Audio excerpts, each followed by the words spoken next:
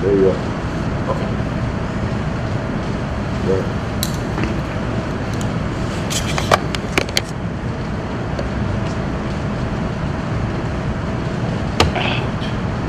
Hello, good morning. 1, 2, 3, sound testing. Good morning, good morning. No, she won't hear until we started, no? Live. You started. Oh, live is on, live is on. This one? Okay, hello, 1, 2, 3, 1, 2, 3, sound testing. Good morning, good morning. Hello, hello, hello, sound testing. 1, 2, 3, 1, 2, 3.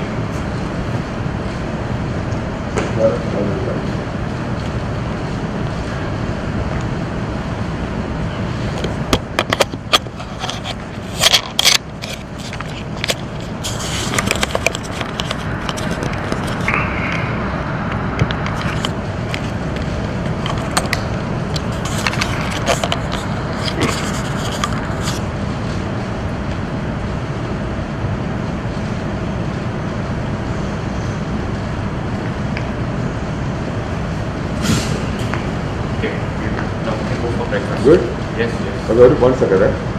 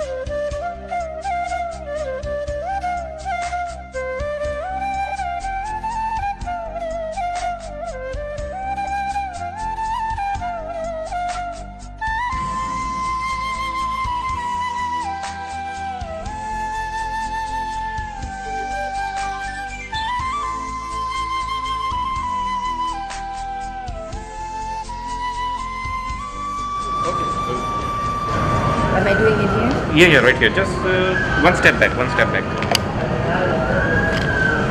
Hold on, just one second.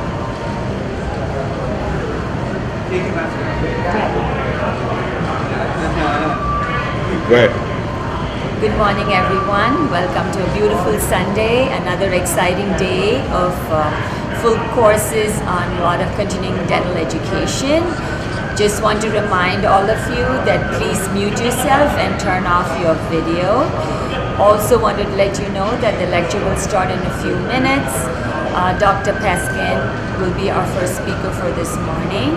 He will be, if any questions that you may have for the speaker, please type it in the chat section and we will hand it over to him so he will be answering your questions. Thank you and enjoy the beautiful Sunday, a full day of continuing education. Thank you.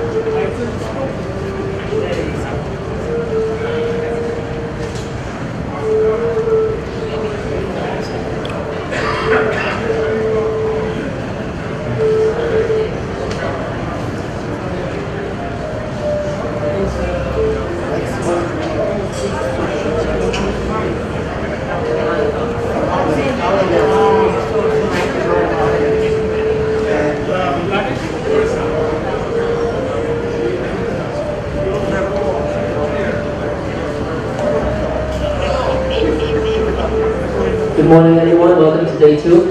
Thank you all for coming. Before we introduce Dr. Peskin, we're going to start the lecture now. We'll probably take a break around 10 o'clock for 15 minutes sharp. This lecture should be over about 12:30 or so, at which point we're going to hold a raffle, and then we'll go over for lunch and our lunch lecture. So Dr. Prabhakrishnan is going to introduce Dr. Peskin. And I hope that you enjoy day number 2. And thank you for coming again. Thank you, Dr. Kamlin. Once again, good morning, everyone. I'm Prabha Krishnan, and it gives me great pleasure to introduce our first speaker for today, Dr. Peskin. Dr. Robert Peskin, as you all know already, doesn't need any introduction. He's been a very dear friend and colleague. He's been presenting for over 30 years on risk management.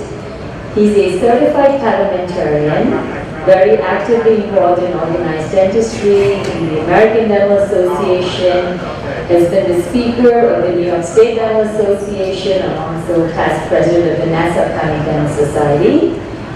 Dr. Peskin received his dental degree from Stony Brook and then went on to complete his general practice and his dental anesthesiology residency from Long Island Jewish Medical Center.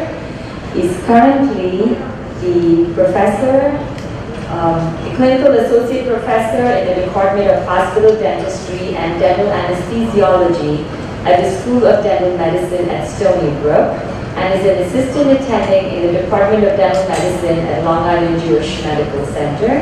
He's a diplomate of the National Board of Anesthesiology and a fellow of both the American College and the International College of Dentists, the American Dental Society of Anesthesiology, and the Academy of General Dentistry. Have a great lecture this morning, ladies and gentlemen. Without further ado, Dr. Robert Peskin.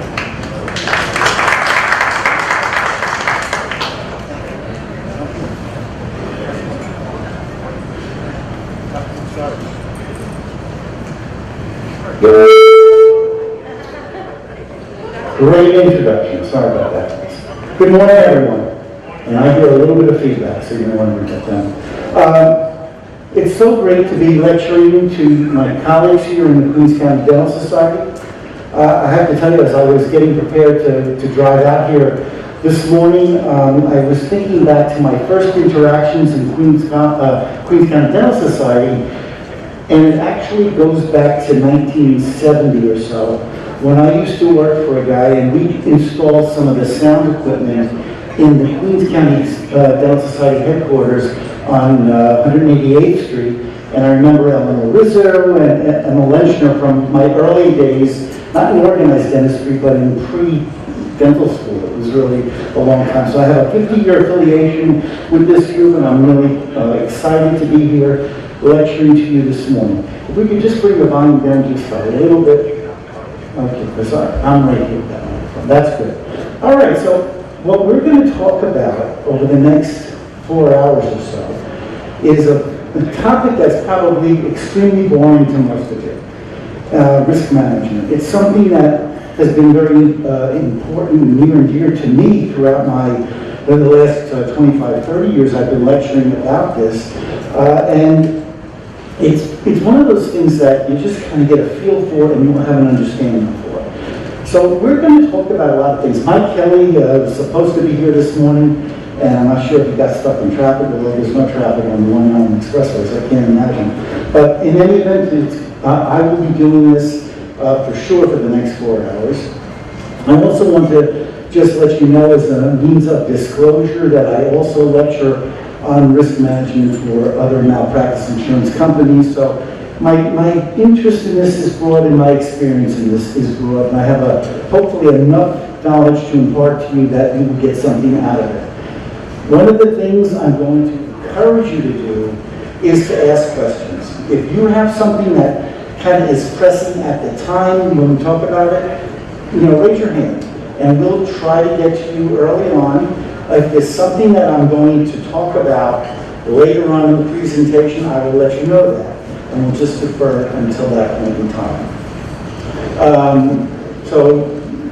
I guess we're not going to be doing certificates of completion. There's a list of attendees here, and the information will be transmitted to your malpractice insurance company. But remember that the reason you're doing this is hopefully not just to get the 10% discount, but to learn something. So we're going to try to focus our interest on what's going on here. I ask that you all turn your cell phones on to vibrate so they don't distract anyone. And let's get started. We have a number of different things to talk about. We're going to be talking about the overview of professional liability as it involves the district claims committee process at the local dental society level. We're going to talk about record keeping. Record keeping is probably one of the most important considerations for you to be mastering in your offices. Medical and dental history taking is very important as well, and things that should be documented. In fact, informed consent is right up there with those important caveats that we have to be on top of when we talk about risk management. Ownership of records is something we'll touch on a little bit later on. Patient relationships, if we have some time, we'll get a little bit of discussion on that. as well as training your staff and employees, confidentiality and abandonment, as well as referrals and sexual harassment. Probably won't have much time for sexual harassment or peer review. So let's get started. Let's talk about professional liability as an overview, and let's talk about really what it is. What is professional liability? And we all know what liability is. Someone trips and hurts themselves on the sidewalk outside your office, or maybe something happens in the office itself and they injure themselves, not as a result of what you do, but just as a result of where they are. Professional liability is the risk of a claim being brought against you in your practice. And what we're going to talk about initially here is that the nature of the claims and the process you will experience in the event you ever receive a summons. And the rest of the program is going to help you develop behaviors and strategies that are going to reduce your exposure for professional liability. What is negligence? Essentially, it's an unreasonable act or omission by one of you, by a dentist, that results in patient harm. Things such as a crown that wasn't placed properly, or maybe a dentist who failed to diagnose and treat or even refer a patient to a specialist for periodontal disease, or perhaps it was an improper tooth extraction. When we talk about malpractice, this is a special kind of negligence that arises out of the fact that we have a special relationship with our patients, the so-called doctor-patient relationship. Now, when does that doctor-patient relationship actually start? Someone comes to your office, they fill out some paperwork, they've now become your patient. They answer a series of questions about their medical history. They come to you for whatever reason. But what happens when, like it happened yesterday, I'm in a jewelry store and the person behind the counter says to me, Dr. Peskin, I've been having this problem. Can you tell me what I should do about it? Now, if I go ahead and provide any type of professional advice at that point in time, that patient is my patient. We've established a doctor-patient relationship.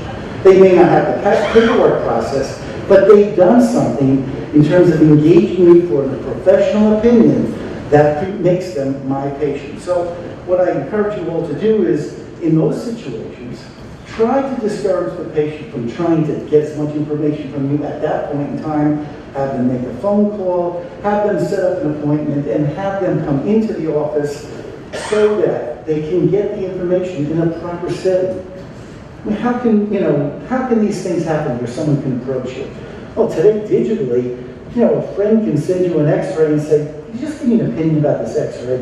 I was going to the dentist and going to have a tooth extracted on Tuesday, and I just want to make sure I'm doing the right thing. And now all of a sudden you're engaging in professional liability and perhaps providing a professional opinion in a setting that is less than ideal. So try to avoid those types of things. How much malpractice insurance should you have? And this has been a question over a long time. And sometimes in New York State, there are people who have purchased $100,000 worth of insurance for each incident, $300,000 as the aggregate for a year.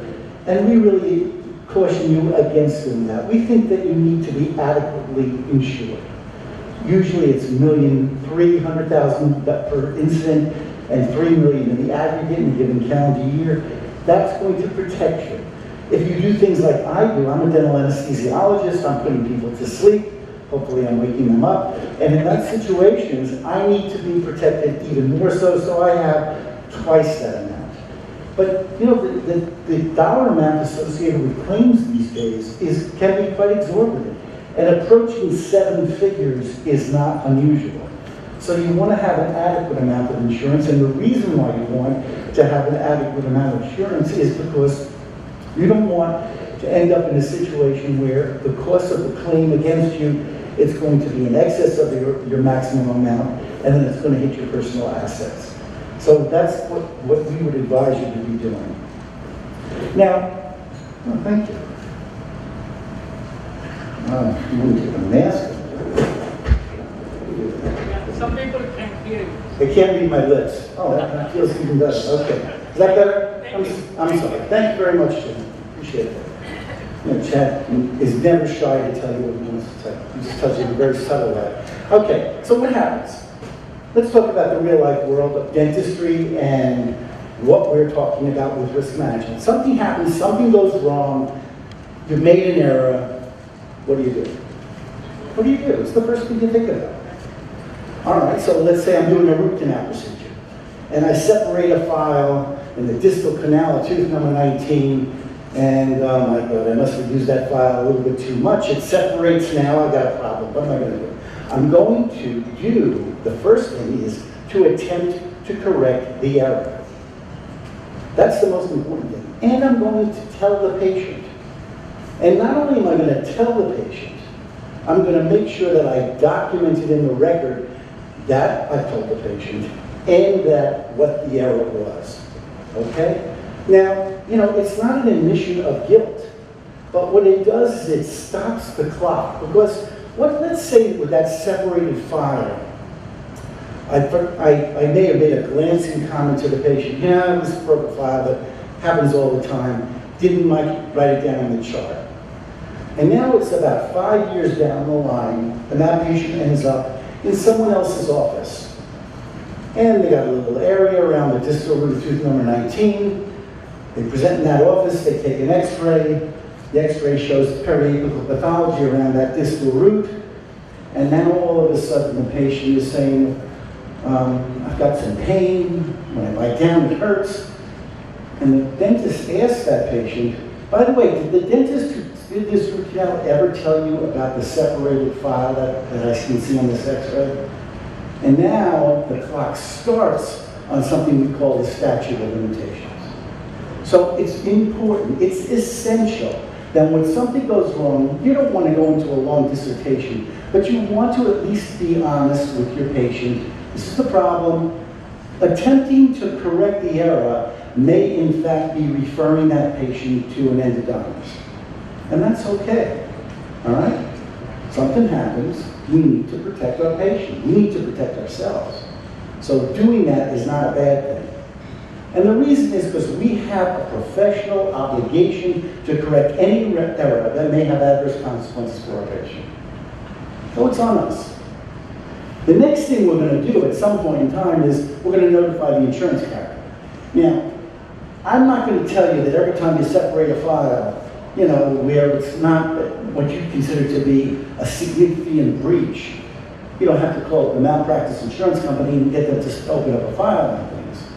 But what you have to do is you have to be reasonable in your way of approaching this.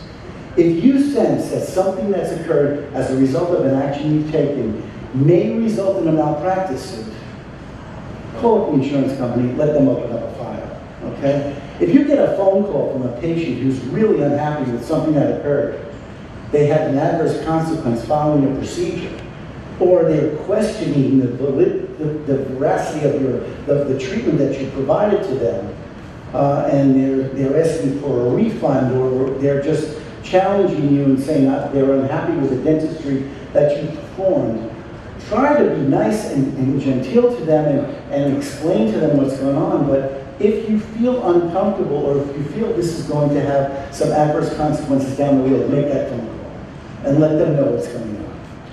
And because in this situation, even when you attempt to correct the error, you can't guarantee the patient's not going to file a malpractice claim, and you want to give as much lead time for defense to be established on your behalf. So what is the type of claim that's covered by malpractice insurance? Well, we have several different types there. Causes of action, there's negligence, there's lack of informed consent, breach of contract type claims, and wrongful death. These are the four basic ones that constitute what is malpractice in New York State. Now all policies are going to cover breach of contract claims. Coverage may be limited to the contracts themselves. That gets into the to the weeds, if you will, about the policy.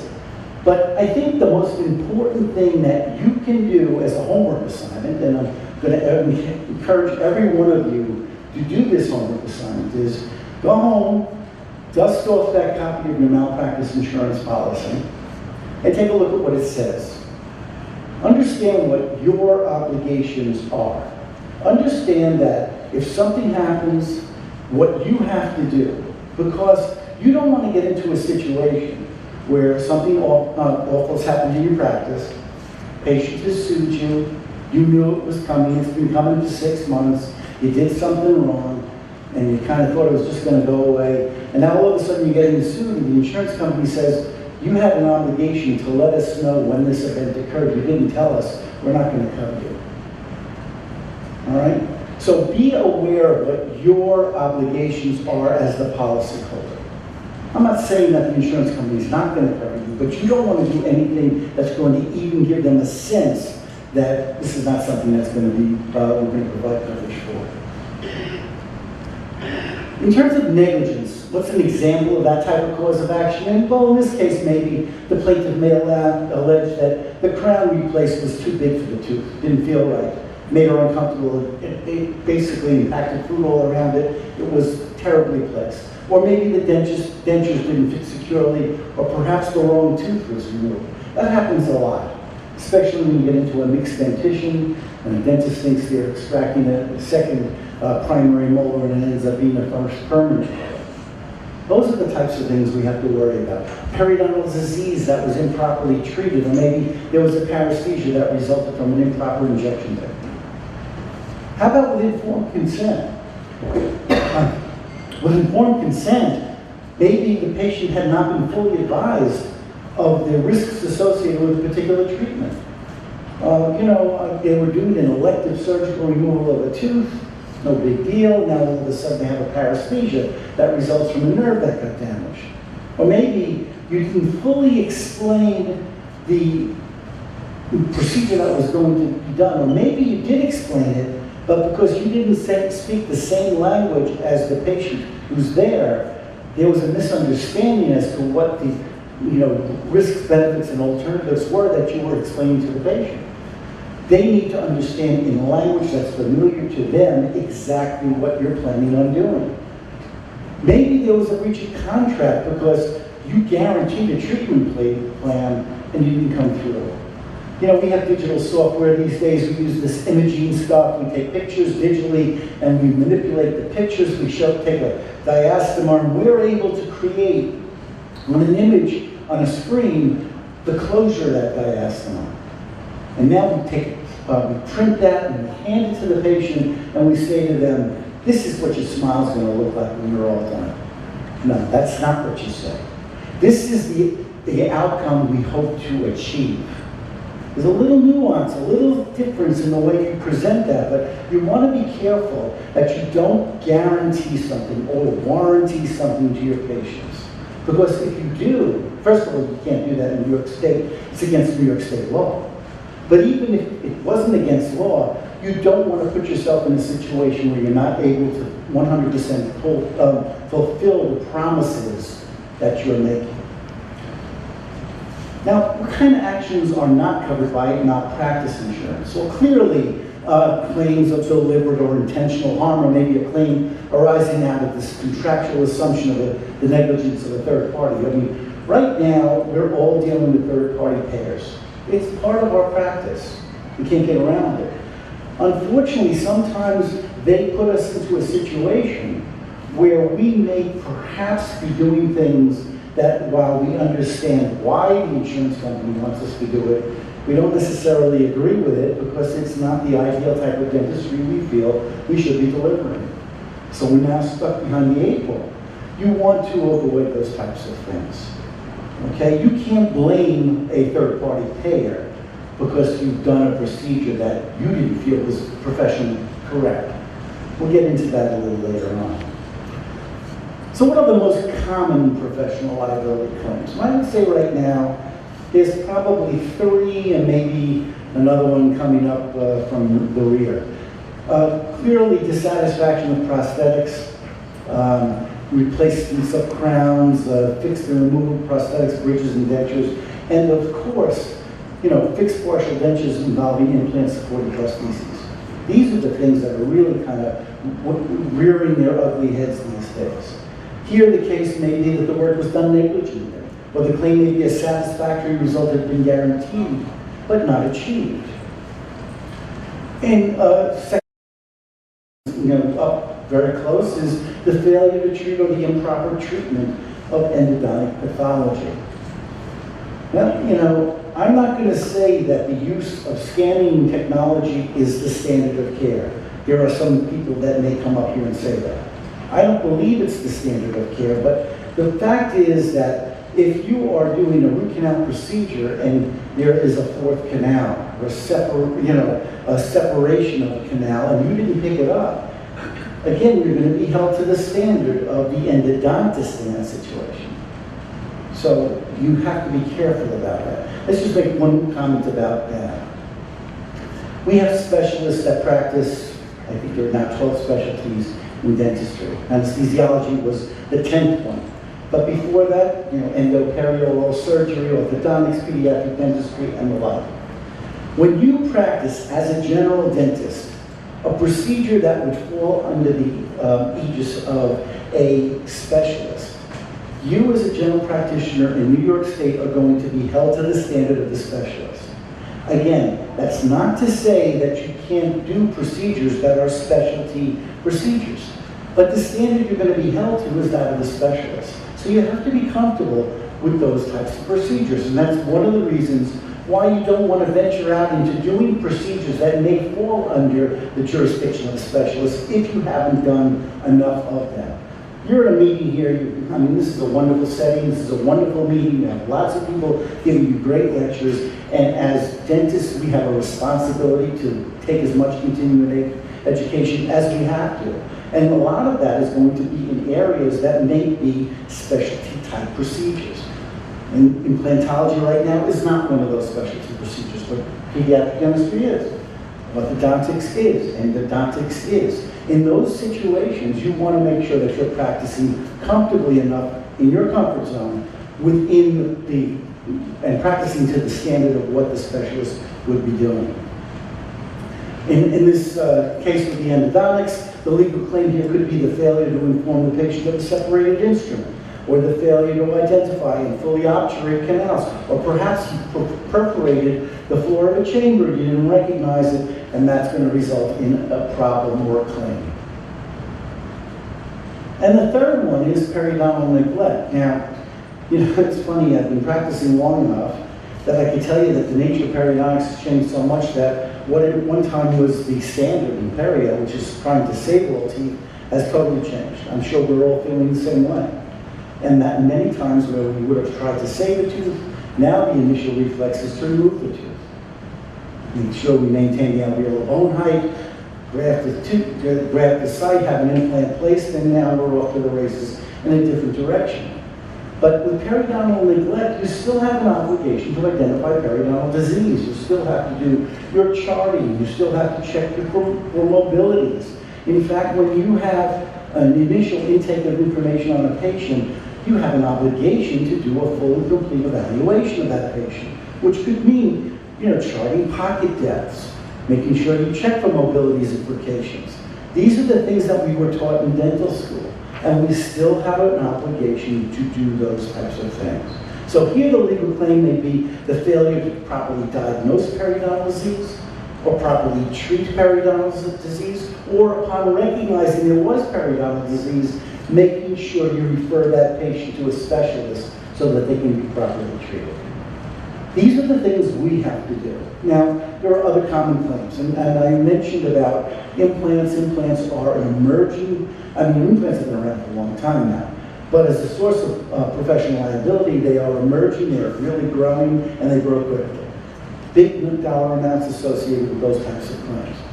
So when you engage in placing implants and or restoring implants, make sure that you are working within your comfort zone. That's very important. Broken instruments and equipment that could result in injury to the patient. Paresthesias. I have a certain amount of expertise in local anesthesia. I'm not going to tell you here anything that you shouldn't be doing with local. That's beyond the scope of this lecture, but there have been claims of paresthesia associated with that. Swallowing or aspirating instruments. This is a big area. We're working with very small components these days. Implants, those screws, if I'm not wearing my loops, I can't see them even if they're in my own hand. So when we're dealing with things that are small, again, endodontic files, and implant components, and we're working in an unprotected airway, we're opening up the patient for, we're opening up ourselves for potential liability. So be careful of what you're doing. If you're uncertain, if you can't track something that's missing, you turn your head to the side, you come back, the file that was sitting in the tooth is no longer there. Maybe you weren't using a rubber dam, although we're going to make an argument that rubber dam is going to be the standard of care in endodontics. But if you weren't using one and now the file is gone, you have to assume the patient either swallowed it or aspirated it. If you can't find it on the floor and you can't account for the fact of where it is. So these are claims that we have to be cognizant of. Implant failure. And then there's a bunch of other things associated, types of consequences, such as temporal mandibular joint dysfunction. The thing is this, you always want to follow the specific requirements if something goes awry, following the requirements of the malpractice insurance policy. You want to report as soon as you become reasonably aware that an incident is going to result in a potential malpractice claim. And if you're not sure, make the report. It's always better to err on the side of caution. You're not certain, should I go ahead and should I make the phone call? Call up the malpractice insurance company. They will tell you if it's something that they think should have a file open for it. It's better to do that than the reverse, not tell them about it. Now all of a sudden you're being subject to a malpractice suit. You have been summoned, you received the summons for that, and now you don't know what to do. Better to have the guidance ahead of time. Now, in terms of the process, this has changed somewhat. And I think you need to be aware that, NOMIC has been one of our partners with malpractice insurance in New York State now, dating back to the early 90s. I was involved on the New York State Council on Insurance back then. Actually was instrumental in helping to get NOMIC part of the family in New York State. And there's been somewhat of a change, a little nuanced change over the last couple of years, but they are still our partners. And they are involved in this process if they are your malpractice insurer. Now understand too that there are other malpractice insurance companies that are out there, and I'm not going to disparage or comment about any one of them in particular. The thing is that the professional liability claims committee process is a very important part of your defense. At one time you had to be insured by a malpractice insurance company that was endorsed by the New York State Dental Association's Committee on Professional Liability Insurance. It's somewhat changed, and you just, you can participate in the process if I believe it's somewhat voluntary to a certain extent. Anyway, this process is used to provide a review of the merits of the patient's malpractice claim in what is considered to be a fair and impartial manner before the case goes to court. And the way the process works, the patient is going to file a claim. You're going to get wind of the fact that there's a suit ongoing, or maybe there's even the intention to file a suit. And you're going to notify the insurance carrier. You get a summons, you're calling up your insurance carrier, what do I do? And what they're going to do is they're going to start to develop and process information. And that information is going to be substantive. If Mike Kelly was here with me, he would tell you that some of these files can be this far off the ground, that are going to be intense amounts of information regarding that file. And I've been an expert on a number of claims myself, and some of the paperwork I've had to review is expansive. It takes a long time. Now, the fact that most of it is digitalized and it's in a file on my computer, it makes it a little less large looking, but it's every bit as large. In fact, sometimes there's even more information there. Because now you're looking at scans digitally, it becomes onerous sometimes. But the insurance company is going to compile all the information related to that particular case, and then they're going to file a report with the District Claims Committee. And the District Claims Committee, which is basically a committee of your colleagues, they're going to review that case. And they're going to make a determination or a recommendation, not determination, but a recommendation as to whether or not that claim is defensible or whether there should be an attempt to settle it. Now, why would they not want to defend you? Well, it's perhaps maybe your record keeping wasn't so good. Or maybe you weren't as forthright with the patient and you created a potential vulnerability in the defense of your malpractice. In those situations, the recommendation is going to be helpful. Now, with the no-bid policy now, you have a consent to settle. You are the ultimate determinant as to whether that claim is going to be settled or not. They're going to give you some guidance, but it's ultimately going to be your decision. And that's not a bad thing. You want that consent to settle. But the understanding should be that there are going to be vulnerabilities sometimes in your case, and if someone's telling you this is not a defensible case, there may be good reason for that. So just understand that. Okay, we're going to get past this part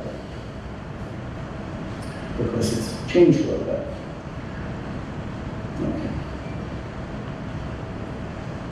The Professional Liability Claims Committee is still administered by the New York State Council on Professional Liability Insurance, and there is a local component committee at every component level. It includes counties, no different from any of the other 12 components of the New York State Dental Association.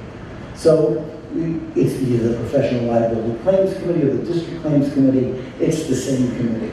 And basically, this is your peers on that committee that's going to be hearing the claim about that malpractice insurance claim.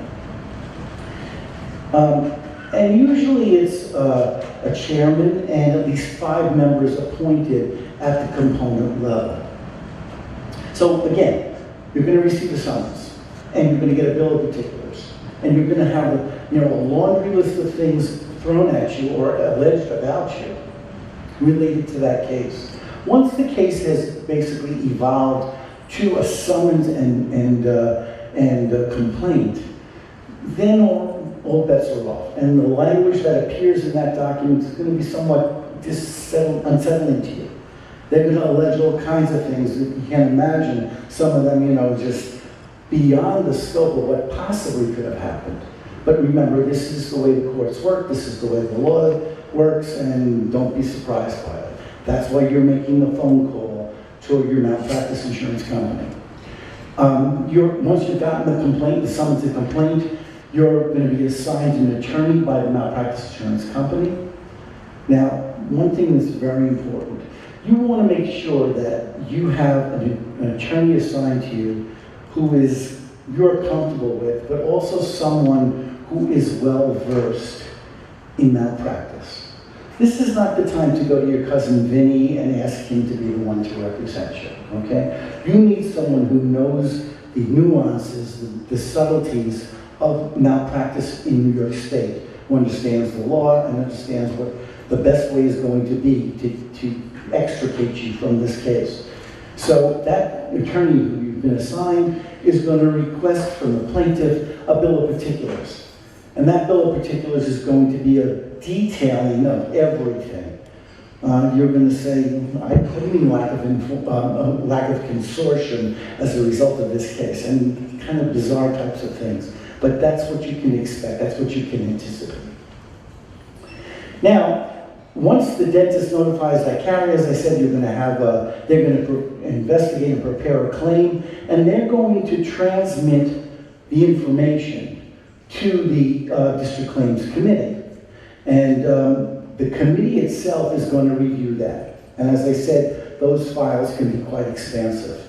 And the committee is going to then make a recommendation, an opinion. The case is defensible.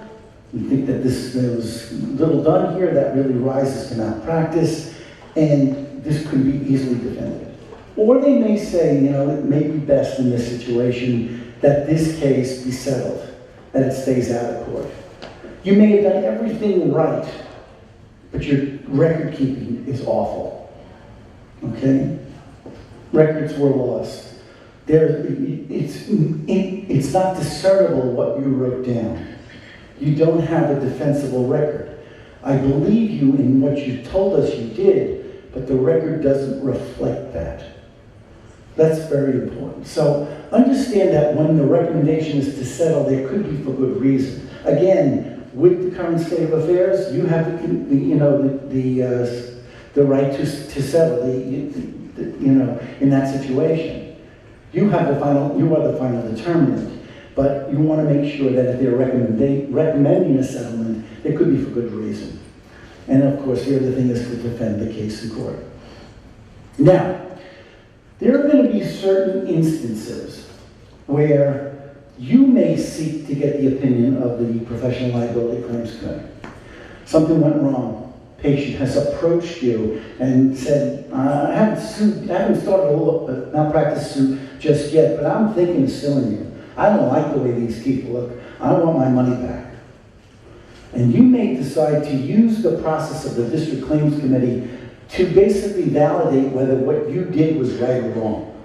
So that's an alternative path that the committee can be used for. Again, it's empowered to hear information regarding an event prior to it becoming a lawsuit. So that's very helpful. It can be very beneficial.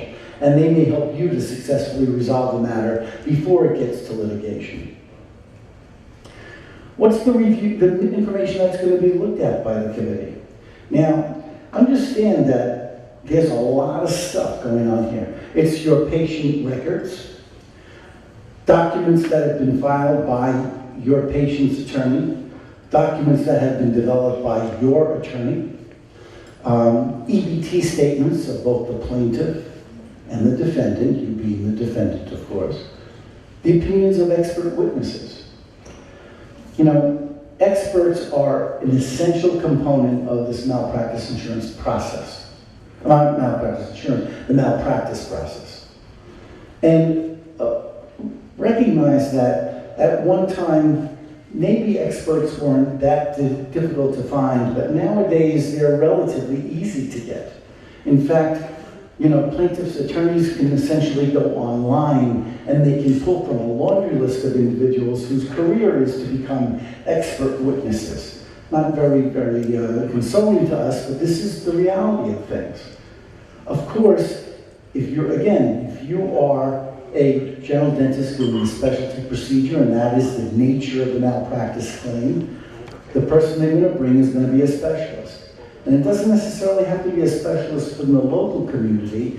We practice to a national community standard.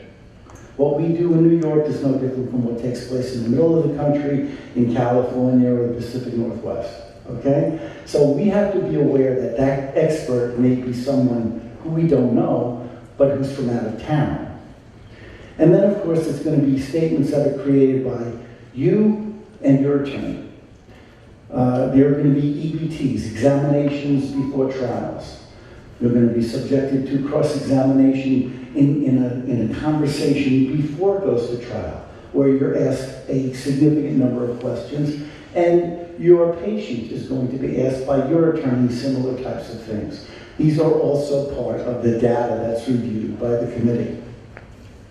And at the end of this process, after the committee, the District Claims Committee has met and has listened to the case and has read the file, has spoken to you and your attorney, this information is either returned or destroyed. The only thing that survives that process is a paper, the recommendation of what they decided to recommend. These proceedings are privileged and confidential. They're all confidential. The proceedings are privileged. They are not accessible by plaintiff's side or plaintiff's attorney, and no records are maintained except for the official report of the recommendation of the committee whether to settle or defend the case. Who can attend it? Well, it's very limited. It's only committee members. It's individuals who have been invited or directed to appear. The defendant dentist and the defendant dentist's attorney can appear. In this situation, neither the plaintiff nor any representative of the plaintiff is allowed to attend. And understand, too, that the committee, if you decide you don't want to participate in it, is empowered to come up with a recommendation whether or not you're there. it's always going to be beneficial for you to participate in this process, because it's going to give the committee as much information as they need to make a recommendation. So let's get into the nuts and bolts of malpractice. What are the 4 elements of malpractice? How does this all work? We talked a little earlier on about, establishing the dentist-patient relationship, and the fact that it can happen in your office, but it can also happen when your neighbor comes knocking on your front door, or when you're going to a jewelry store and the person working behind the counter asks you a question. In order to sustain a cause of action, the plaintiff has to prove the following elements of malpractice. The first being a duty, the second a breach of duty, the third that there's a proximate cause, and the fourth one that damages have been sustained. So let's talk about that. What is duty? Again, if a doctor-patient relationship existed, the doctor has the duty to treat the patient within the standard of care in the community. And as I've mentioned, the community is now a national community. It's not a local community. Interestingly, there are some states in the United States that have something called a locality rule, where it's only that area. Michigan is one of those in particular. So when you practice in Michigan as a general dentist, the plaintiff can only bring an expert who does what you do in the state of Michigan. But that's a more of an exception rather than a rule. So it is a national standard of care. Well, once a duty's been established, then there needs to be a breach of that duty that is established, the failure to treat the patient according to the standard of care. And here the plaintiff's going to have the burden of producing that expert who's going to testify that what you did was a departure from that standard. Of course, there's going to have to be some damage, something that happened, the proximate cause. The plaintiff's going to show that because of what you did, this patient sustained an injury. And then finally, the fourth leg of malpractice is that there were damages. In fact, that damages have been incurred, and in order to recover a monetary loss, the negligence must have caused that loss. And the award is intended to compensate the patient not only for that loss, but also for things like pain and suffering, permanent impairment, and the economic loss. So now you're a general dentist and you're taking out their molars, and somehow or other you cause damage to an inferior alveolar nerve and or a lingual nerve, and now the patient has loss of lip function and they're not able to speak. And oh, by the way, this person happened to be a broadcaster on a news network. And now they no longer can practice their craft because they have an impairment that impedes the way that they speak. And oh, by the way, they make a lot of money, and now every year that they would have gotten paid, they would have gotten considerable amounts of sum of money. And because of what you did, because you took out that tooth without telling the patient fully what they could have anticipated, now they're coming after you for their loss of income. These are the types of things that can possibly happen. Now, in this discussion, we always have to talk about the Office of Professional Discipline. This is the big bad brother looking over our shoulders. New York State OPD is not your friend. And they are people that can come up and disrupt your life entirely, not necessarily because of malpractice, but because of the practicing that's not coincident with the standard of care.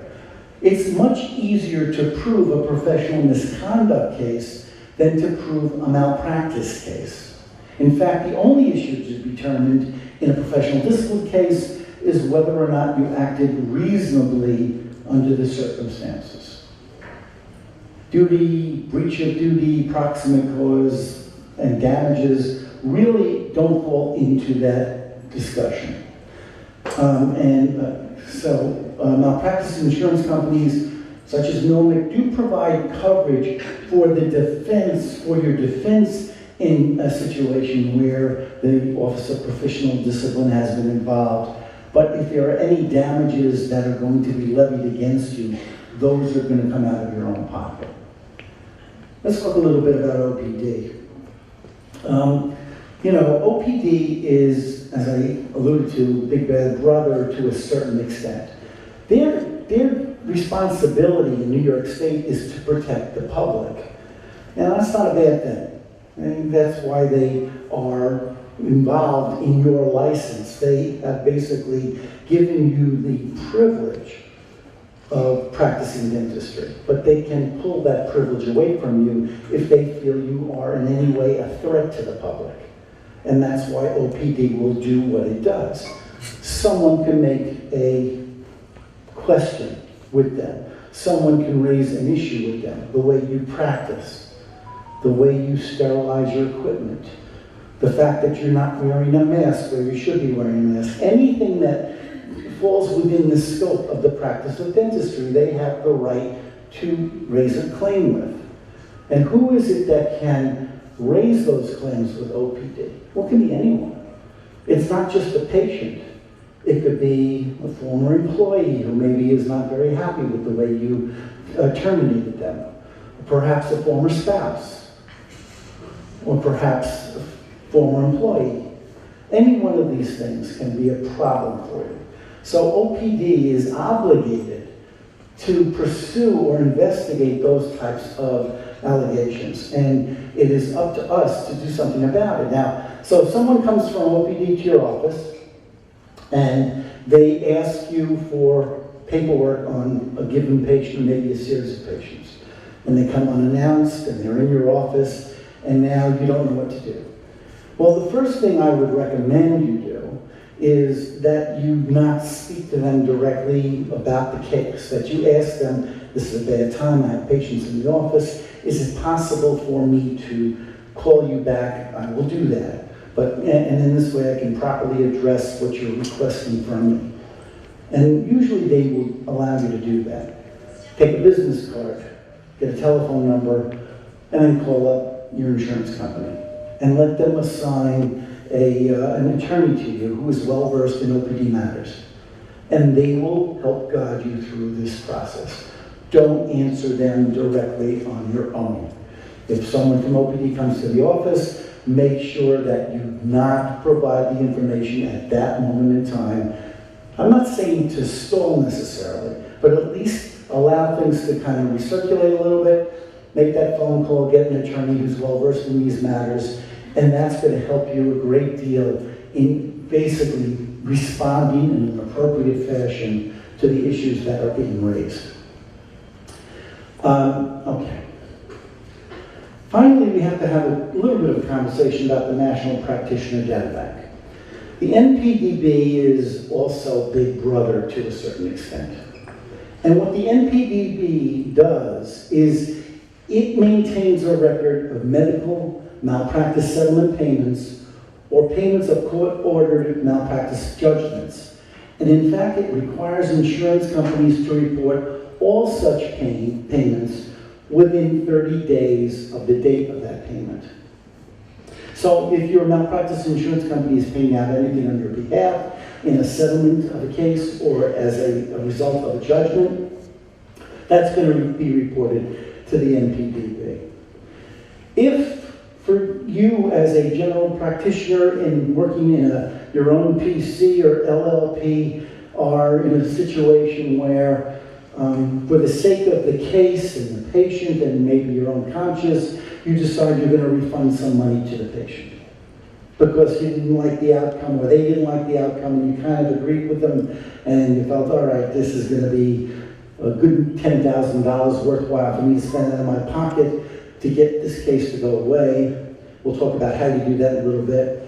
If you pay it out of your PC, or if you pay it out of an LLP or any corporate entity, that may also be reportable to the National Practitioner Data Bank. So in those situations, you're probably better off writing it out of your own personal account. What can the NPDB do to you? Well, understand that they maintain records of any adverse action taken against a dentist's clinical privileges at a hospital or a license, or you're licensed by a state disciplinary body.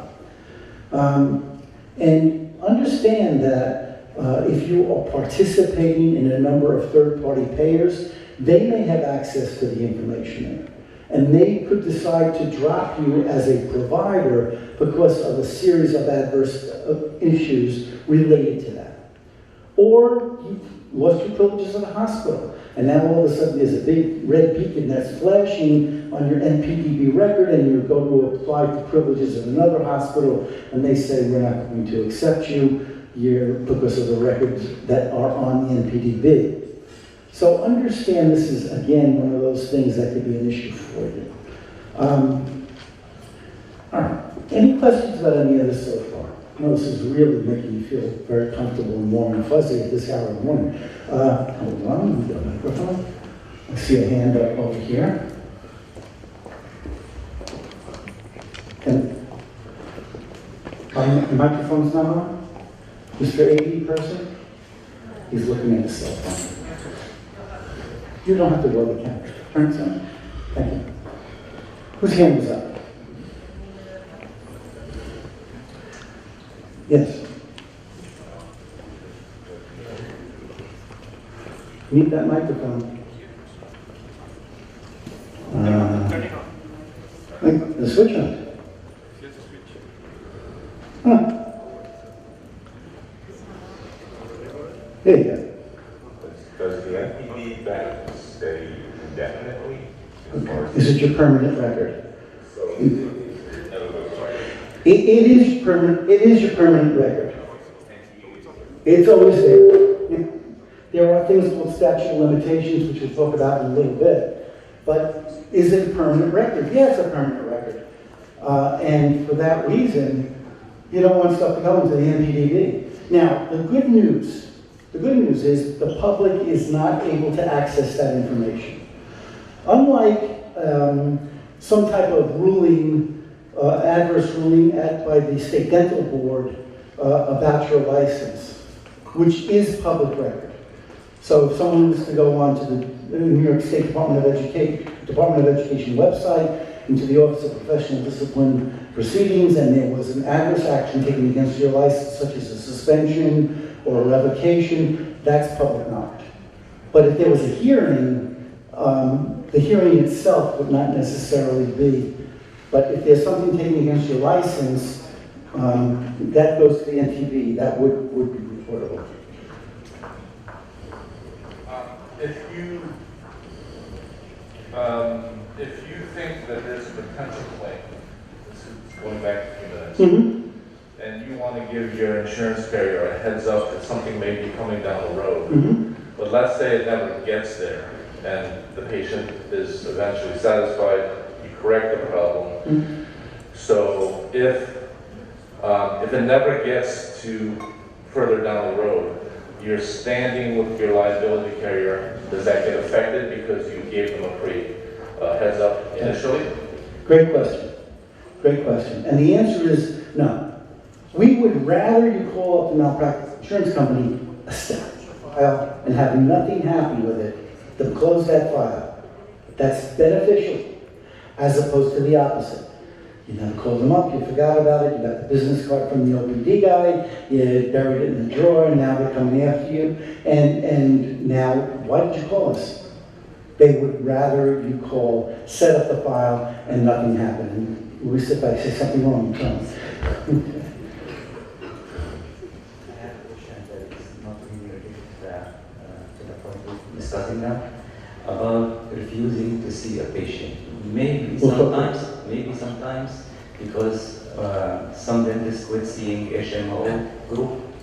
We'll get to that a little later on. The question is about refusing to see a patient, and I'm going to hold off on that question until later on, probably sometime in the next 2 hours or so. So just hold on to that. Okay, good. So NPDB is very important for you to be aware of.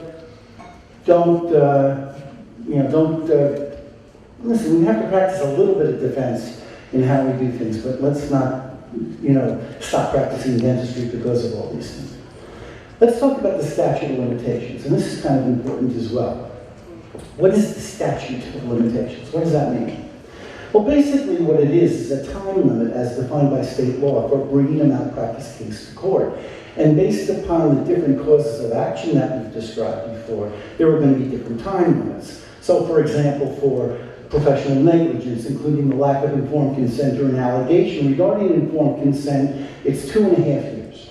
2.5 years in New York State from the time the act occurred or from the time the act should have occurred. Okay? Wrongful death. 2 years from the date of death. That's less than the statute of limitations for negligence, right? Well, what happens is in the course of you seeing the patient who you've been seeing for years on a regular basis and who you failed to diagnose an oropharyngeal cancer, and you haven't seen them for 3 years, but you should have seen them, been able to diagnose that, and now they die, and your state is basically saying you as the dentist failed to do an appropriate head and neck examination. If you had done one, you would have noticed that my loved one had developed cancer. And now they're dying, they've died, and you're being sued for wrongful death, and it's within that 2-year statute of limitation from the date of death. So that's an important consideration. Ordinary negligence, we talked about the ordinary negligence, someone falling and tripping in your office, or a piece of equipment hitting them, that's 3 years. And in breach of contract issues, that's 6 years. And usually the limitation there is only up to the value of the contract. But again, you do some imaging with the patient, you tell them this is what the smile's going to look like, you hand them that picture that you've manipulated through, Photoshop, and now it's within 5 years and you haven't lived up to your end of the contract. That's a different type of matter. Never, and I'm going to really underscore this again, never warranty or guarantee anything to your patient. Very important. You can say to a patient, this is the type of result we hope to achieve. In most instances, we've been very successful doing this. But we can't say, this is what your smile is going to look like. Be very careful to the language that you use. Okay. Now with minors, statute of limitation, it really throws things into a little bit of a curve, all right? And you should be aware of this as well. In New York State, the statute of limitation for minors is 2.5 years past 18 years of age for all malpractice actions, up to a maximum of 10 years. So if you are an orthodontist or a pediatric dentist treating patients, remember the statute of limitations is no longer 2.5 years. Now we're talking about up to a maximum of 10 years. That means maintaining records for a period of time is going to be, the onus is going to be on you to maintain those records for an adequate period of time. So here, if a child was 5 years at the last date of treatment, that action must be brought by age 15. But if the child is 16 years old when you saw them, and now there's something that they're alleging you did, they actually have up until the age of 20 and a half, 2.5 years past their age of majority to bring that lawsuit. What could extend the statute of limitations? Well, there's 2 doctrines that we're aware of that can do that. One of them is called the doctrine of continuous treatment, and the other one is called the foreign object doctrine. With the doctrine of continuous treatment, that would extend the statute of limitations so that it's calculated from the last day of treatment about which the matter about which the patient is complaining. Sometimes early on a Sunday morning, my mouth doesn't work as well as like. No, I'm fine. So let's say a patient has worked on June 1st, 2004, 2014, or whatever, and then there were follow-up visits and checkups related to that particular work on June 15th and July 1st and August 15th. If we were calculating the calendar here, it would be 2.5 years from August 15th in that situation. So you inserted a implant-supported prosthesis, and then you had the patient come back multiple times to make sure everything was good. Now it's 2.5 years from the date of that last visit. Remember, if that patient comes into your office on September 1st, or has recall visits, and the whole intent of this concept here is to not discourage appropriate recalls with your patient.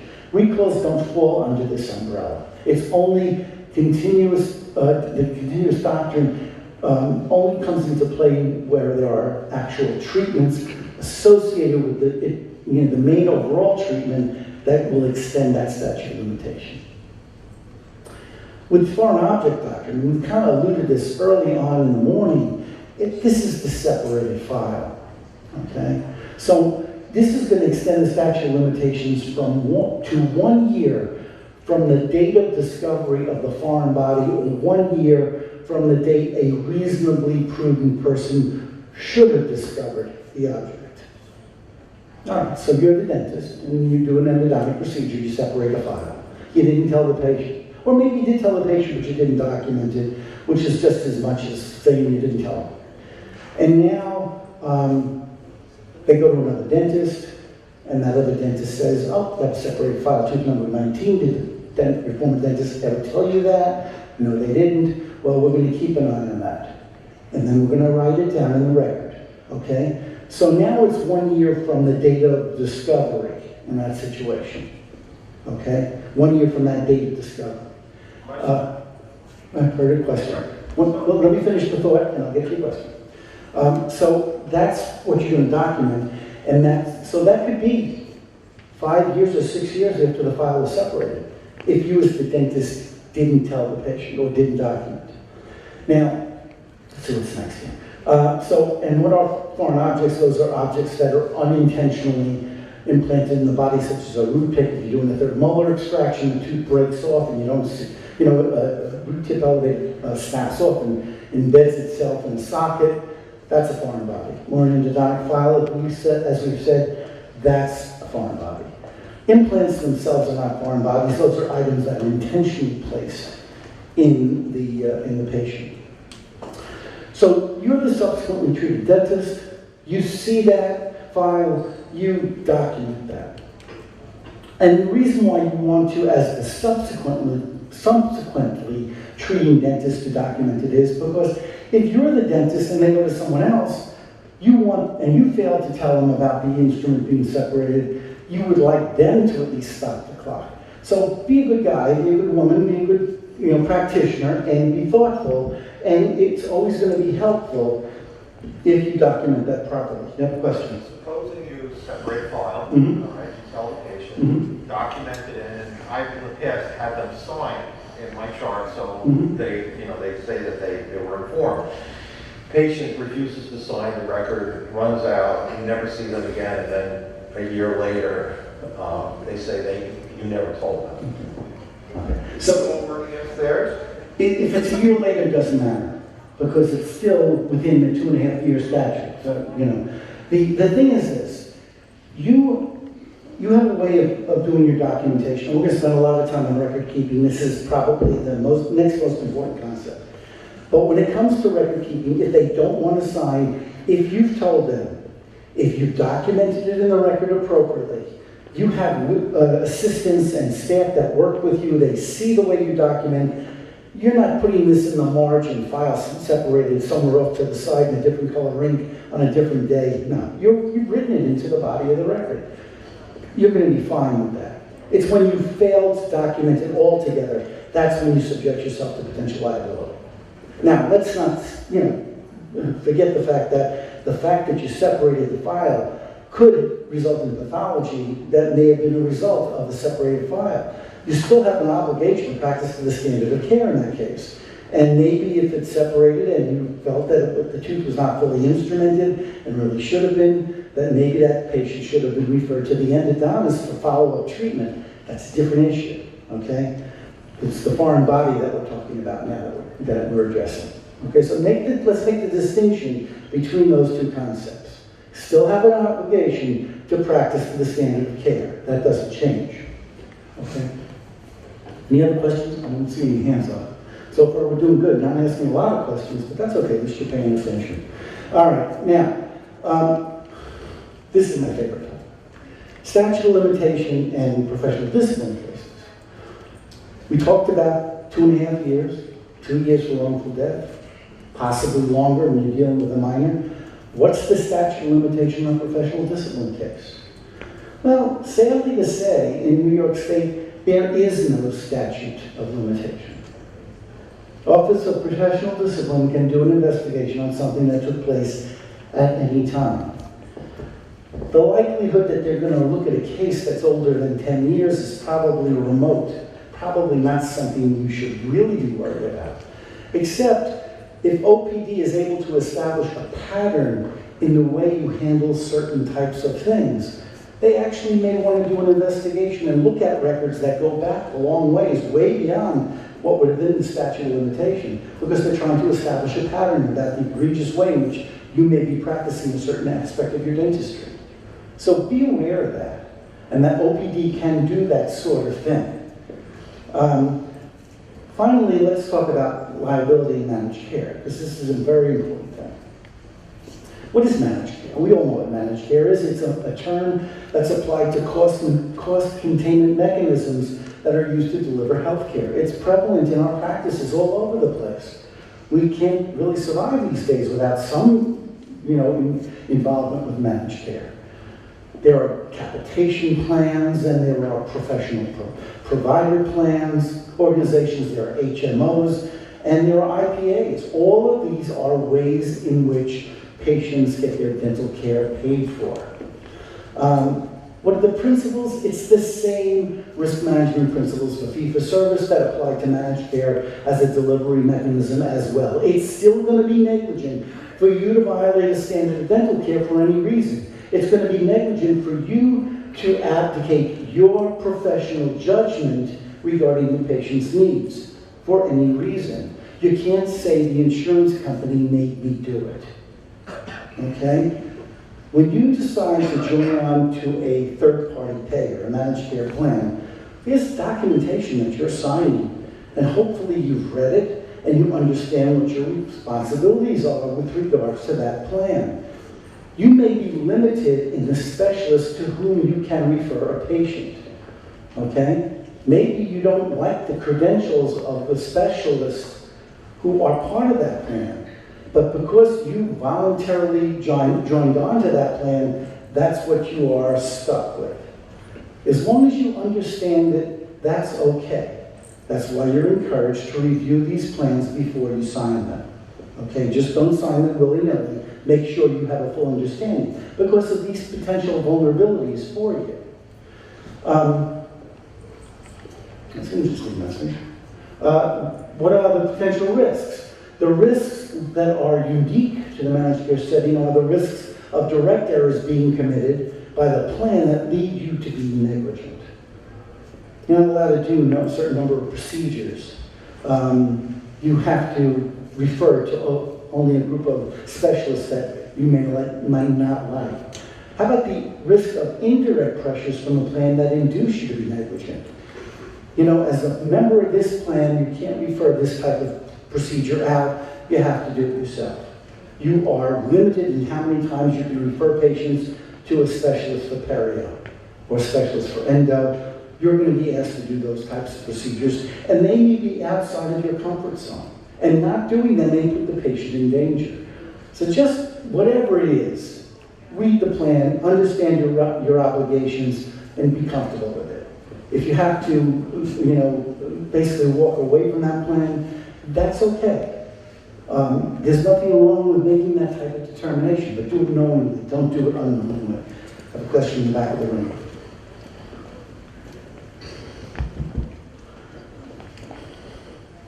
Yeah, but in terms of referrals, you still have the right to pick a specialist to refer to that accepts that plan, even though some of the plans will turn around to you sometimes and say, we'll make the referral to an oral surgeon for you. You still have the right to say, no, don't do it. I'm the doctor, I want to make the referral. Well, that's a good point. You'd like to think that you do have the right to make that determination.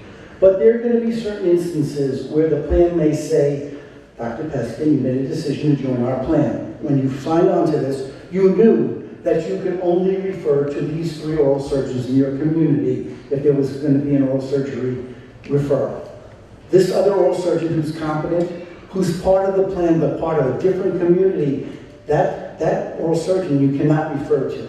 You are limited to whom you can refer. Yeah, but I'm saying you can still pick as long as the doctor, the specialist accepts the plan. It's not a matter of whether they accept the plan. Let me answer the question, okay? Because you don't have a microphone and there's people online. So, yes, there may be an oral surgeon who's part of that plan, but not within your referral network. And that's the thing you have to read within the small print of that particular contract. You may be so limited that because you practice, I practice in Garden City. So it may be, I can only refer to the oral surgeons who are on that plan within a 3-mile radius of where my office is. And another oral surgeon who may be on the plan in Queens is great for the people who refer to him or her in Queens, but not for me because I don't practice in Queens. It's a matter of the way the plan's set up. I'm not getting into the nuances of managed care, but I just want you to be aware when you join a plan, understand what your limitations are before you sign on to that plan, okay? Just asking you to be cautious, that's all. Now, direct errors. Examples of direct errors may be a plan that improperly authorizes incorrect or inappropriate treatment on a pre-authorization review. You want to do implants, you want to do, a fixed partial denture that's going to be implant supported, and they say, well, we'll pay for a partial denture. And if you do the implants, forget it, you're outside the plan. We're not going to reimburse you. Or the plan improperly denies necessary treatment by making the determination that you should have diagnosed the patient differently. Those teeth were salvageable, you should never have removed them. Or maybe you should have performed an incorrect or inappropriate treatment. What are the indirect pressures? Again, that's when the plan provides financial incentives to you to undertreat or to increase the volume of your patients and decrease the number of referrals, or incentives just to avoid referrals altogether. Those are the type of inducements that look good on paper, but sometimes put you in an untenable position that may be uncomfortable for you, or may be in conflict with what you perceive the standard of care to be. Just be aware of it, and don't get involved in being dragged into potential malpractice because of a third-party payer. There may be a limited number of qualified specialists. The example I was just explaining with the gentleman, but increases the chance that the referring dentist will make a negligent referral if there is a problem with the specialist's performance. We have an obligation to understand the credentials of the specialists to whom we refer. And that information, we practice here on Long Island, in Queens, and Nassau, and we know pretty much the family of dentists who we interact with. But you get into more rural areas where there may be miles between practitioners, that may not be the situation. And now you're dealing with people who are a far distance away from where you are, to whom you're referring, and that could create the problems we're talking about. Remember that it is going to be negligent to follow a managed care plan determination that violates a standard of dental care, and it's going to be the dentist who bears the risk of the direct error, even regardless of whether or not there is an indirect pressure. You are the licensee. The insurance company is not licensed to practice dentistry, you are. Okay? So they can't do anything, the patient can't do anything to the insurance company, but they certainly can do something to you.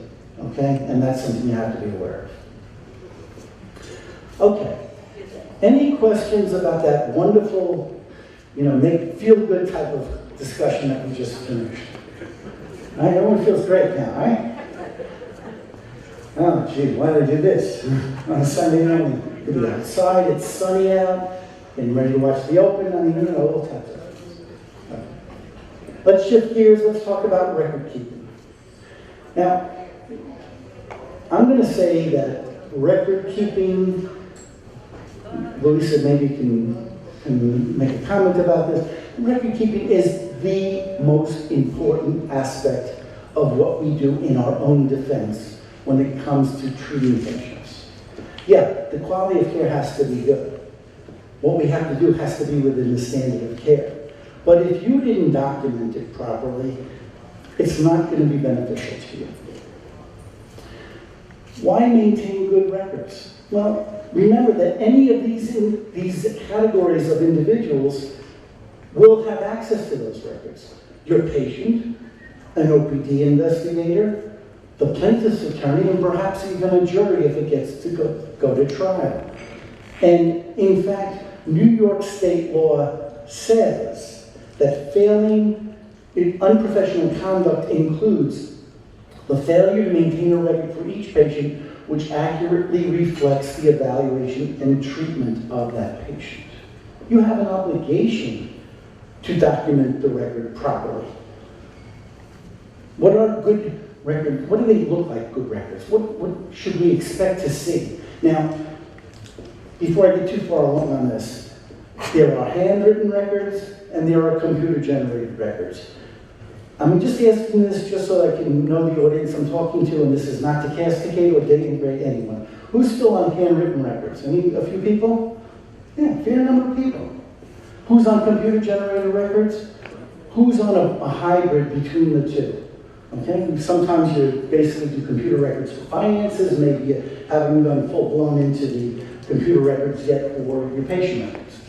It doesn't matter what you do. It doesn't matter, you still have to follow the same rules. So it's going to be necessary that your records, number one, are accurate. That the information contained within them is true and correctly represents what took place and was properly recorded. It has to be complete where all of the required information is included. And it has to be authentic. The information in the record has to be reliable and cannot have been altered in any way. Okay? That's important.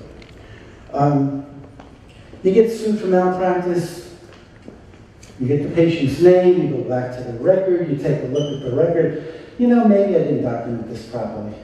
I'm going to just make a couple little extra notes here just to kind of refresh my memory in the record.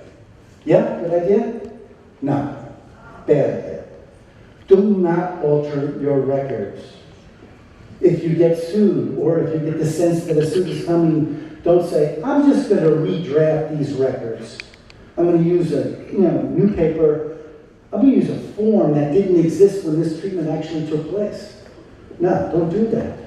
Because that is going to put guilty over your head as much as you can imagine. Okay? If you want to make a series of notes to yourself, because as you review the record, you're refreshing your memory, or maybe as you're reviewing the record, you realize that the record's not legible, so you want to kind of think, well, this is what I meant to say. But don't put that in the record. That's notes to self, okay? Be aware of that. The records need to be accurate, they need to be complete, and for sure, they have to be authentic. So what is the system you're going to develop? Well, you're going to develop a system in your office, or you should have at this point, develop a system in your office that ensures that you always record the required information, not only consistently, but correctly. And it will ensure that your records are complete, and it's going to reflect on you that you're a careful practitioner. Those are all important aspects of that record. You want to make sure you have a system that's going to create procedures for you that are followed for every patient visit, every time. And it's going to look very consistent in characteristics. The same forms are going to be used for every visit. The same information is going to be recorded in the same way, in the same place on the form every visit. And the responsibilities for recording that information is going to be clearly defined. Now, I'm as guilty as this as anyone else, okay? There are going to be times I see a patient and I start to write a note and I don't complete the note.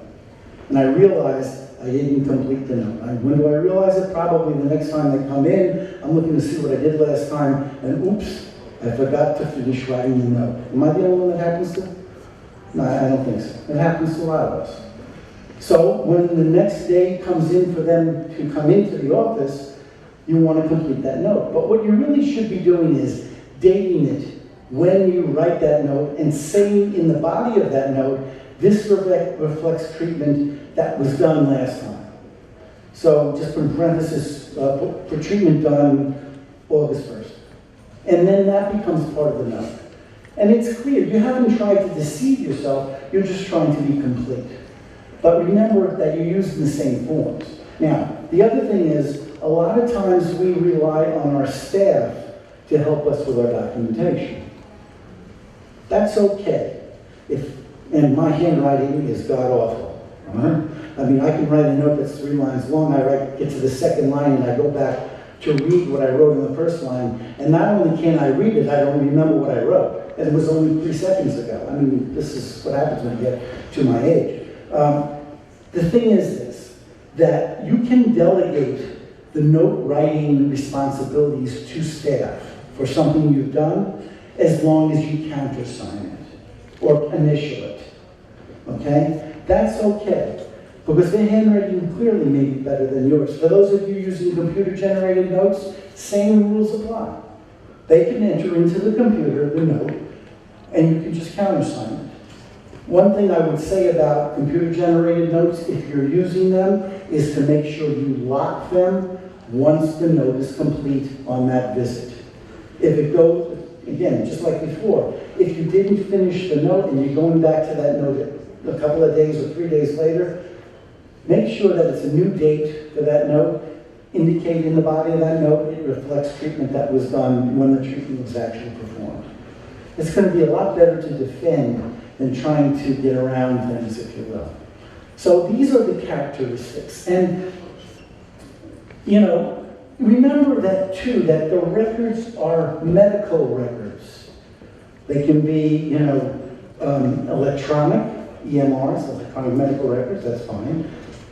Well, they can be handwritten. But remember, they're reserved for medical records and information concerning patient's evaluation, their treatment, their responses or reactions to treatment that you've done or proposed treatment that you're suggesting, or perhaps they relate to other things. But what should they not include? Information about billing and fees. That should be maintained in a separate ledger. Okay? We've been saying this for years. I've been lecturing on risk management in New York State dating back to the 90s, maybe even back to the 80s. And it's always been our policy that when it came to billing and fee information, that they be maintained, not a policy, this is really a standard, be maintained in a separate record. And the reason is you don't want people to evaluate you based upon how much you charge or how much you collect, but by rather how much you do. Do you have a question? Microphone, please. Mr. AV guy. You gotta pay attention. Go ahead.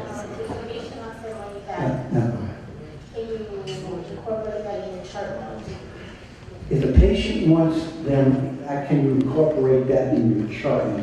If a patient has a dispute about something, I wouldn't indicate necessarily how much I refund, but I would indicate the patient has requested a refund for treatment. And then indicate why they have asked for that and why you feel it's appropriate or inappropriate. Objectively, don't be subjective. Okay, that's okay. Good question. What's the question? When handing over your records to either the lawyers or to a patient, do they take the records electronically directly from your software, or do you print it out? Okay. Good question. What do you do when you're asked to produce a copy of the records? First of all, it's always a copy. It's never the originals. You never relinquish the originals unless a court orders you to do that. Okay? Okay? And there's a lot of reasons why, but you don't want those records lost for any reason, and you certainly don't want to be the ones responsible for that. If it's an electronic record, you may be asked to make a copy of a file and provide it to an attorney. Always do any of that based on what your attorney recommends. And that's why you want an attorney who's well-versed in malpractice. Okay? That's important. Good question. Okay. Now, so we said that billing and fee information should not be maintained in the patient record. It's not part of the patient record. And you want to be careful about that. Okay. What is required in the record, though? What do we have in there? Well, there should be information about patient's medical history and their dental history any radiographs that you've either taken or exposed and that you now have digitally. Study models. Study models. It's just, this has changed in the last several years. Not only do we have physical study models, now we have digital imaging for study models. And I have to say that with the digital imaging involved with study models, being able to maintain those is going to be a lot easier, and therefore the onus is going to be on us to have them a lot more readily available than in the past when we were talking about plaster or stone types of models. So just bear that in mind. I have a question. Yeah, just on that statement about the money. The money. So you're going to charge a patient X amount of dollars for crown. Right. You can't put that in the record and then say, hey, just include that in the record. You don't want that part of it. Don't want. The question is, what about, you did a procedure and you collected the money and you indicate that in the record? We're pretty good when it comes to money, right? We know how much we charge, we know how much we received, and we know how much the balance is. And the fact is that if you are not as diligent in terms of the treatment record, you don't want someone to judge you and say, well, you were really good when it came to the money. How come you didn't write such a detailed note when it came to the treatment? I wanted a separate record. I don't want the same record. Do you have a question back there? Hold on. Yeah, there's stuff. Use the roller skates. Some fun this one. The question is, when the patient comes to the office and you have your records open and you're charting on the computer and you see they taking the phone and they want to take pictures on what should I do, what should the patient do? Good question. That's a really good question. So now you have the patients on a monitor, and it's totally visible to the patient, and the patient says, that's my record. I'm going to take a picture of that. It's their record. Could you deprive them of a copy of that record? Probably not. Can't say for sure. I mean, I'm not sure that it's been challenged in court, but it's going to be difficult for a patient to say, why wouldn't you let me access my own record? If I signed a release for you to give me a copy of my record, you'd have to provide it to me. Why can't I have a copy of what you have on your computer? So I think it's going to be difficult to not to allow them to do that. You may want to ask them, what is the information you want? I mean, this may not be important to you, okay? So I would say, I'd be careful about how my room is set up so that that doesn't happen, that monitor with the information may be behind them so they don't see it. I always have the monitor with the x-rays in front of them so that they're able to see the x-rays and it's blown up so it's helpful to them. That's not a bad thing, that's a good thing, especially if I'm trying to educate them as to what they need. The details of the record they don't really see. I don't really do my note writing in the office. And before I see a patient, when I'm reviewing my notes before I treat them that day, I do that in my private office. I just think it's a matter of how you get the computer record to work in your practice, okay? But if they asked you to have copies of that, surely you would be providing that to them. What else would you put in? You have a question? You can give us a little insight about divorced parents. Okay. Great question on divorced parents. Hold on to that thought, okay? Because I'm going to discuss that. Very good question. If I don't, remind me I can do it. What else goes in the record? Prescriptions. Now, in New York State now, everything to the pharmacy is done electronically. We have no choice. And what I do, I'm using a computer-generated record, so I'm going to copy exactly what the prescription is on the Veridyne software, and I'm going to paste it into the record. So I have a copy of exactly what I prescribed. It actually tells which pharmacy I prescribed it to, and that's going to be part of the record. We're not using handwritten pharmacy prescriptions anymore. There should be very little indication for that. However, there will be times where we may have to write a prescription when we are away from the office. Did a procedure on a patient, they have pain or they need an antibiotic, you're away from the office, you're actually, sometimes, it's not supposed to be this way, a pharmacy will give you the courtesy and allow you to phone a prescription if you're not in your office, when you don't have the software on your cell phone or your mobile phone. Make sure that you put copies of those types of prescriptions into the record when you return to the office. Very important. Any prescriptions you send to the lab for prosthetics or for orthodontics or anything like that, make sure that also is captured in your record. If you send correspondence to another dentist or you receive correspondence from another dentist or from a physician for medical clearance or whatever, make sure that's included in the record. Any consultation reports, referral reports. If you're using consent forms, now, we're going to spend some time talking about informed consent, okay? But let's just say for now, in the short version of this, every time you do a procedure that's other than an emergency procedure, an informed consent is required. That's a blanket statement. Now, sometimes that's going to be a written informed consent, and sometimes it's going to be an informed consent you obtain verbally. When you obtain it verbally, I would put into the record informed consent, risks, benefits, and alternatives, or RBA, explained, informed consent obtained. Okay? Just put that in the record. Now, and we'll talk about that in detail a little bit later on. All right? The other thing is, and probably the first question I ask a patient when they come into the office, how are you doing? How did everything go following whatever it was you did last time? Any problems from that crown? Everything feel comfortable? Did you have any pain associated with that root canal? And I'm going to write in my record as the first entry every time they come in. Either there were no complaints, or if there was a complaint, even if it was a positive statement, I'm going to put that in the record. Because it's going to be a lot easier for me to refute the fact that the patient had been complaining about something all along if every time I ask them when they come in how they're doing, they don't have anything to say. Okay? So indicate, no complaint. Or indicate patient comfortable with crown. Or whatever. These are important little things that are going to make your records more complete and more accurate and reflect what you did.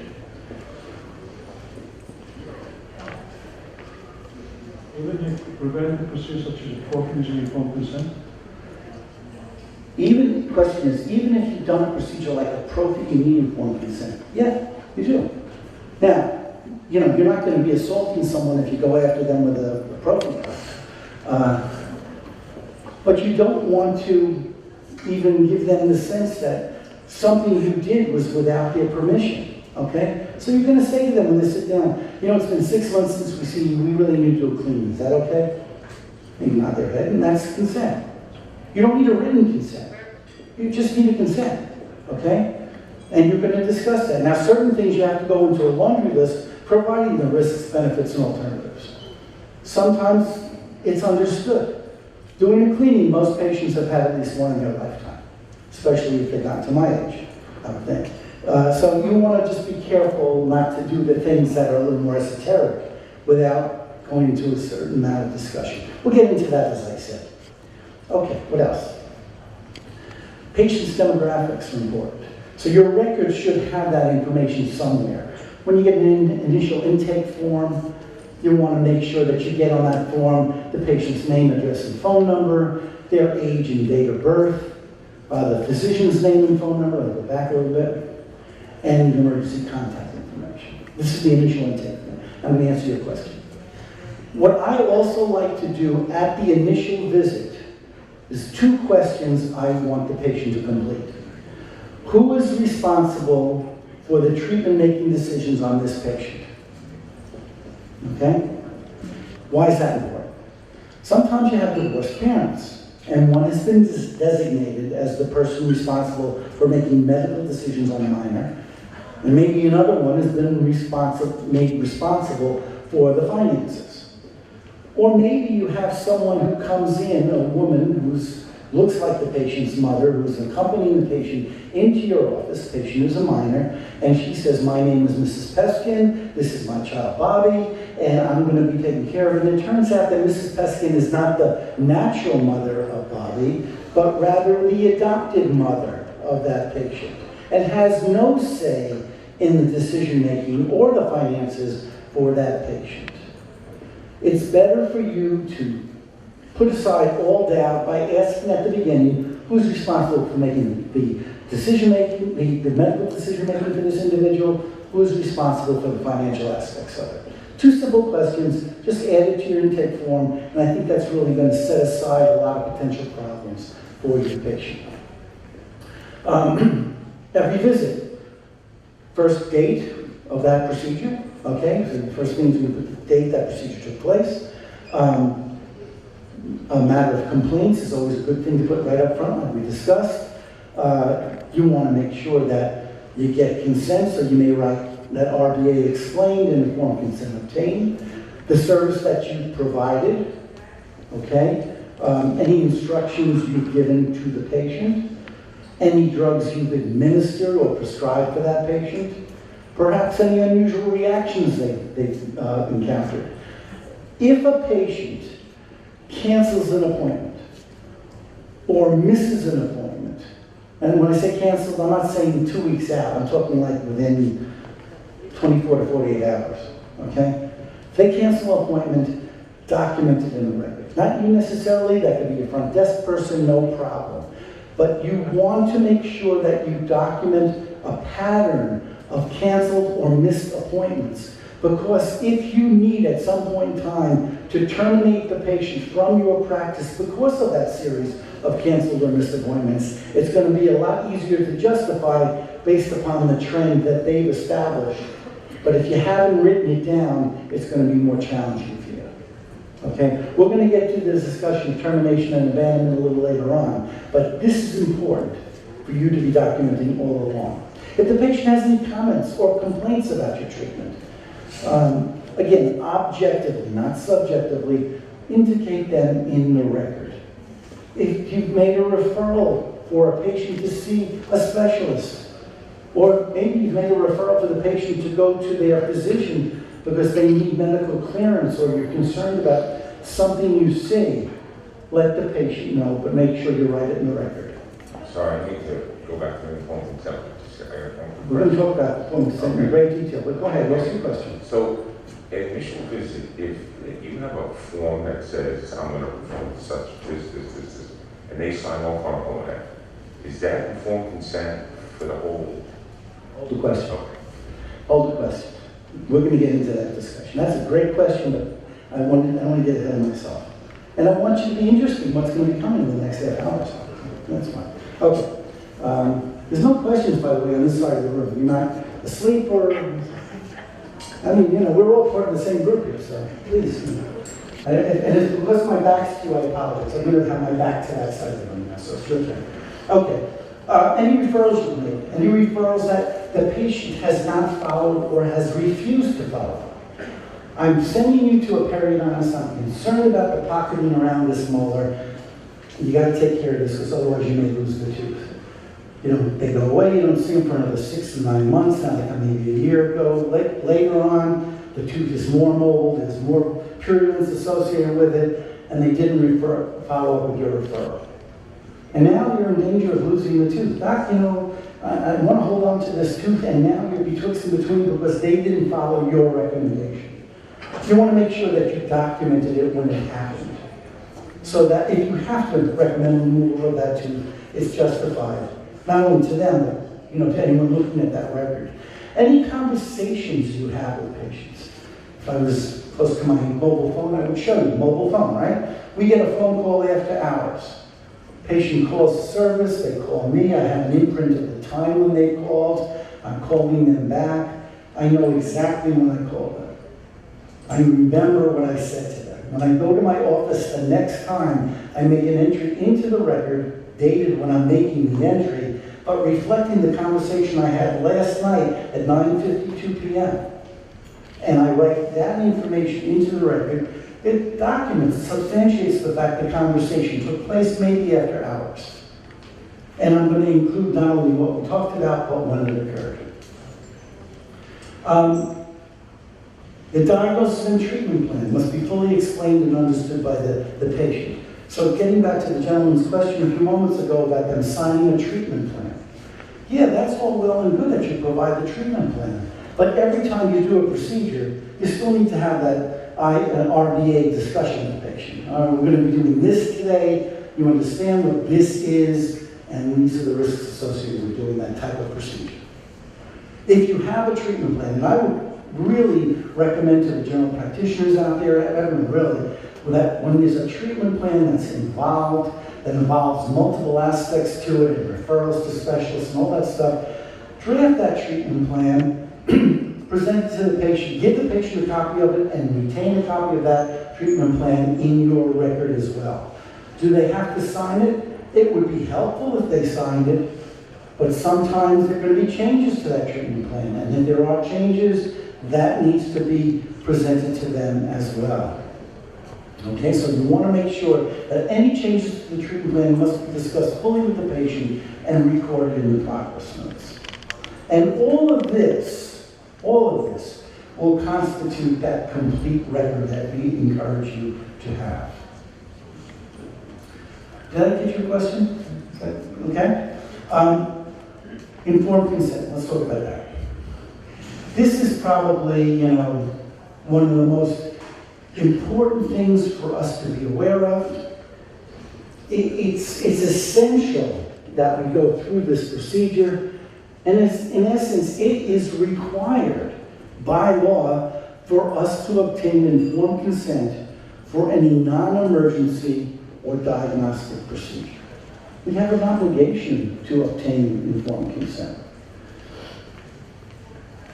When a form is used, and I'm not going to discourage you using forms, in fact, I'm going to encourage you to use forms for certain procedures. They should be tailored to the procedure that you're doing and that individual's treatment plan. If you have a beautifully laid out informed consent form that talks about all kinds of things related to paresthesia of the inferior alveolar nerve, and your treatment plan is on the maxilla, that's a mistake, all right? It should not be something that has nothing to do with the procedure you're doing. Nowadays, with word processing, we can kind of craft a complete treatment plan, informed consent form for that patient, for that treatment, and it should be tailored to that treatment. Here's another key thing. Never, underscore, never give a form to a patient to sign before having the discussion. Always discuss things first. In fact, I've been, as an anesthesiologist, I do maintain my own independent doctor-patient relationships, and I have them sign, my patients sign their own consent form for the anesthesia. But I've been horrified to go into some offices where I'm providing sedation and the dentist, whether it be a periodontist or an endodontist or an oral surgeon, is doing the surgical procedure or the operative procedure, and they are saying, here, sign this. And that's the consent form. And there was no discussion. There always has to be a discussion. Always has to be. So never give a form to a patient to sign before having the discussion. As far as, and we're going to get into that in a lot of detail later on, patient telephone conversations. Again, we talked about the after-hours call. You now have, I'm near my cell phone, so I can do this. So now you have a cell phone. You know when the phone call took place. You actually can tell from your phone how long the conversation was. Years ago, I used to have a service, emergency service, and they call the patient, call the service would call me, I'd call the patient back. For the last 15, maybe even longer, years, I've been using my cell phone on my message on my office. And I do that because patients haven't abused it. They call me directly, I can see who it is, or maybe I can't. I listen to the message and call them back. Okay, it's not abused, but I have a time imprint, and it's the time imprint that's going to be very helpful. Patient conversations, you want to document all conversations in the patient's chart, and you want to include when it took place, what you discussed, and your initials, or your imprint, if it's computer. Physician goals, same thing. As an anesthesiologist, I'm going to have a conference sometimes with the patient's physician, because I want to get medical clearance, or there's an issue about their medical background that may be significant to what I do. I discuss it with the physician, I'm recording it in the record. And I'm going to include in that situation the patient's name and phone number, when the conversation took place, what we discussed, and the outcome. Again, canceled and missed appointments. Always record canceled and missed appointments, especially if they're within a short time frame prior to the appointment. And it's going to help for you to, if you have to get rid of that patient for whatever reason. Okay. Let's talk about some rules about entry. Now, we've established that some of you are still doing handwritten records, and that's fine. And some of you are doing computer-generated records, and that's fine. But, you want to be consistent in your record keeping, especially for each patient visit. So, certain things you always want to do. You want to use a consistent style. You want to record the similar information into the chart in the same way every time. And this is going to help demonstrate that not only are your records accurate, but that they are complete. If you're using a handwritten record, always use ink. Don't use pencil. Red and blue pencils, that was dental school stuff. We don't do that anymore. Red and blue ink if you want to use any type of ink, okay? And this is going to help to demonstrate that the records are authentic and cannot have been altered. And always write legibly. This is the toughest thing for me. I cannot write legibly. I write 3 words on a piece of paper and I still can't read it. I have to cross it out and rewrite it again. It's just, legibly writing things is difficult. Sometimes you have to print it in block print. Talk to my kids about cursive, they don't know what the heck I'm talking about. But the issue is writing legibly, and it's going to make sure that your records are both clear and unambiguous. You want to express concern as opposed to disdain, okay? Patient is concerned about this, and this is going to identify you as a caring professional.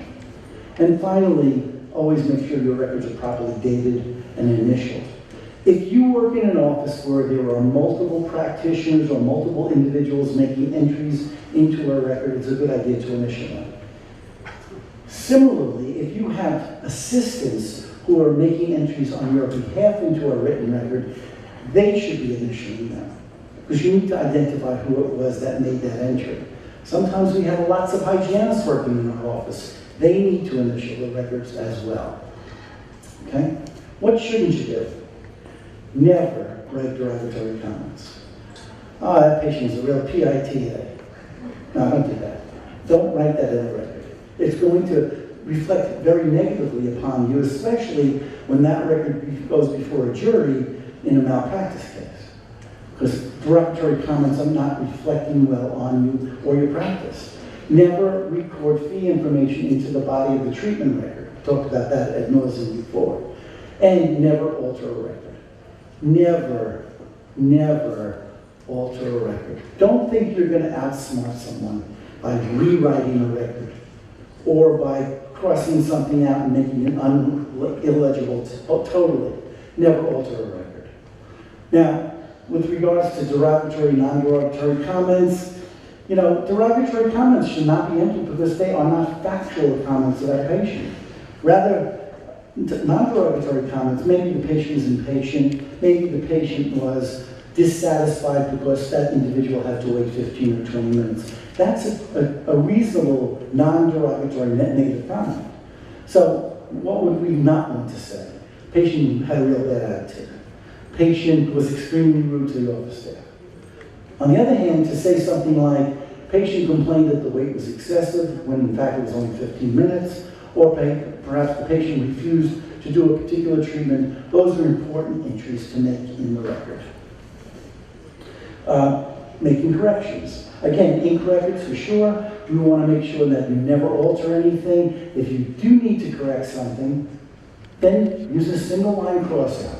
The purpose of a single line crossout rather than blocking out text is so that what you're crossing out, you can read and it's understood. This is the correction.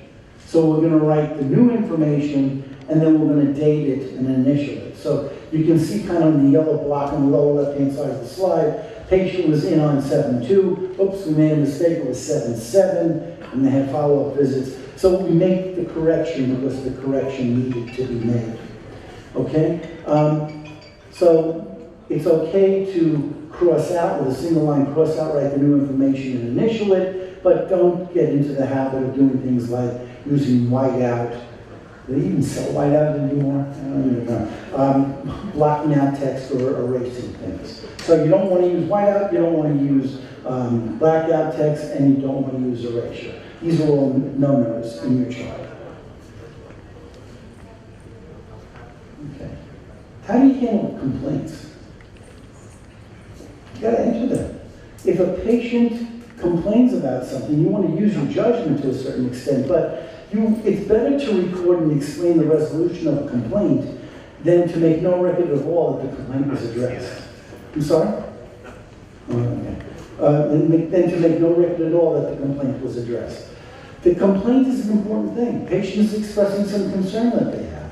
So it's going to be important that you do that. We're about 2 hours, by the way. I'm going to stop right after the next couple of slides, and then we'll take a break. Really, 2 hours? Gee. Okay.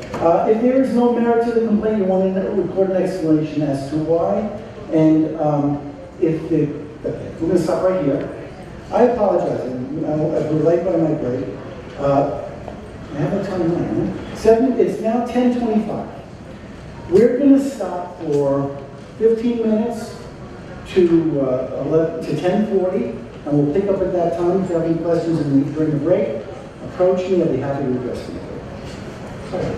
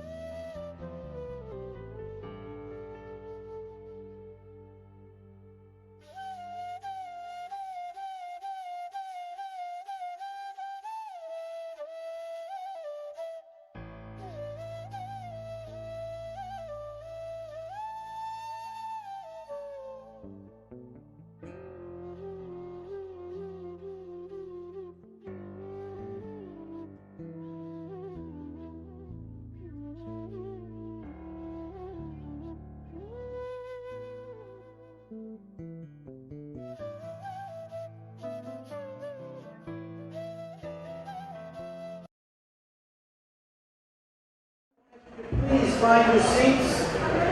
I've just been given the hook. I gotta get started because I gotta get finished. So everyone, I ask you to kindly find your seats. Thank you. Thank you. Okay. Please find your seats. We want to pick up. I know that the vendors want to chat with you. And it's so nice to be in a live meeting with people and interact with your colleagues. And all these people who are very kind, all these companies who are supporting this wonderful weekend of events. We are on somewhat of a tight time schedule. So I would respectfully ask you, respectfully request you to get back to your seat so that we can pick it up. Is my microphone working? Not yet? He's still not back. Not yet? I got this, so I can go. Yeah, you go start. I'm going to start with that. Yeah, go ahead. David Gaia. Okay. You can't hear me? You can hear me. This microphone's working. Not working or what? Okay, all right, good. I hear it. I got you coffee. You got him coffee, you got coffee for yourself. Did you ask me if I wanted coffee? Is this still live? Good? I hear. You hear me? No. Good. Okay. Turn me down a little bit. There's a little echo. Good. Okay, good. All right, so let's pick up where we left off. We have, I don't know if you have problems like this, but sometimes I make a recommendation to a patient about treatment and they decide they don't want to do that. And that treatment is actually really important with regards to the overall treatment plan. They don't want to have a periodontal evaluation done on a tooth that has a furcation involvement. They say just go ahead and crown. And you really feel it's important to the long-term prognosis of that tooth. If a patient refuses your recommended treatment plan or procedure, make sure you document that in the record as well. Okay. Maintaining records.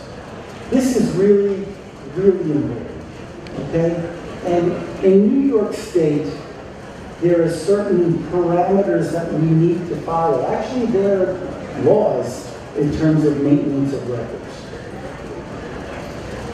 According to the Regent's Rules of Professional Conduct, licensed dentists are required to maintain patient records for 6 years after the last treatment date. Even though the statute of limitation is 2.5 years, or maybe longer, for minors, you are required to maintain those records for 6 years after the last treatment date. Now, for adults, that's 6 years, but for minors, that could be longer. In fact, for minors, it's 6 years or until the patient is 22 years old, whichever is longer. Now, statute of limitations goes off the basis of 18-year-olds. Maintenance of record goes off of the basis of 21-year-olds. These are legislators, they're not lawyers, they do things for whatever reason. But this is the key. For adults, it's 6 years, and for minors, it's 22, whichever is longer. Now, remember that is a professional conduct requirement applying to licensees. Okay? Now, let's just delve into that a little bit. You are an associate working in a practice. And you, as an associate, are licensed to practice by the state education department. You work for an office, and that office has a bunch of other associates. And you leave that practice. And you go to practice somewhere else, and you get sued. And you say, when you get sued, I don't have those records. Those records belong to the practice where I worked. I no longer work there. I can produce them.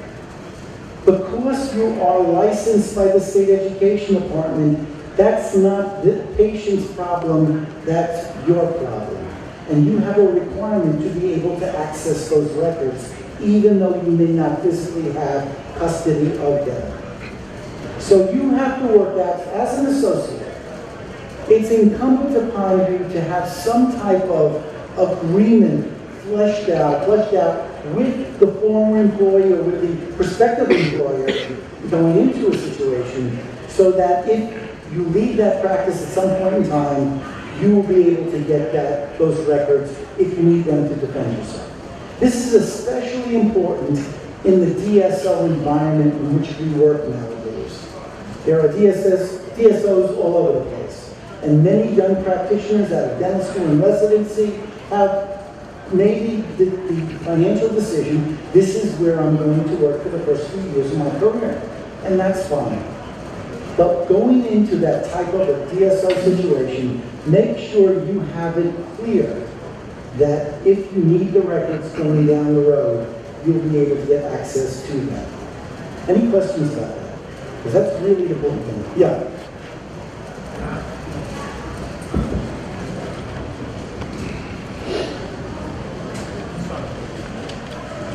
Now you work for another dentist and you need to practice, and that dentist that you work for is the one that gets reimbursed from the insurance company or the patient. So aren't they really liable because they got paid or reimbursed? Isn't the owner of the practice liable since they got paid for the services? Service that you provide. Yeah. So basically the question is, do I basically divorce myself from liability because I wasn't involved in the transaction? Practices are not licensed to practice dentistry. Individuals are in New York State. The license goes with the practitioner. Now, you make a decision financially for whatever reason to work for someone. Doesn't matter that they got paid. You provided the service. You as the licensee are going to be held to the standard of care to do the procedure within that standard of care. If it didn't work, have a good outcome, doesn't matter how the money flowed. It's a matter of who provided the service. So you have the obligation for that reason. Okay? Yes? Oh, this mic. Go ahead. If somebody worked for my office and they make a mistake and he was sued, so they can sue my office too? Yes. The question is, what happens if you, as the owner of the practice, gets, you oversee someone and they get sued, can you get sued? And we're going to talk about that a little later on, but absolutely, the fact that they work for you and they provide the treatment does not get you out of the equation. You may be sued as well. There's a hand over here. If you're employed by a nonprofit federally funded program who provides the malpractice, is that still apply? Who provides malpractice insurance? Yes. Okay. It doesn't matter what the situation is. In New York State, in order to practice dentistry, you have to be licensed. And you are going to be responsible for any procedure you do as a licensed dentist. Even if you are retired and you provide service in a not-for-profit situation as a volunteer, you still need to be licensed. You still got to go to the malpractice insurance company. Yes, to provide some coverage. They're going to want to see a license. Okay? So it's important that you have that license. Ooh, that was good. Did you get that okay? Because I'm going to sue for that treatment. Yeah. I refer to an oral surgeon, they die in the oral surgeon's chair. That's my liability. Okay, so this is a good question. Someone goes to, and I'm not going to jump over that table now.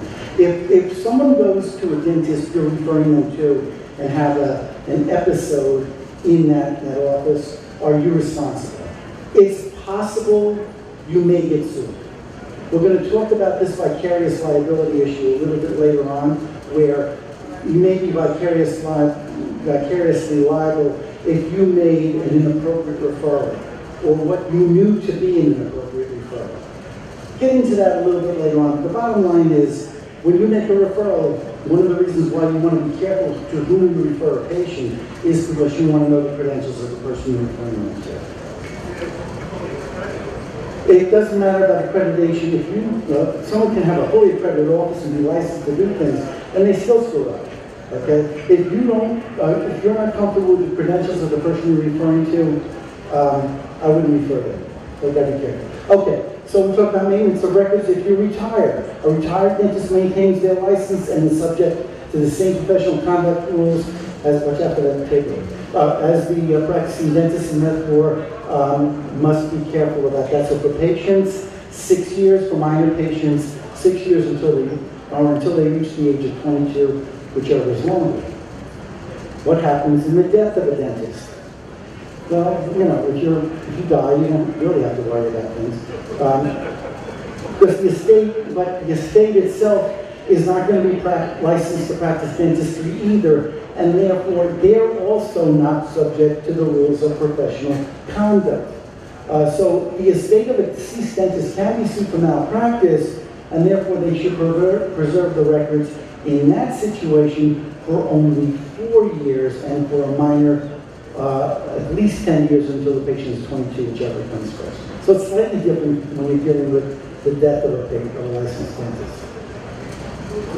If you sell your practice, okay, or if you contemplate selling a practice, or if you're contemplating buying a practice, you know, these are very tricky areas.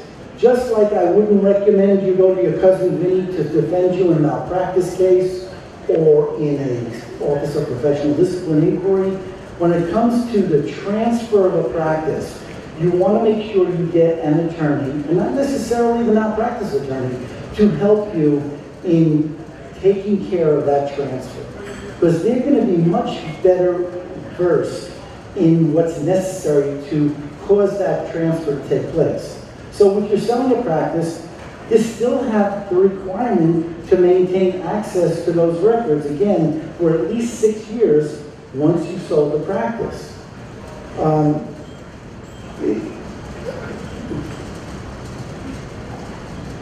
Talk about that next. Okay, next question. Thanks, Jen. So the selling dentist has to maintain the access to the records. It's going to be necessary for you to have access. So again, the language of the contract as the selling dentist, you know, in a lot of times you sell a practice, what do? All of the records stay with the practice. And now, you know, the person you purchased the practice from has the physical records or the computer records in their office, and you get sued. Work it out ahead of time with good contractual language to make sure you have access. In the case of a minor, again, that could mean having access for far beyond 6 years, as much as 10 years until the patient turns 22, whichever is longer. And if the patient's record is transferred to the purchasing dentist, and that can only happen with consent, both dentists are actually responsible for maintaining the records. So that should be language that you work out ahead of time. Okay. One of the things that kind of makes a lot of this easier, and especially as we all transition to computerized records, is actually maintaining the records forever.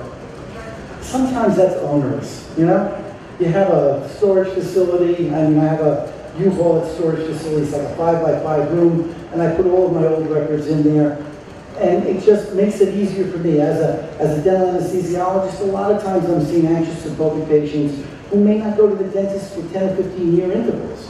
I mean, it's just part of the nature of those patients rather. And that's good to have access to those records. But, you know, holding them more than 10 years may be somewhat encumbering to you.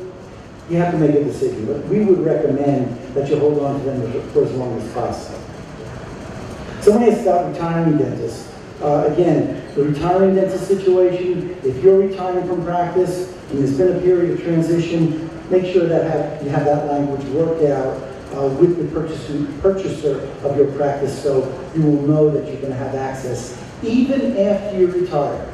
Even after you're no longer physically practicing dentistry, the New York State Dental Education Department, New York State Education Department still considers you to be a licensed dentist, even though you're not physically practicing. You don't, you know, basically obfuscate your right.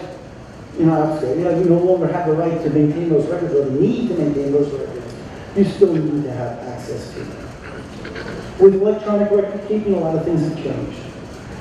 Clearly, it's easier to maintain records. It's actually easier to duplicate records that are maintained electronically.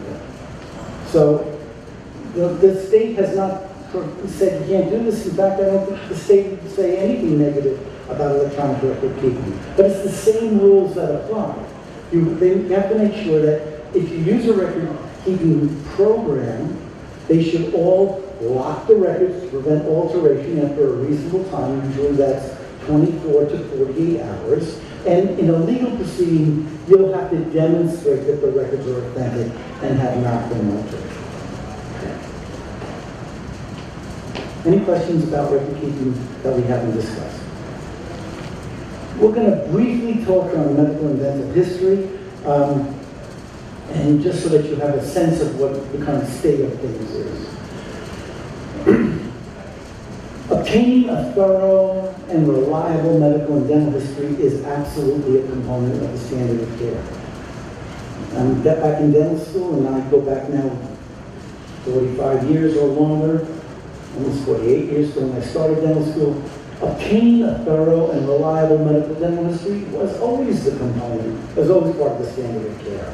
And the failure to do so would be considered a departure from that standard, and that's going to increase my risk of liability. So I don't want to do it. What do I want to get from a patient when I ask them to fill out a form? Never treat a stranger. That hasn't changed. So you want to use a form, a medical history form, on your initial intake. I prefer a series of checklists and some narratives rather than a circle all that apply type of history form. I don't like the circle all that apply because patient could miss things. And on a checklist, I don't like to see a single line going down the no column, because that indicates to me the patient didn't read each individual question. I want to see a check mark for each question on that form. If it's two-sided, I use the ADA long form. It's a two-sided form. I'm going to make sure they fill out both sides. What should be there? Again, name, phone number of the patient's physician. Always ask about the primary care physician. The date of their last physical. I'm also going to ask, and I'm going to record the name of the pharmacy and which pharmacy it is. So if it's CVS or Walgreens or Rite Aid, which is the one that they conveniently use. Especially with electronic prescription writing, that's going to make things a lot easier. I'm going to have in there an assessment of my evaluation of their general health and appearance. I'm going to ask about systemic diseases, diabetes, hepatitis, rheumatic fever, any intellectual or developmental disability that may exist, medications that they're taking. Medications including things like birth control pills and aspirin. These are still medications. Recreational drugs, New York State has changed in terms of its approach to marijuana. Just because it's legal doesn't mean I don't want to know about it. In fact, you may have a patient that's more willing to share that information with you. But it's important for you to document it. Any current treatments they're undergoing, radiation treatment, any type of chemotherapy, if they have any bleeding disorders or problems. We have a whole new range of blood thinning medications, anticoagulant therapies that patients are undergoing. Sometimes it's really tough to keep up with all this. Every time a patient comes in and they give me a list of what they're taking, sometimes they don't understand the spelling or they're not familiar with it. I go to my computer, I look it up, and I try to make sure I understand what the drug is and what it does. It's very difficult sometimes to keep up with that type of thing, but we have to do it. If they have any bleeding disorders, that's important. Any drug allergies that they may have. A history of smoking, drinking. Smoking, you smoke? No. Oh, that's great. How long ago did you stop? 2 weeks ago I stopped. Last pack of cigarettes. How long were you smoking and how much were you smoking? Well, I used to smoke 2.5 packs a day for 50 years. They are still considered a smoker, okay? So I would write down no times 2.5 weeks, 4 packs per day, or whatever it is, times however many years, and make sure that's in the record. If they drink, I don't drink. I'm a recovering alcoholic. Well, that's wonderful. How long ago did you stop drinking? A couple of weeks ago, I haven't really seen. That, again, is important for us to know. But they're under radiation or chemotherapy, we talked about. If they've had any adverse reactions to anything that relates to dentistry, dental anesthetics in particular, if they tell you about, tachycardia from local anesthesia, or they're allergic to epinephrine, those are things you want to do your due diligence on. Prosthetic joints are interesting, and we've kind of been in the crosshairs of this argument with our orthopedic colleagues for years, and I think that right now we're probably at a consensus point, so we'll talk about that in a moment. Same thing with mitral valve prolapse. American Heart Association just published new recommendations. The only thing that's changed on those recommendations is the backup medications to penicillin. Pretty much everything else has stayed the same. We don't use them unless we need them and for very specific indications. For prosthetic joints, the joint statement by the ADA and the American Society of Orthopedic Surgeons says you don't need to pre-medicate patients who have had joint replacements. In fact, the bugs that have been identified in those replacements when they fail are not bugs that are endemic to the mouth. It's just not part of what we do. Nonetheless, I bet every one of you has had a patient who has had a joint replacement done where the orthopedic surgeon has insisted that you medicate them for the dental procedure. Anyone not have that situation? Does anyone have that situation? It's all the time, right? In those situations, what I do is I reach out to the orthopedic surgeon and explain that it is the consensus between dentistry and orthopedic surgery that patients don't need to be pre-medicated, and they say, I don't care, I want that joint to be prophylaxed for. My recommendation is then that you write the prescription and document that in the record, okay? And then when the patient comes in and you've had that conversation, you've gone through that exercise, and the orthopedic surgeon has said you should pre-medicate, and they've written the prescription, then it's incumbent upon you to ask the patient if they in fact took the pre-medication. You're not writing the prescription, but you still want to validate that they have taken. Why do you not want to overprescribe in those situations? What's the reason? What's the rationale for you to say you don't need to be pre-medicated? Well, years ago, the spectrum of antibiotics that we prescribed was limited and was effective. And nowadays, we have patients that have developed resistance to antibiotics because of an exposure to antibiotics from all other types of sources, not just from practitioners, but from the foods that they eat. And, we don't want to do anything to contribute to an increased resistance to antibiotics. When we need them to work. So be careful about that and don't overprescribe. You want to, mitral valve prolapse really a non-starter at this point, although if the patient indicates they have it, you do want to document that in the record. I think for any patient that presents with a cardiac history, probably not a bad idea to ask to record and to take and record their blood pressure and their pulse. I think vital signs are part of what we do on initial evaluation of our patient.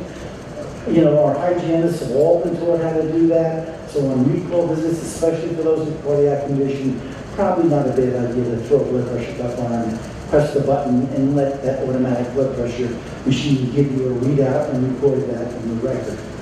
If you have a sense about the patient's physical and emotional ability to tolerate dental procedures safely that is you're not comfortable with or they're not comfortable with, you may want to record that as well.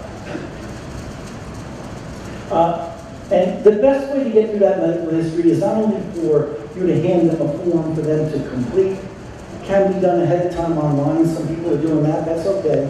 But it's good to take it, look at that form, and review it with the patient. Not the assistant, not the front desk person, but you as the licensed dentist, for you to review that medical history. Because there's no substitute for that chair, so I didn't interview with the patient or a guardian prior to treatment to make sure you've obtained an accurate history. You want to use the form to standardize the process. You want to interview the patient about the form after they've completed it, and then discuss any positive results.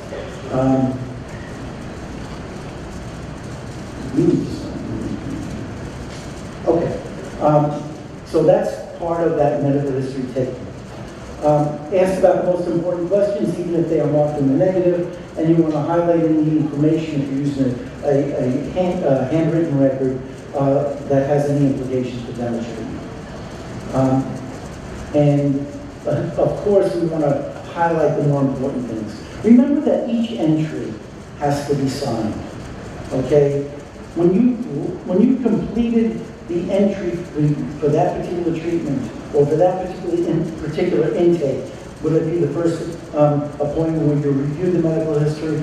Every one of these things get locked with the person who is the dentist, who is the licensee, not the assistant. The dentist is responsible for reviewing every patient entry and making sure that they are in agreement with it. Of course, if there are special medical conditions, pregnancy, allergies, hypertension, any type of immunosuppressive therapy, these are things you want to make sure that you also document well. As I discussed, prosthetic joints and mitral valve prolapse, these are different issues that we don't really deal with too much anymore. However, again, prosthetic joints, patients are going to be advised by their orthopedic surgeon about pre-medication. This is when you call the patient's physician up and you make sure that you discuss it with them. If there are any other issues, pregnancy. Now, pregnancy is an interesting subset of our patient populations. And as dentists, usually we are somewhat reluctant or averse to treating patients who are pregnant. There was an article in the ADA Journal in 2015, I can't remember the author, where it was discussing treatment of pregnant patients in great detail and how averse we are. But the fact is that there's really no reason not to treat someone who's pregnant, especially if they have pathology. A little bit beyond the scope of this particular lecture, but clearly something that you should be aware of. If a patient has a problem during their pregnancy, they can be treated. You need to know what to do to appropriately treat them. If they have a bleeding disorder, they're on anticoagulant therapy. Again, these are things you want to review with the physician ahead of time to make sure you don't end up in any difficulties. And let's go quickly through all these slides because they're not really part of what we talk about anymore. Just get through this really quick. Okay. If you make a determination, even though you don't agree that they should be prophylaxed, or maybe you do because of the very select group of indications for which they should be prophylaxed, make sure you document it if they are going to be prophylaxed. Okay? So a patient has had, a significant invasive cardiac procedure that makes them a candidate for antibiotic prophylaxis, and they should have been prophylaxed. Make sure that you document them properly. Or the orthopedic surgeon has insisted that they be prophylaxed, even though you don't agree with it, and they've written the prescription. Make sure that you document that they follow through with that prescription. Oh, man. Okay, dental history. Talk about medical history and dental history. Taking thorough dental history is just as important in a way to avoid negligent claims and other legal problems, and the failure to do so would also be a departure from the standard of care. Therefore, it would be negligent for you not to do that. What should be in the dental history content? Always, first thing, because I said this before, chief complaint. Not just the chief complaint why they're coming to you initially, but every time they come in, do they have a complaint? Crown doesn't fit right, trapping food in between these teeth, I'm having pain, it has never fit right since, it has felt right since you placed that crown. Always write down what the complaint is. You want to make sure you obtain past dental records, or at least review past dental records, past dental treatments. The radiographs are part of that, as well as your view of or your interpretation of the patient's current oral hygiene status. They come to you, they say they just got their teeth cleaned last week, and you see plaque all over the place and calculus all over the place. You need to make that assessment. You should tell the patient, not in any way denigrating the previous dentist, but saying, you know, I'm not sure what's going on here, but you still have a lot of plaque, we're going to have to address that. You have to write their view of their oral hygiene and your view of their oral hygiene. Any treatment plan recommendations or referral recommendations. Your progress notes, of course, are part of the dental content. Any discharge or termination notes. We'll talk about terminating the patient a little later on. As far as their dental history, you want to have them describe in their own words as much as possible. Because what they tell you and the way in which they tell it to you will be important. You want to ask a patient to describe any unusual sensitivities or discomforts they may have regarding the mouth. You want to ask the patient to describe any areas where food may be getting impacted. Any patient's awareness of their own grinding and clenching. Their view on local anesthesia. Their view on sedation or general anesthesia. How often they brush and how often they floss. In the interview, you want to proceed with caution. When a new patient tells you, you know, Doc, you're the 5th patient dentist I've been to this last few months, so I'm really having difficulty finding that good fit. Well, you don't want to end up being the one that puts your foot into the scalding hot water. You want to be very careful about proceeding in those situations. And you want to also, this is, if there's anything, any words of wisdom I can impart to you that are really important. If a patient comes to you and basically you make an evaluation and you say to yourself, oh my God, that dentistry is awful. Keep it to yourself. Do not make gratuitous comments about the previous treatment that's been provided by another dentist. You can make objective assessments, large restorations where there are open margins, or areas of a food impaction, or areas of inflammation or periodontitis. Those are objective assessments, but do not make, and for sure do not record, any disparaging comments about the nature of the dentistry that was provided. Make sure they're objective. You wouldn't want your patient to go to another dentist and have that dentist make disparaging comments about you. You don't know the circumstances that existed when the treatment was done. That patient may present to you and appear to be the calmest patient in the world, and then you get them in for the first time to provide treatment, and you're about to inject them with local anesthesia, and they're having a seizure right in the moment because of what's going to take place. So you don't know, and you have to be careful about it. Okay. Any questions about any of that?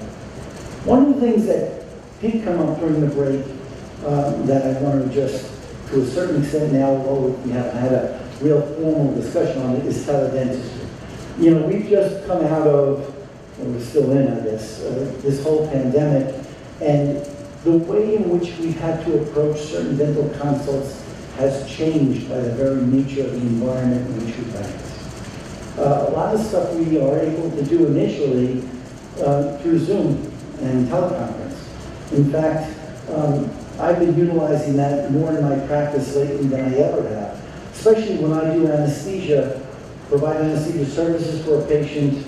I may have a Zoom conference where I'm actually able to see the patient, which provides me a sense of what they look like from an anesthesia standpoint. That's important. If they're somewhat obese or overweight, or they have some type of developmental or perhaps even a physical impairment that's going to prevent me from doing what I need to do, I want to know that ahead of time.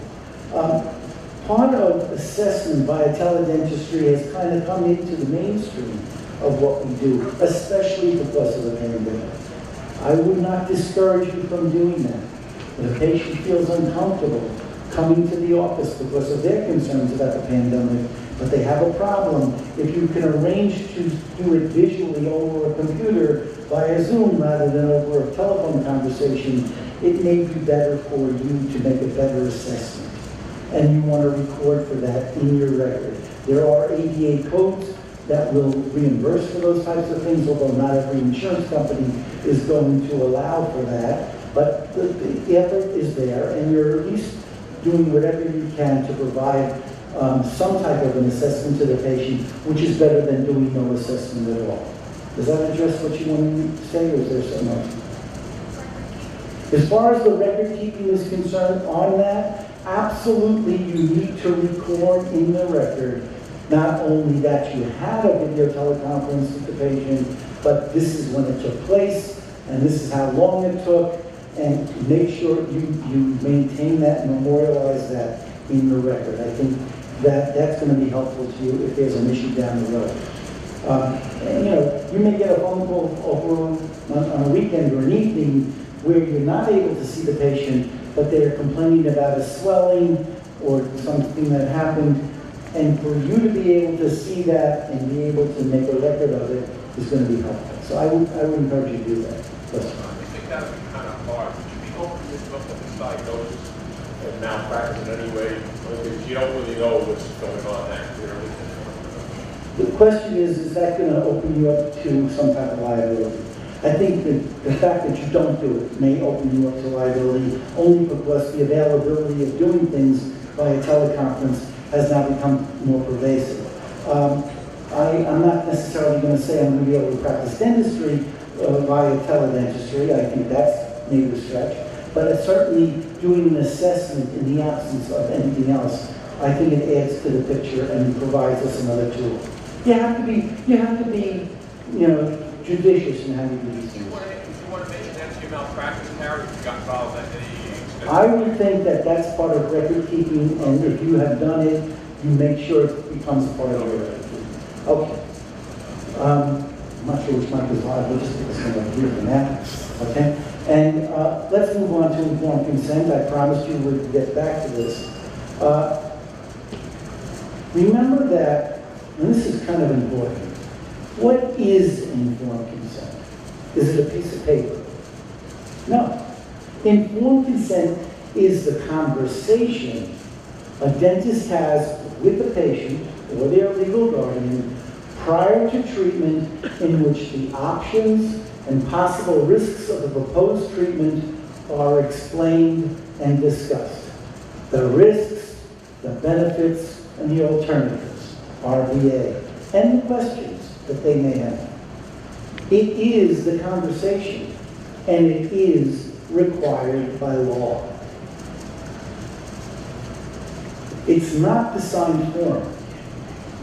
The form only serves to memorialize the fact that a conversation took place. Handing a form to a patient to have them sign it without having the conversation is going to invalidate the informed consent process. And it's really going to end up blowing up in your face in that situation. So how do we avoid an informed consent action? Basically, we maintain excellent patient records. We always document that we've had an informed consent conversation. If we're talking about multiple options, some of them obscure, we may want to consider the options we discuss with the patient before we identify which option the patient agreed to go forward with, even if you do not have a form. You want to make sure that if the patient has a reaction or a concern that they've expressed, that you have entered that concern into the record as well. And if the patient agrees to the treatment plan, you want to indicate that the patient has agreed to proceed with X, Y, and Z. Okay? Who can give informed consent? This is, in New York State, this is always an interesting discussion. Who can give informed consent? Well, of course, for children under the age of 18, their parent or legal guardian. Now, remember that question I kind of asked you to include in your record. Early on in the interaction with your patient, who's responsible for making medical decisions for this patient? Who's responsible for the financial obligations of this patient? Two very important questions. So, for parents or guardians of children over the 18, that's the person who can give informed consent. Anyone over the age of 18, provided they have the mental capacity to do so. Now, if someone has not been diagnosed as having any intellectual or developmental disability, that's usually not a concern. But as we're practicing on an ever-aging patient population, some of whom may be exhibiting some minor manifestations of dementia or Alzheimer's, you're not getting the sense they fully comprehend everything, but they haven't been diagnosed in any way definitively that they lack mental capacity. That puts us in an untenable situation sometimes. So if we, in our professional judgment, do not feel the patient fully comprehends what it is we're suggesting to them, it may not be a bad idea to reschedule and have a patient come back with a significant other or an adult child or someone who at least can help them to understand the procedure and document, if you end up doing that, who it is present with the patient. I think that's going to help you in a patient situation where you're not necessarily comfortable knowing what the understanding of the procedure is. Who have they had that? Oh, sorry. When you say guardian, could it be, suppose the patient is 17 years old? 17, and he has a sister with him who is 19 years old. Okay. Does that become guardian? Okay, so you have a 17-year-old and comes to the office with the 19-year-old sibling. The sibling, while maybe has a license to drive and the patient doesn't, that sibling has absolutely no responsibilities for the medical decision making for that patient. Someone under the age of 18 in New York State, consent has to be provided by an adult parent or legal guardian. It is not sufficient for a sibling to be there. Now, patient comes in, you've done a treatment plan on them, they're 15, 16, or 17, you've identified a bunch of treatment to be done, you've gotten the consent from the parent who is able to provide that consent, and now they're coming back for the treatment, and someone who is a sibling or an aunt or a grandma or a nanny is driving them, that's fine, as long as there's been no departures from the treatment plan. If there are departures from the treatment plan, make that phone call to the parent who provided consent and let them know there's been a change in what's going on. The sibling is not a legal guardian. Thank you. That was my question. If originally the parent signed and the 17-year-old come on the Yes, I'm sorry to answer your question. Okay. Good, okay. Oh wait, this is the good one. Patients under 18 if they are married and have children. This is perplexing to me. So a 17-year-old who has just started their college education at Harvard, 17-year-old, is not able in New York State to provide their own informed consent, but the 15-year-old who has a child at home is able to do that. I'll tell you that one, right? That's the state of New York for you. And this is the laws of the state, in the state in which we practice. God bless them, that's the way it is. And we just have to follow the law. No one ever said that they were rocket scientists when they wrote that law, but, you know, that's fine. I got a question in the back of the room. And watch out for the tape. I want to see Terrace on the Park or Queens County Dental Society. Okay. So let's say I have a patient and he needs 3 root canals. They are all identical, all molars. So you go around the informed consent for the first of these two, right? Should you repeat the same procedure for every other procedure? Is there like 1 week apart, or it's fine for just one? No. The question is, what happens if you're doing the same procedure multiple times? Do you need informed consent each time? You don't necessarily have to go into great detail each time because you may have already done that. So you basically said, this root canal procedure is going to be very much similar to the previous one. I don't anticipate any other unexpected outcome. But it's still an informed consent discussion. For every procedure, there's an informed consent discussion, except for emergency procedures. Well, no, you don't need the form. The form only serves to memorialize the conversation. The conversation is the informed consent. The form is there if you use a form. If you use a form for a root canal, make that decision, that's your practice. You use an informed consent form to sign for a root canal. If you use it for one, then use it for all. If you don't use it at all, don't start using it just for this one. Because you don't want, I mean, just because something went wrong, okay, I'm going to have the patient sign a informed consent form. Okay? Always have the conversation. Use the form as your practice dictates, but be consistent within your practice. You use it for one, use it for all. Okay, I use informed consent forms for every anesthetic, not local anesthetic, but IV anesthetic. I use it all the time. There wouldn't be a reason I wouldn't use it. Okay? Even if I'm doing multiple procedures on the same patient. So a minor child in the care of a parent or guardian has no say over the course of treatment and cannot give informed consent.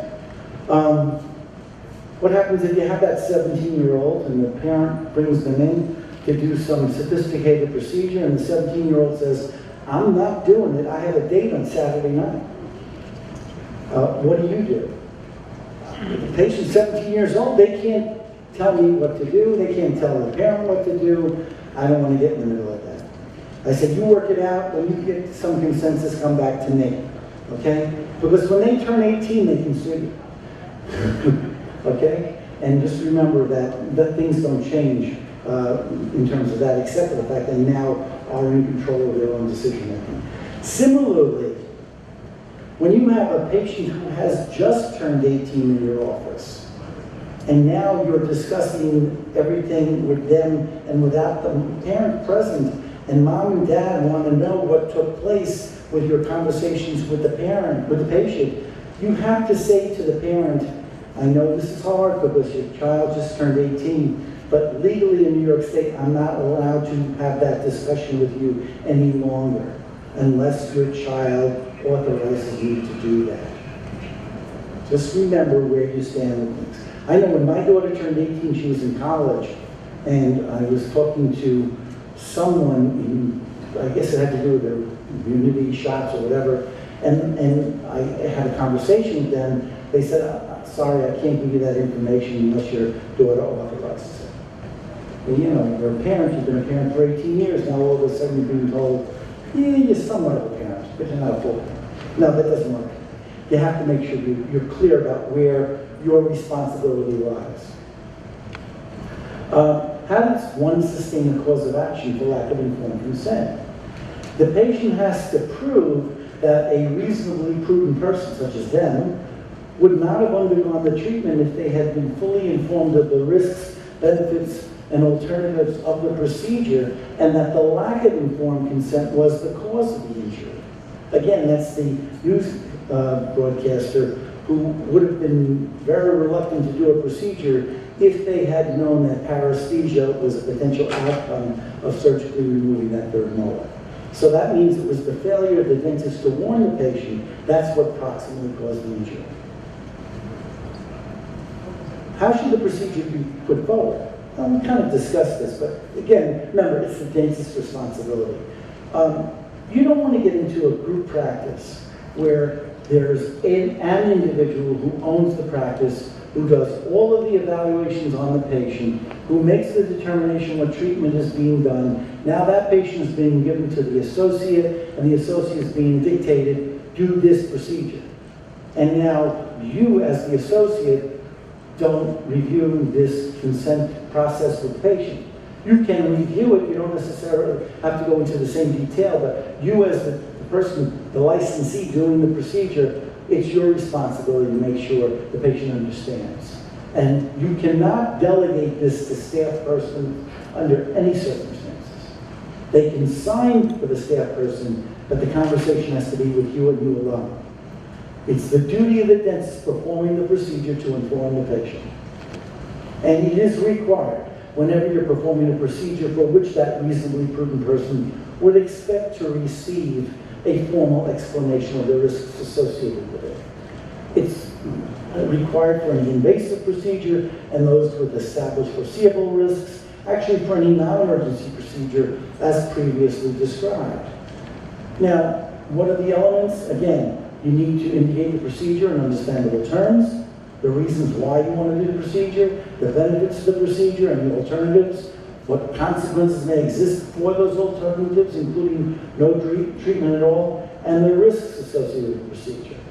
And you need to determine that the patient has understood what you provided them, and if they didn't understand it, or you get the sense they don't understand certain aspects of it, describe it in more detail. Provide them with an opportunity to ask questions, and you want to get that clear expression of the patient's desire to proceed with the suggested treatment before you begin. So it should be formalized to make sure you cover all the bases, but there shouldn't be any pressure being applied to the patient. You want to allow enough time so you can have a discussion. Don't rush the patient. Use more of a relaxed approach because they should feel no pressure. And if there's something they don't understand in technical language, you want to discuss it with them in lay language. Sometimes you may need to draw pictures. Now, again, this is like handwriting, all right? If you draw something, it should be something that is legible or recognizable. If you draw a tooth, everyone should agree this is a tooth, okay? If you're showing a root canal, maybe if you have some printed forms that show root canal anatomy, that may be helpful rather than you drawing something that back in dental school might have sufficed to be a tooth, but now doesn't look anything wrong. Yes? So, for every patient, you need like, hypothetically, just 15 procedures, you need like an hour schedule, 45 minutes for the informed consent, and 15 minutes for... Haha. Seriously. But you have to document every single time informed No, consent given. you don't have to document it that way. You're not listening. You're not listening. Okay, well, let's make sure you understand. Yes, you need to document that you've obtained informed consent, but you basically can write RBA, rest benefits, alternatives, explain, informed consent obtained. Every visit. Yeah, if I'm doing it on a computer, press a button, there it is. If there's any change, it's fine, you know. It's not hard to do. Don't make it more difficult than you need it to be. Just make sure you do it, that's all. Yeah, you don't need an hour to do this discussion. And if you have a good relationship with your patient, you're going to say, we're just completing the next phase of treatment. Any complaints? Okay, we're going to go ahead with this. Is that okay? Yes. That's consent. That's an informed consent discussion. I mean, you're not going to get into the nitty-gritty of taking x-rays every time you take an x-ray. At some point, you can assume the patient knows what's involved with taking an x-ray. The first time, they may not. Then you have the discussion. And then it's just a repeat of what you've done in the past. Okay. So you want to explain in detail the need for the procedure, as we've discussed, and you want to detail the alternatives, especially when you're dealing with complex procedures, and again, explain technical terms when you're unable to substitute non-technical terms. Draw pictures, but be careful. It's a good idea. And you want to give them time to consider what to do. One of the things that we want to make sure we're careful of is we don't want to be so specific in the risks. We don't want to give a laundry list of everything that can possibly happen. So we may want to use language such as, the risk for this procedure, the risks for this procedure include but are not limited to. So you have like the highlights. You know, this is possibly what can happen. Don't get into the esoteria, because if you get into the esoteria, that's when you miss that one thing that possibly could happen. So it includes but it's not limited to this. What else could it be? Could I die? Well, if you're doing anesthesia, the answer is yeah, but you don't want to say that to the patient. So when I have an interview with a patient with sedation, I say, doing intravenous sedation is not without risk. We do everything possible to minimize the risk by monitoring your vital signs throughout the procedure. That's why we want to get medical clearance, or we want to have a discussion with your physician ahead of time. We're going to be sticking an IV into your arm, and we're going to be giving you medications. And these are very risky medications. That's why you're coming to me, because I am certified by New York State to administer anesthesia to you. And that's basically giving them enough food to understand, yeah, this is not something that's without risk in any way, okay? They say, well, what could possibly happen? Well, there are a lot of things that can happen. You can have some medical problems, and blood pressure, and pulse, and if things really don't go unintended to, it could be quite catastrophic. I still haven't said the word die, but that's what I'm talking. Yes. Well, nice that you showed up. It is nice, isn't it? This is 8:30. Let's say our watch. Yes. I have heart surgery on Tuesday. You didn't tell me that. Why don't you give me a call? Because I wasn't talking to anyone. I apologize to all of you. This is Michael Kelly. This is a microphone for Michael. Say hello to him. Tell him how well I've been doing in his absence. Don't lie. I'm sorry you had a heart surgery. We'll talk about that. Okay. Okay, so we're into consent, form consent. I've hit all the Mike Kelly hits already pretty much. I'm right on the schedule. Okay. So keep the camera on hand. You don't need to look at me. I'm tired. Follow-up instructions. Informed consent is strengthened by good follow-up instructions.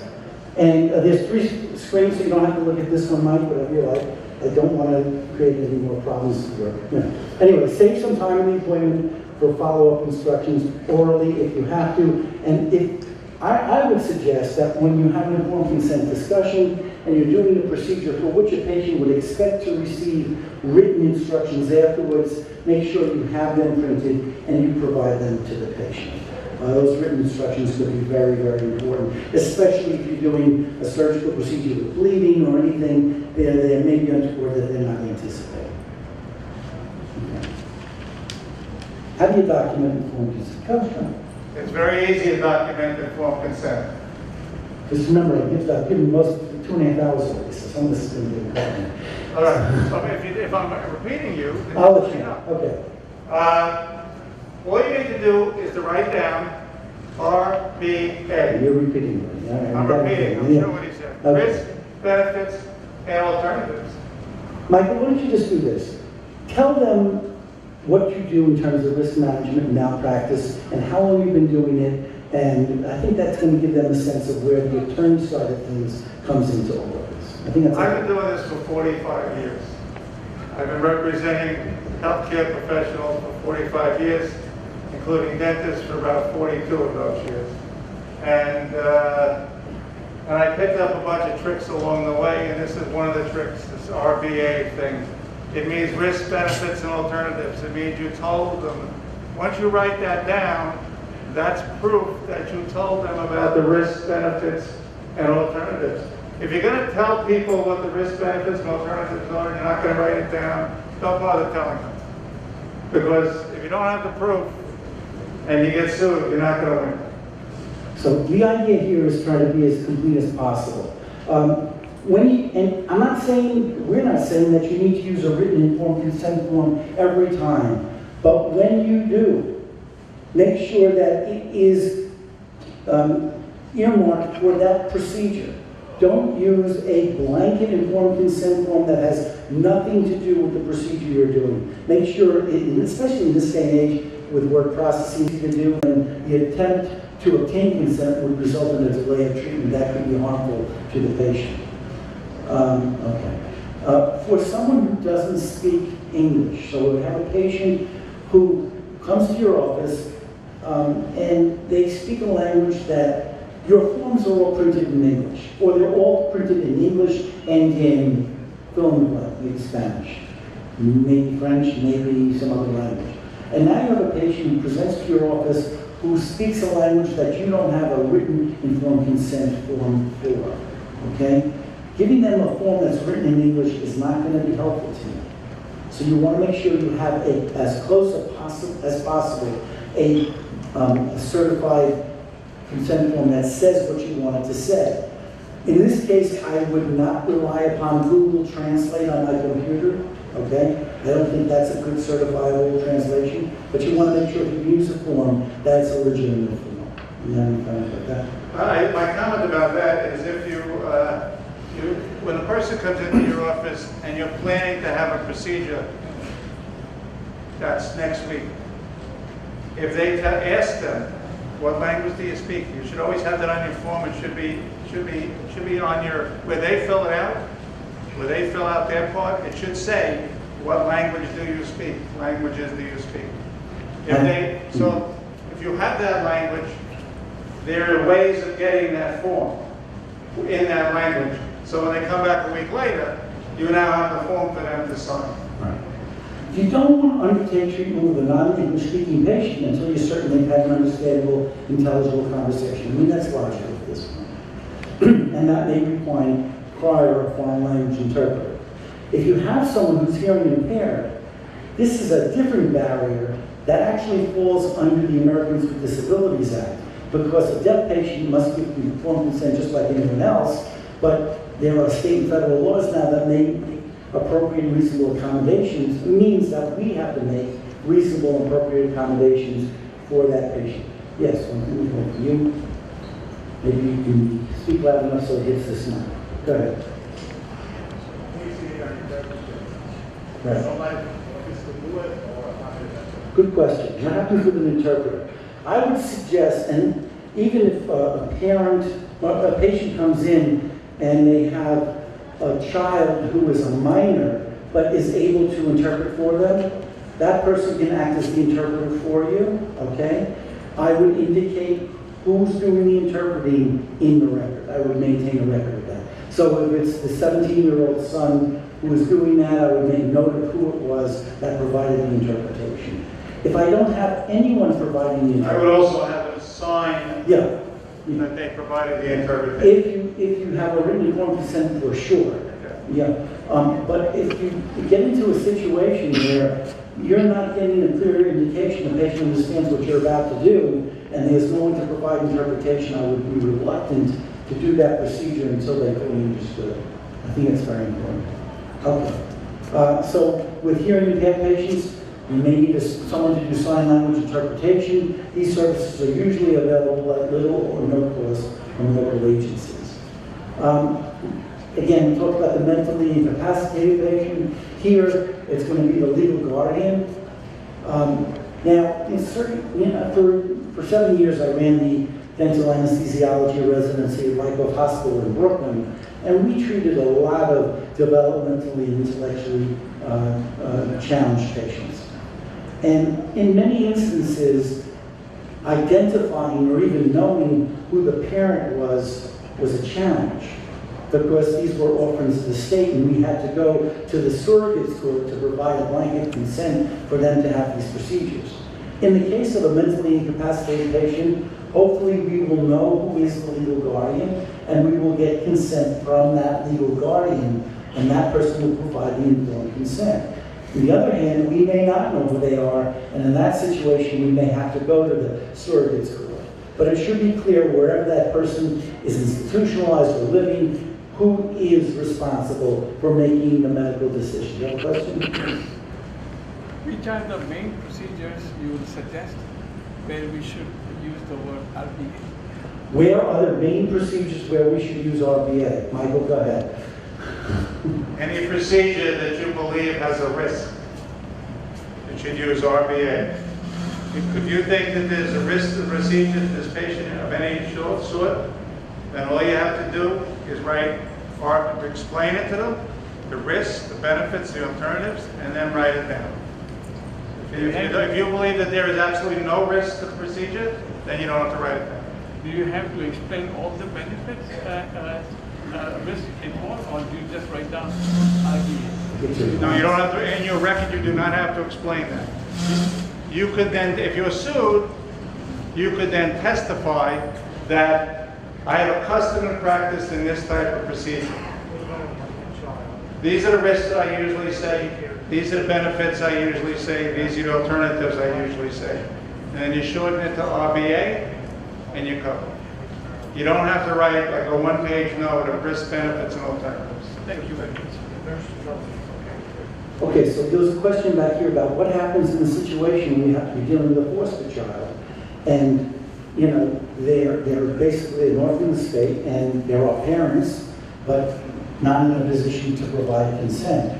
It should be clear to wherever that patient is living, in a group home, in some type of a setting, who is responsible for decision making. That home would not have that child living there unless it was clear to them who the decision maker was for them. It might be the home, It might be the parent.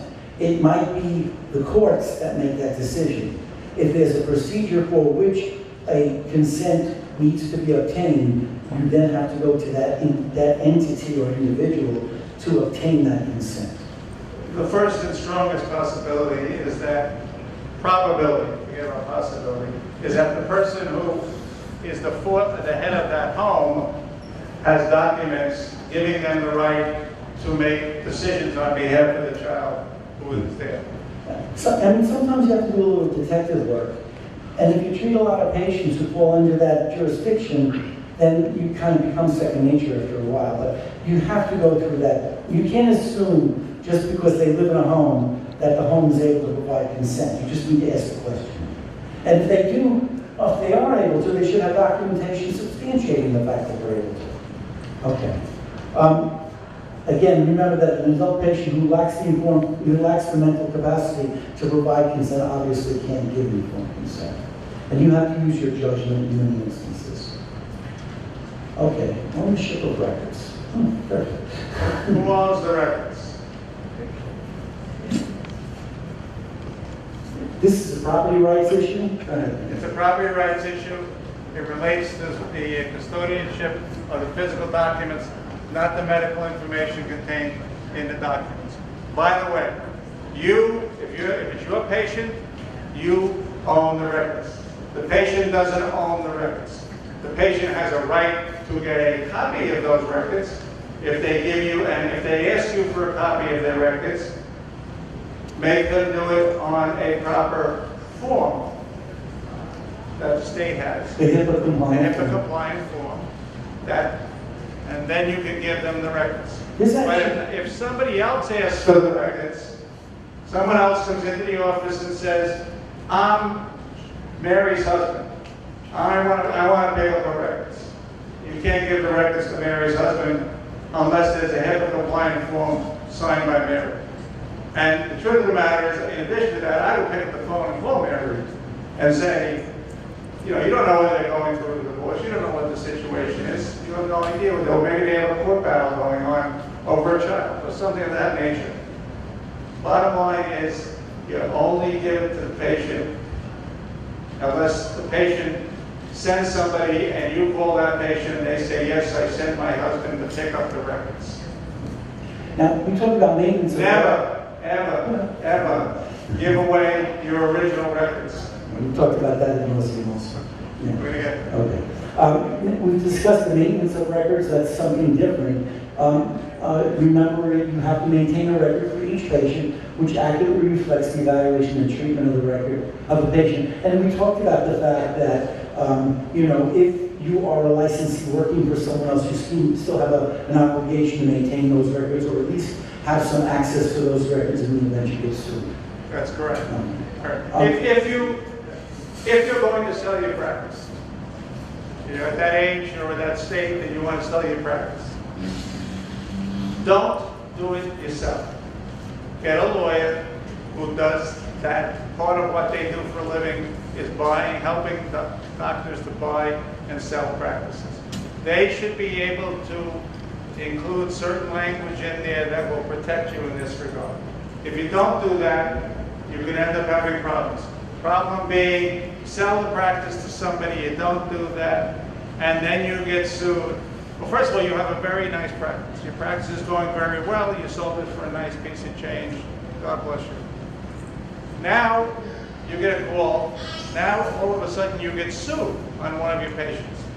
And you call up this person that you sold the practice to 3 years ago, and that person is not you. So in that 3 years, the first year went down 20%, the second year went down 30%, and the third year went down 40%. They think, of course it's not them, they think you sold them a false bill of goods. And they're going to tell you, I've been involved in cases like this, they're going to tell you, I don't have the records. I didn't keep the records. You kept the records. You're in trouble. You have problems. That's why you have to have a lawyer to walk you through the steps of how those records are handled on the sale of a practice. Okay. Again, why do we keep records so long? Remember, the records are going to be your strongest defense, and there's no statute of limitations for OPD cases. I want to touch on OPD just a little bit. I know that's a favorite topic of yours. It is. I hate OPD. And I hope nobody's here from OPD. Because I don't think they're very fair. I really don't. OPD is your worst enemy. OPD wants to do one thing. They want to take away your license, or they want to restrict your license, or they don't want you to practice. If OPD knocks at your door at home, comes to your office, is waiting for you outside your house of worship, all of which are situations I've been involved in. If OPD does any of those things, anybody from OPD comes to you and says, I want to speak to you, you are not required to speak to them in any way, shape, or form. You tell them that I need to speak to my insurance carrier and or my lawyer, if you have a lawyer, and please give me your card, and I or they will get back to you. They can't force you to talk to them. No matter what they say, they can't. If you call your insurance company, and at that point you should be calling your insurance company anyway, because now you have a situation. More than likely you have some type of coverage under your insurance with respect to OPD, and that coverage is to pay for a lawyer, not to pay fines or any of those things. But your insurance company can help you in this regard. If you're covered, they may suggest to you, we're going to give you a lawyer to do this. If an insurance company gives you a lawyer to do this, my recommendation to you is that you get a few names from the insurance company and you interview each of those people. If you were going to redo your kitchen, you would get 3 estimates. And you would talk to them about what do you think you're going to do, how long is this going to take. This is a heck of a lot more important than that. You won't have a kitchen if OPD takes everything away. So, OPD is not your friend. Don't cooperate with them without the help of a lawyer. Don't do it. It's not going to, you may think you're smarter than everybody, don't think that. I'd also like you to talk about spoliation so they understand what that's about. Okay. You are required to keep your records for the time period you want to have record.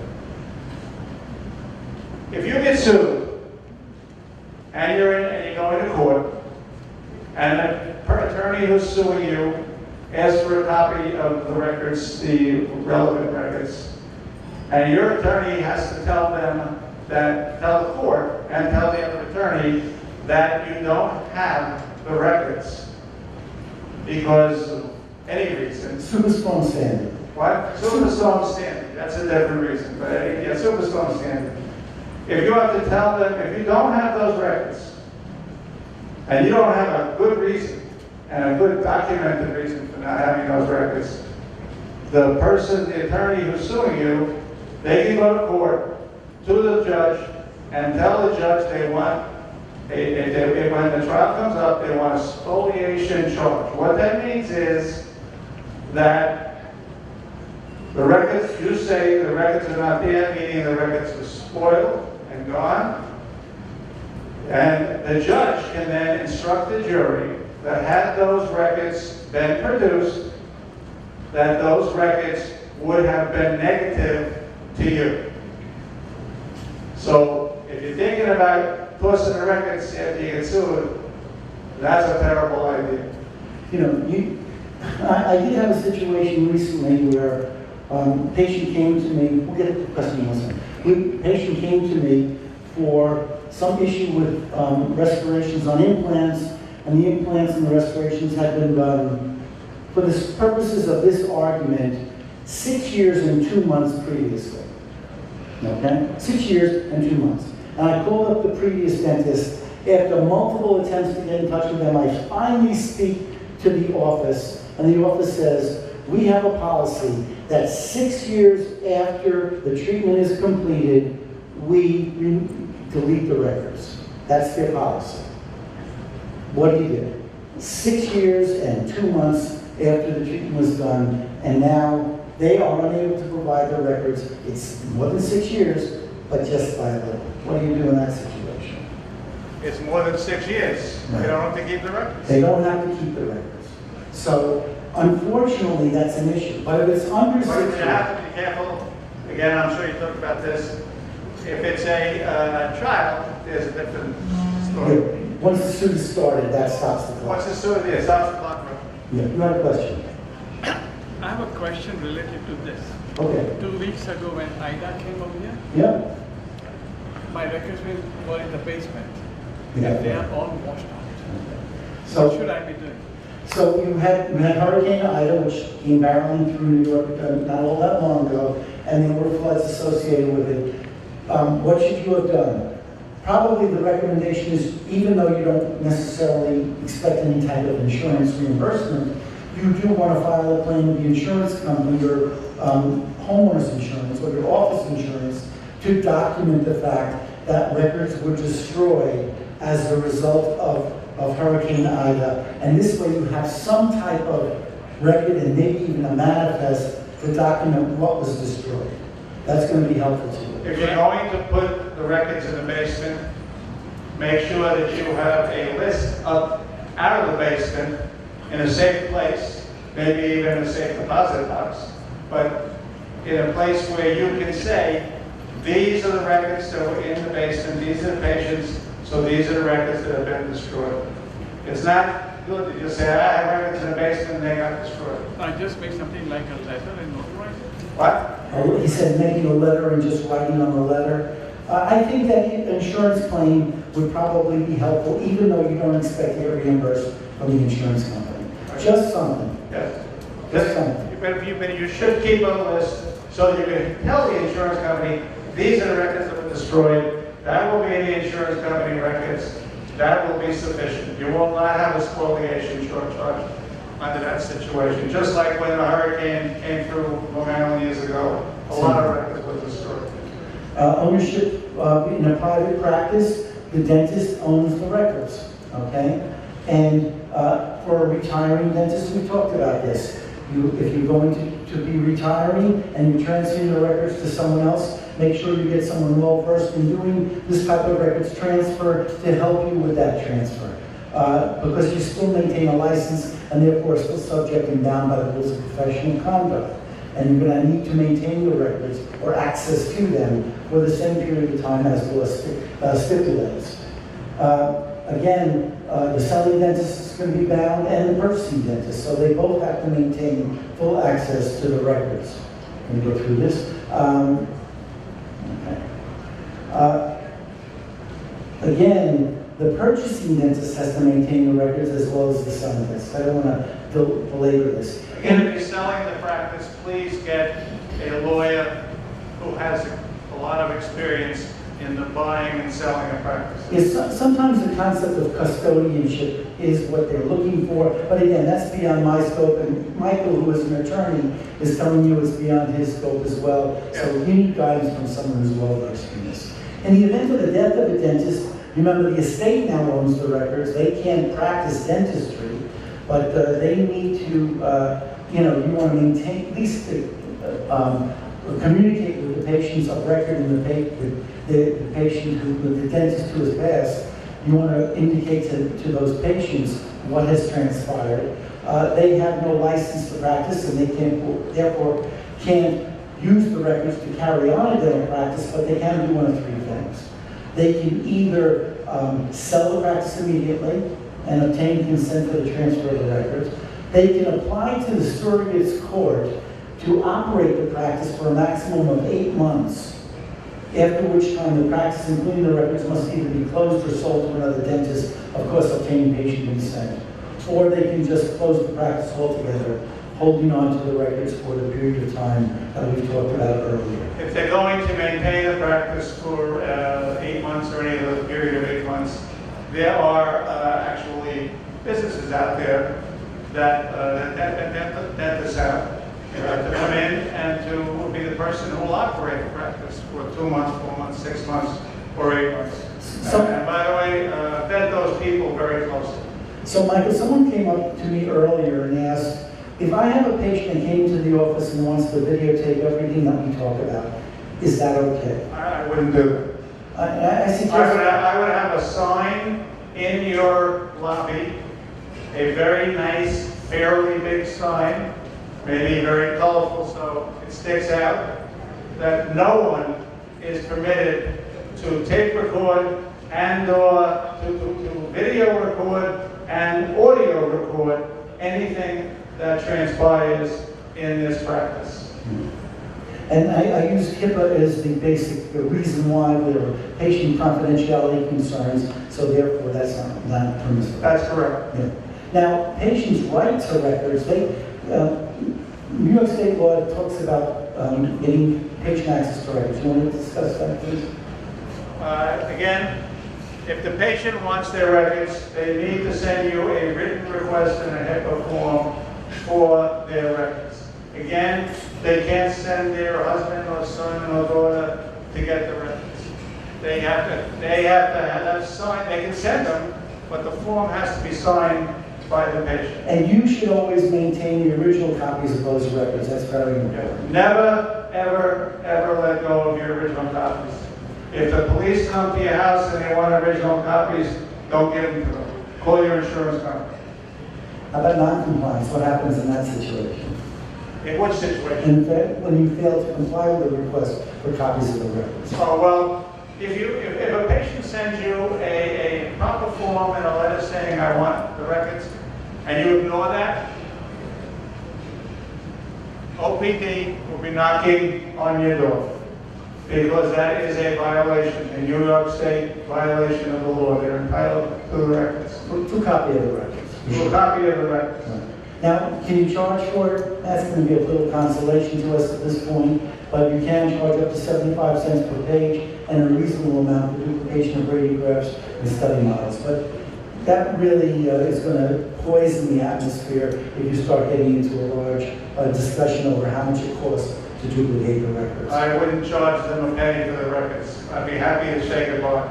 But what about if they make the request and they have unpaid bills as far as an office is concerned? You cannot withhold the records. You cannot. You give them the records, and then you can sue them after a certain period of time. But I would be very careful about that. And by the way, if the patient, if that's the case, you have to put your insurance company on notice.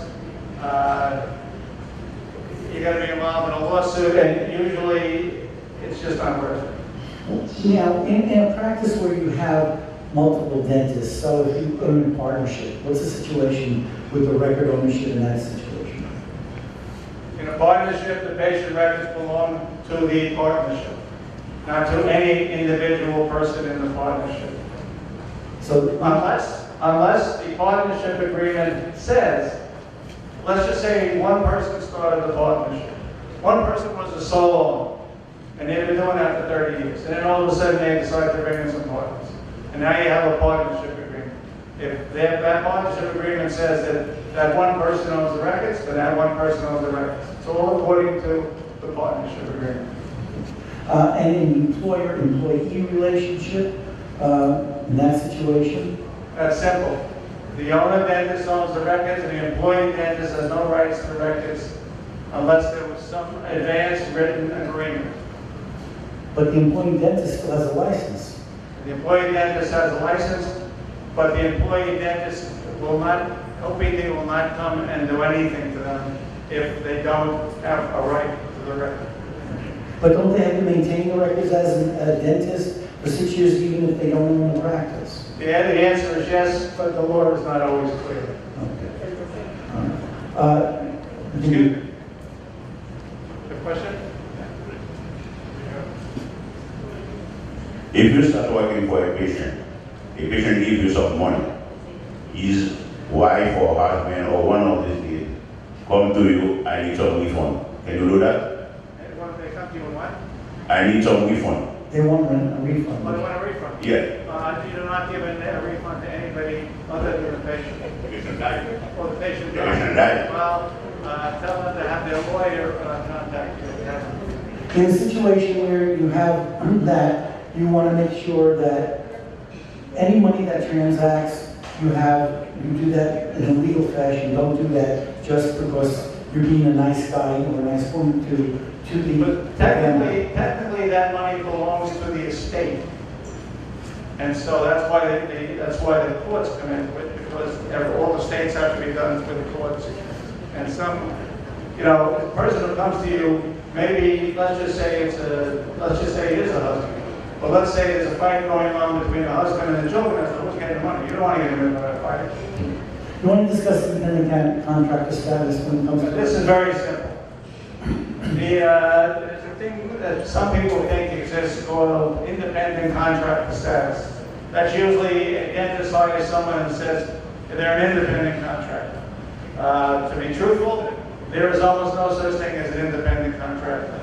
The IRS 20 years ago set forth a list of about 18 things that have to be reached before someone is actually an independent contractor. You have to, things like your name has to be on the door, all sorts of things. I wouldn't get involved in an independent contract. If I own a practice, I wouldn't get involved in an independent contractor situation, because that's the only reason that's being done is for either one or two people trying to avoid, or several people trying to avoid paying their taxes. And once the IRS gets involved, which about 20 years ago they did get involved in this type of thing, and they made a lot of researches, and a lot of people got into a lot of trouble, I wouldn't do that. They're the last people you want chasing you, even more than old people. You want to talk about the patient relations for a few moments, and then we'll pick up. We only have a limited amount of time. Sure. Patient relations. One of the most important things is that when a patient comes into your office that they feel safe. Safe meaning comfortable. It's a nice place to be. It's a good place. It has a good feeling. The people who work for you are all nice and friendly to the patients, to you, to each other.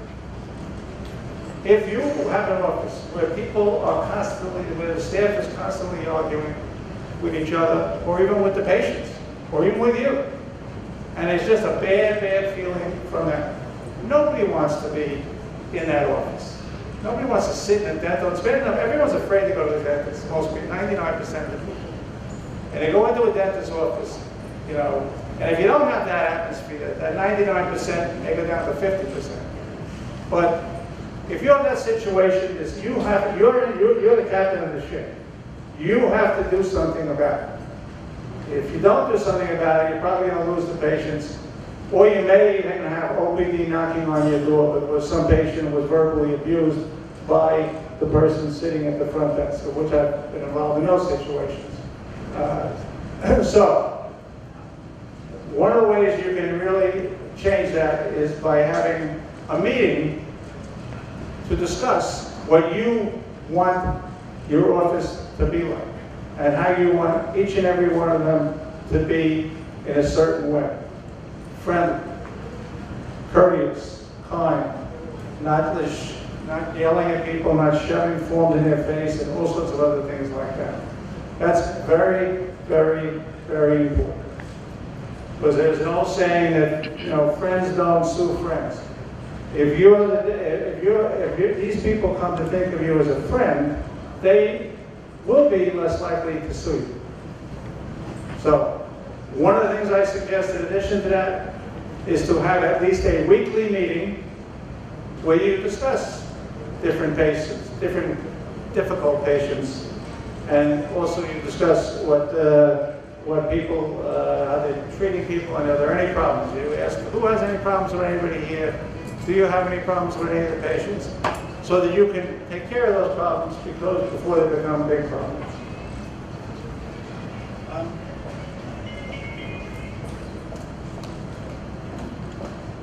Okay, we're kind of tight with time now. So we're just going to go through one more section, which I think is important, and we're going to discuss confidentiality and abandonment, and then I think we're going to wrap it up. Again, we talked about when the independent-patient relationship is established. It's as soon as anyone provides any information to you as a dentist concerning their health, and you should assume it's established as soon as they walk into your office. If you offer an opinion in your home, then they're your patient, so just don't do it. As far as confidentiality is concerned, that's a duty that flows from the establishment of this relationship, and it requires you, as the dentist, to not divulge any information about that patient or their treatment plan to any unauthorized party without the patient's written express permission. And abandonment. By the way, that also goes back, I'm sorry. Microphone. You can't hear me. I'm sorry. That also goes back to what I just talked about. Your staff should not be talking about other patients in the office. That's a big problem in dental offices. So, as part of those meetings with the staff, make that clear.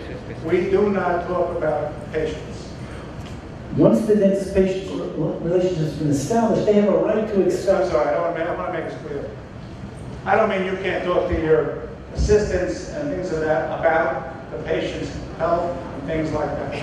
What I mean is, don't talk smack about the patients in front of other people. Once the relationship has been established, the patient has a right to expect continued care from you. And abandonment may have occurred when you deny a patient access to treatment after the relationship's been established. It's a serious breach of the relationship and can be a source of malpractice or even disciplinary action. So, again, emergency availability, that's a different factor. We're going to go through this real quick for some time considerations. But you want to make sure that if you're going to terminate a patient, you follow the procedure for doing so. Termination is the term used to end a dentist-patient relationship in order to avoid the charge of abandonment.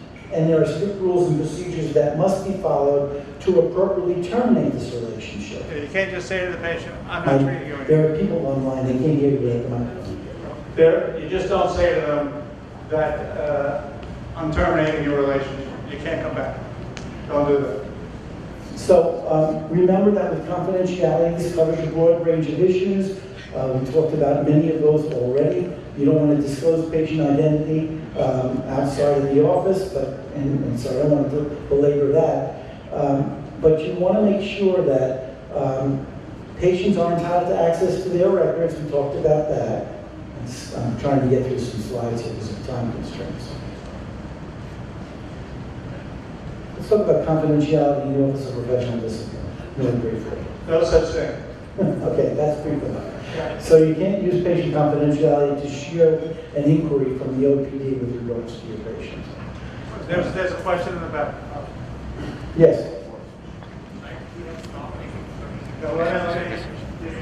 Sorry. That's okay. Go ahead.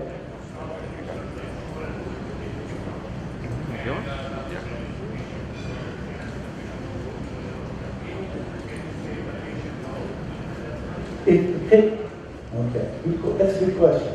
So, in other words, you were treating a patient who, because of certain third-party payers, and you're no longer involved with that, how do you terminate the treatment with that particular patient whose insurance you no longer accept?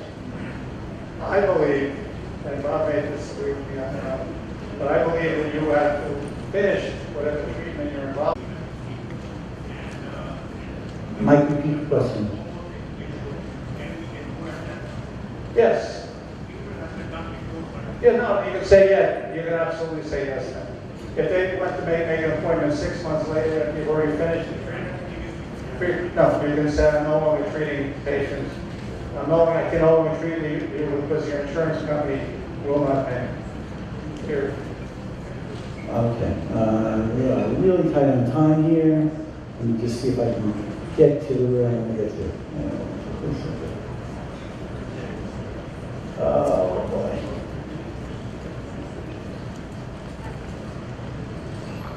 I apologize for the delay here. I just want to get to one section. Here we go. All right, now we're there. So once the relationship has been established, dentist is obligated to continue treatment, and the failure to do so is abandonment. Abandonment is a serious breach of the dentist-patient relationship and can be a source of malpractice or disciplinary action, as we've discussed. Dentists are allowed to end a dentist-patient relationship through a process called terminations. There are rules and procedures that you have to follow in order to successfully and appropriately terminate the relationship. So while the abandonment may be the refusal to treat and involves denying a patient access to treatment, neglect is the failure to treat, and that involves inadequate attention to treatment but without any outright denial of access to treatment. Why would you terminate a patient from your practice? What would be the reasons? Well, we've discussed many of them already. Maybe it's an unworkable relationship with a patient that hasn't been going so well. You can't end it for a discriminatory reason, and you certainly can't end a relationship at anything other than a normal stopping point in the treatment plan. But you could, if there were threats of harm to you or your staff, or other consistent unpleasant interactions with you or your staff, or if there have been repeated failures to keep appointments or follow instructions. With respect to those two, if those two are going on, the repeated failures to follow instructions, and also repeated failures to follow instructions, then what you have to do is put that in the patient record.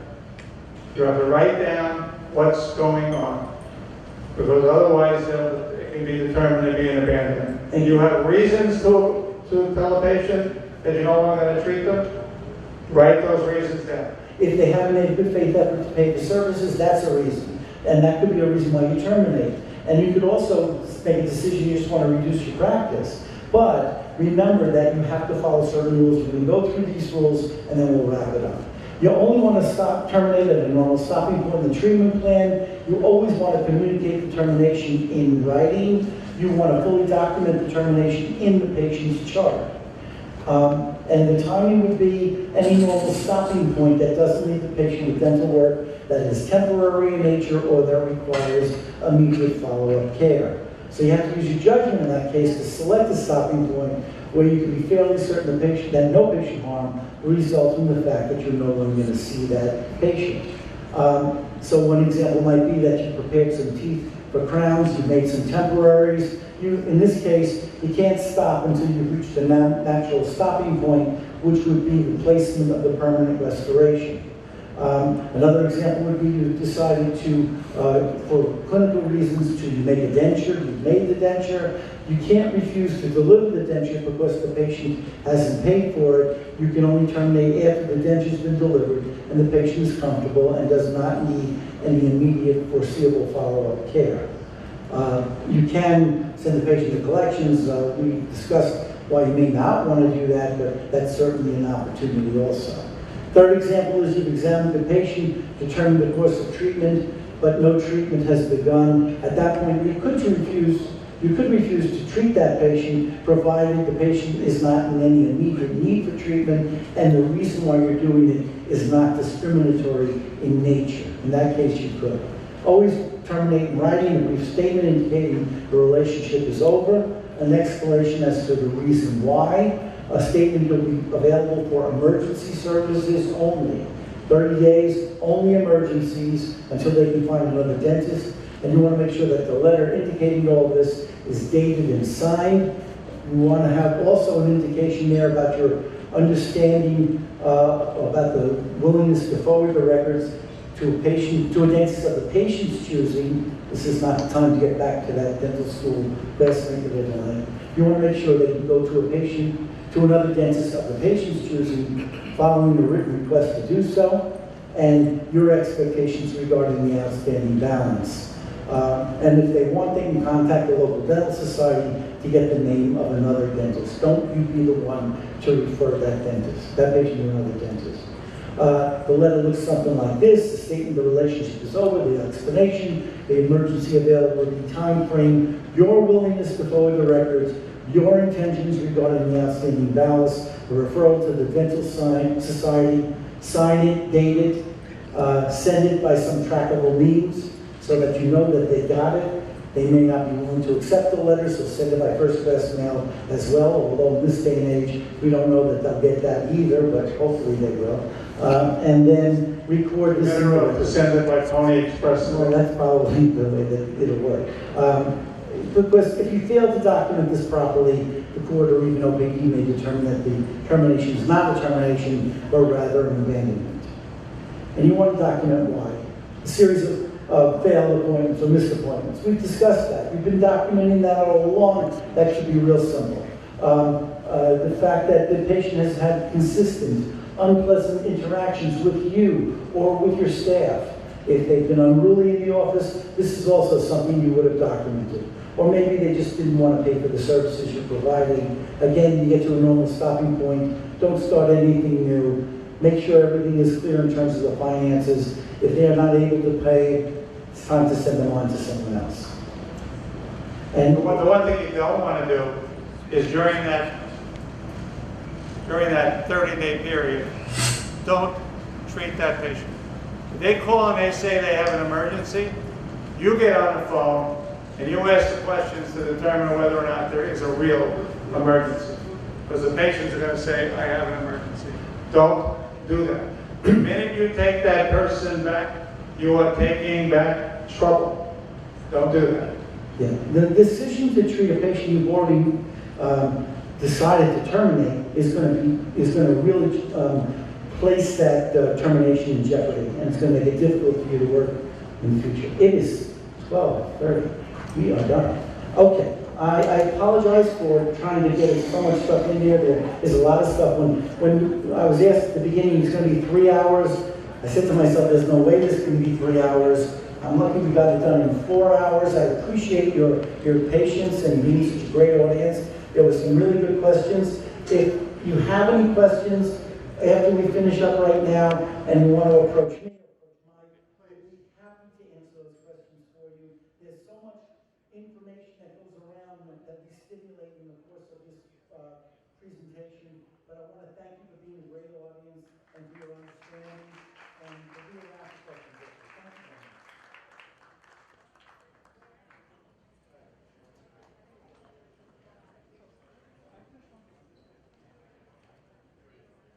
Thank you, everyone. We're going to actually have all the raffle now, so don't leave just yet. Let's just do the raffle real quick.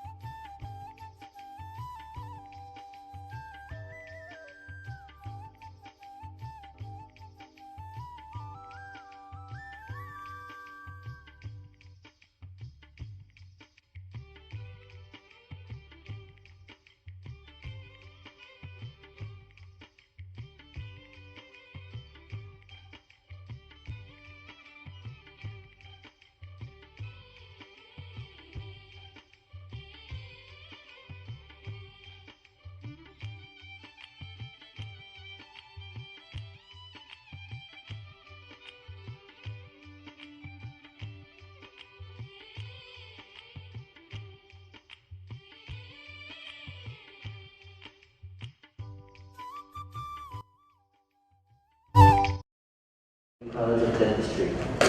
He has lectured nationally and abroad for NYU Continuing Education Department. Dr. Bakhtiari has published and lectured on various topics such as aesthetics, implant designs, computer restorations, ceramic materials, and occlusion. So, with great pleasure, we'd like to thank you for being here, and thank you.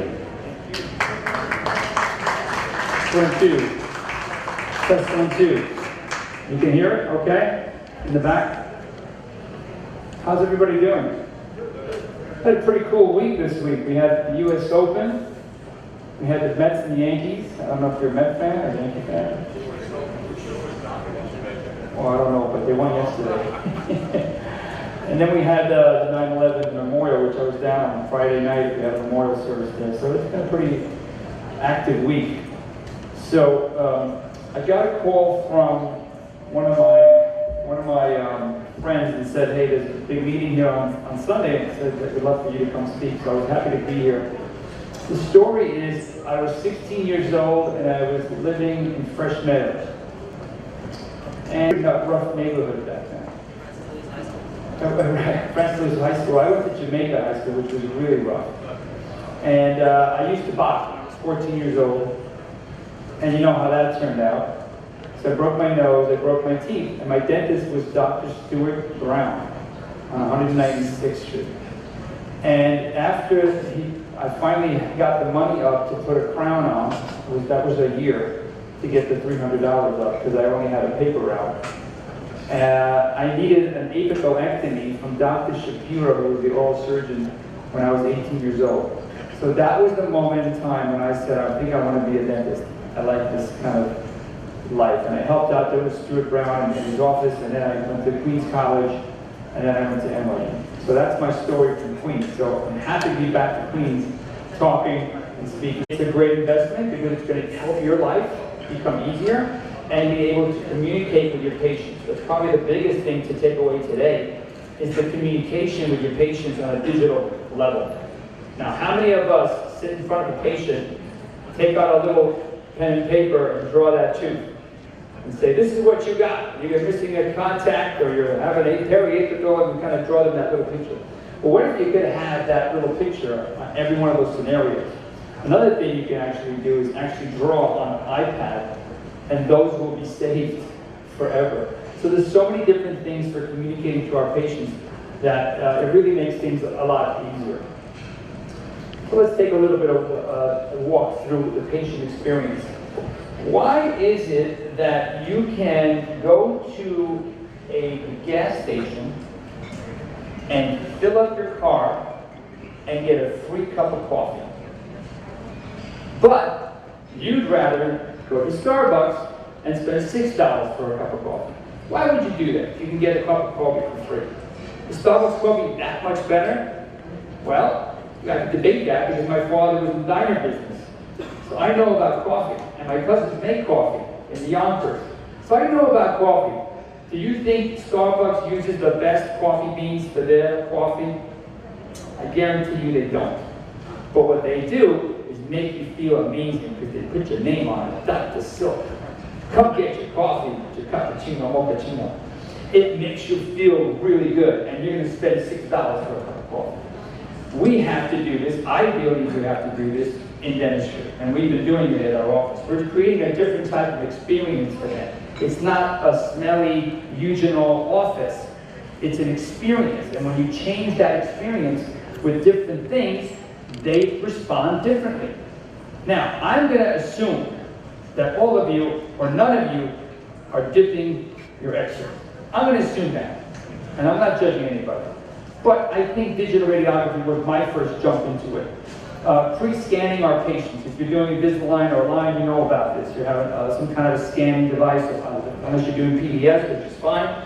But you need to get those impressions to the company of Align Technology to do your Invisalign. So pre-scanning is very important for us. CBCT scan, it's an investment. Okay, not everybody has the space for it. But what I will tell you is you have to align yourself with a surgical practice or a perio practice that does have a CBCT scan that's close to your office so that at least you can get that information quickly. The old way was I would get a patient in, they had a consultation on implants, and I would send them, across town to the surgeon's office. They would get a CT scan, they would put it on a disk drive. Maybe they remembered to send it to me. Usually they forgot about it. I never got the CT scan. The patient came for the consult and was scurrying around to get the CT scan from the surgical office. And that was about a 3-week turnaround from my memory. Today, it's automatic. Okay, it's automatic for me because I've invested in making a little room just so I can have my own CT scan. And what that does, it gets immediate consultation. You're in pain? I don't see anything on the x-ray. But I'm in pain, Dr. Dean. Let's go take a CT scan. All of a sudden, I see fractured roots. All of a sudden, I see polyps in the sinuses. All of a sudden, I see posts that I couldn't see before because the x-ray can show it. Fractured roots, fractured teeth, all kinds of things, not just for implants. So there's sleep airway, if you're doing any kind of sleep in your office, I can look at an airway right now. That's a very powerful thing, to be able to see that clinically in 2 or 3 minutes. So that becomes a different experience. Photography, young dentists, if you just came out of school 5-10 years, go get a camera. The biggest investment you're going to make is in a camera, so you can document your beautiful work. Even if it's an emergency, a cracked tooth. I take those pictures of a failed implant because I want to show the patient, hey, listen, this doesn't happen just to you, it happens to a lot of people. So again, the photography becomes a big communication tool. So if you ask me, how do I do my consultation, we do photographs, we do x-rays, radiographs, CT scan as an implant consult. And then what I'll do is I'll sit down. Before I even see the patient, I've done my whole analysis. I know exactly the treatment plan that I'm going to offer to this patient. I know what I would do for my family and myself. And that's the conviction that I like to teach my doctors. We have a course at NYU, and some of my doctors are here today. We teach them to think that what would you do on your patient, and what would you do with your family, and how would you treat yourself if you were the patient. And that's ideal treatment. Can they afford it? Sometimes they can't. But I still push the best treatment for them. And maybe they can't afford it right now, but maybe they could do part of the treatment, and we'll do it over time. A lower denture, she needs 4 or 5 implants, she doesn't have money. Okay, can you get 2 implants this year? Can you get 2 implants next year? So we'll go over denture this year, and then we can convert that denture into a 4-unit fix maybe, or a 5-unit fix if we put more implants over time. No, I understand that. I understand. I came from this neighborhood where, not everybody has $20,000 to spend on their teeth. So you have to be empathetic to that, and I understand that. But if you decrease your treatment planning protocol, then you're kind of saying, well, how much can you afford? I can only afford $5,000, and then you stop there. What I'm saying is I don't stop there. I say, okay, well, let me $5,000 this year. Can you do $5,000 next year? And let's get you to where you're supposed to be. So that's how I like the treatment plan. So for me, it becomes a better experience for the patient when you take out a scanner rather than you take out a PDS. And I know Kettenbach is here. One of the sponsors is Kettenbach. That's who we use for a PDS. We still use PDS. Not as much as most practices, though. Very, very little. But we still use it. I need to have a good product. I don't want to do this with alginate anymore. So I have a machine that's a little bit actually less expensive than alginate. It's very inexpensive to get silginate right now. It's a better product. So I'd rather have a patient experiencing a digital scanner than the old way where they're kind of choking, right? So it just makes things a lot easier.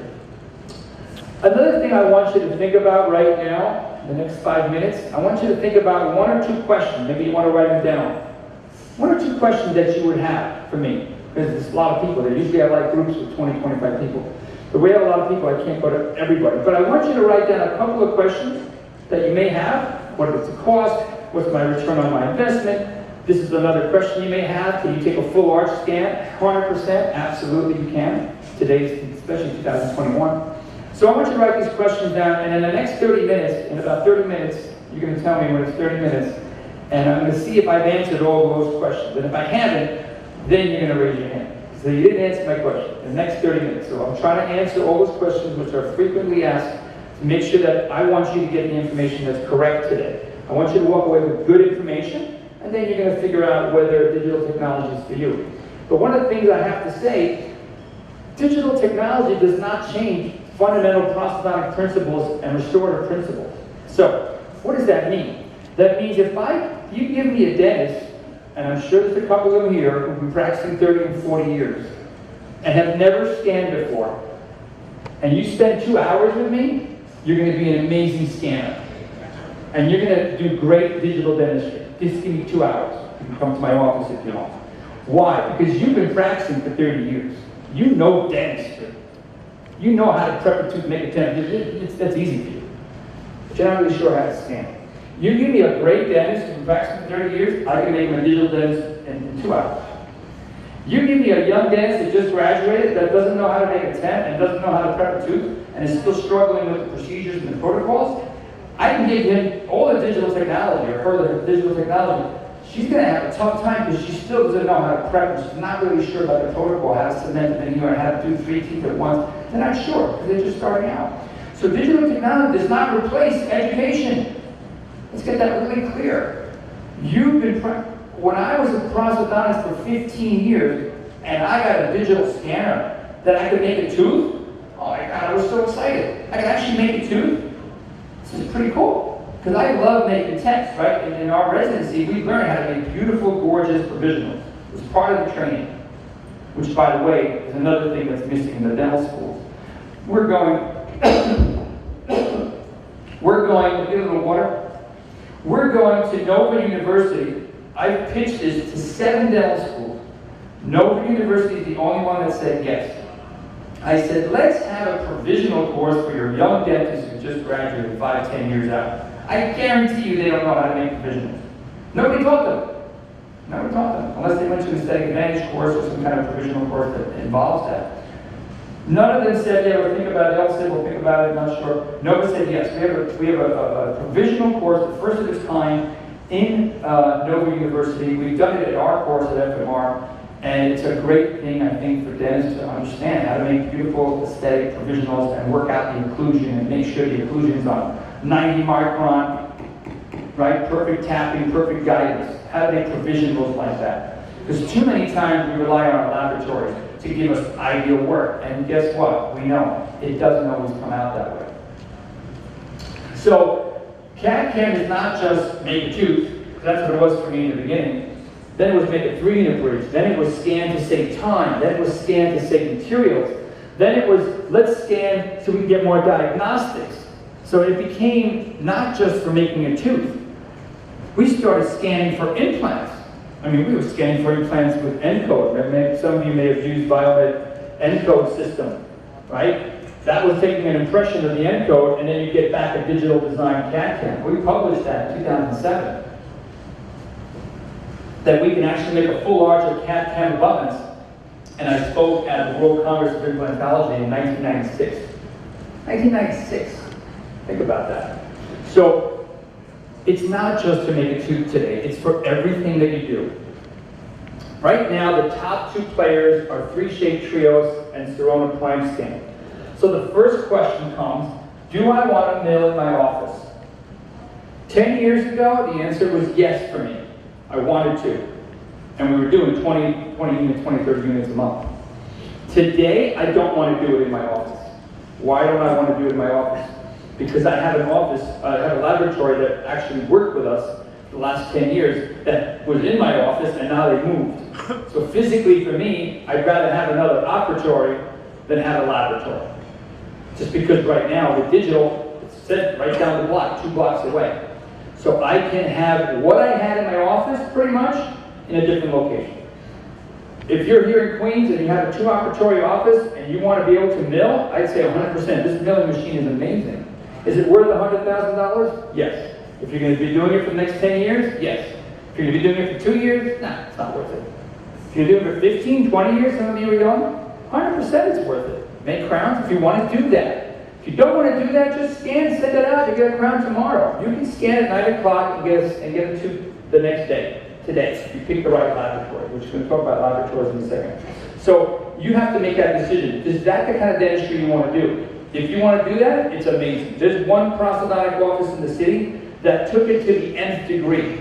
They have 4 milling machines, 6 dentists, and 4 scanners. I mean, all they're doing is milling EMAX. That's all they do. They actually have a full-time tech, 2 full-time technicians.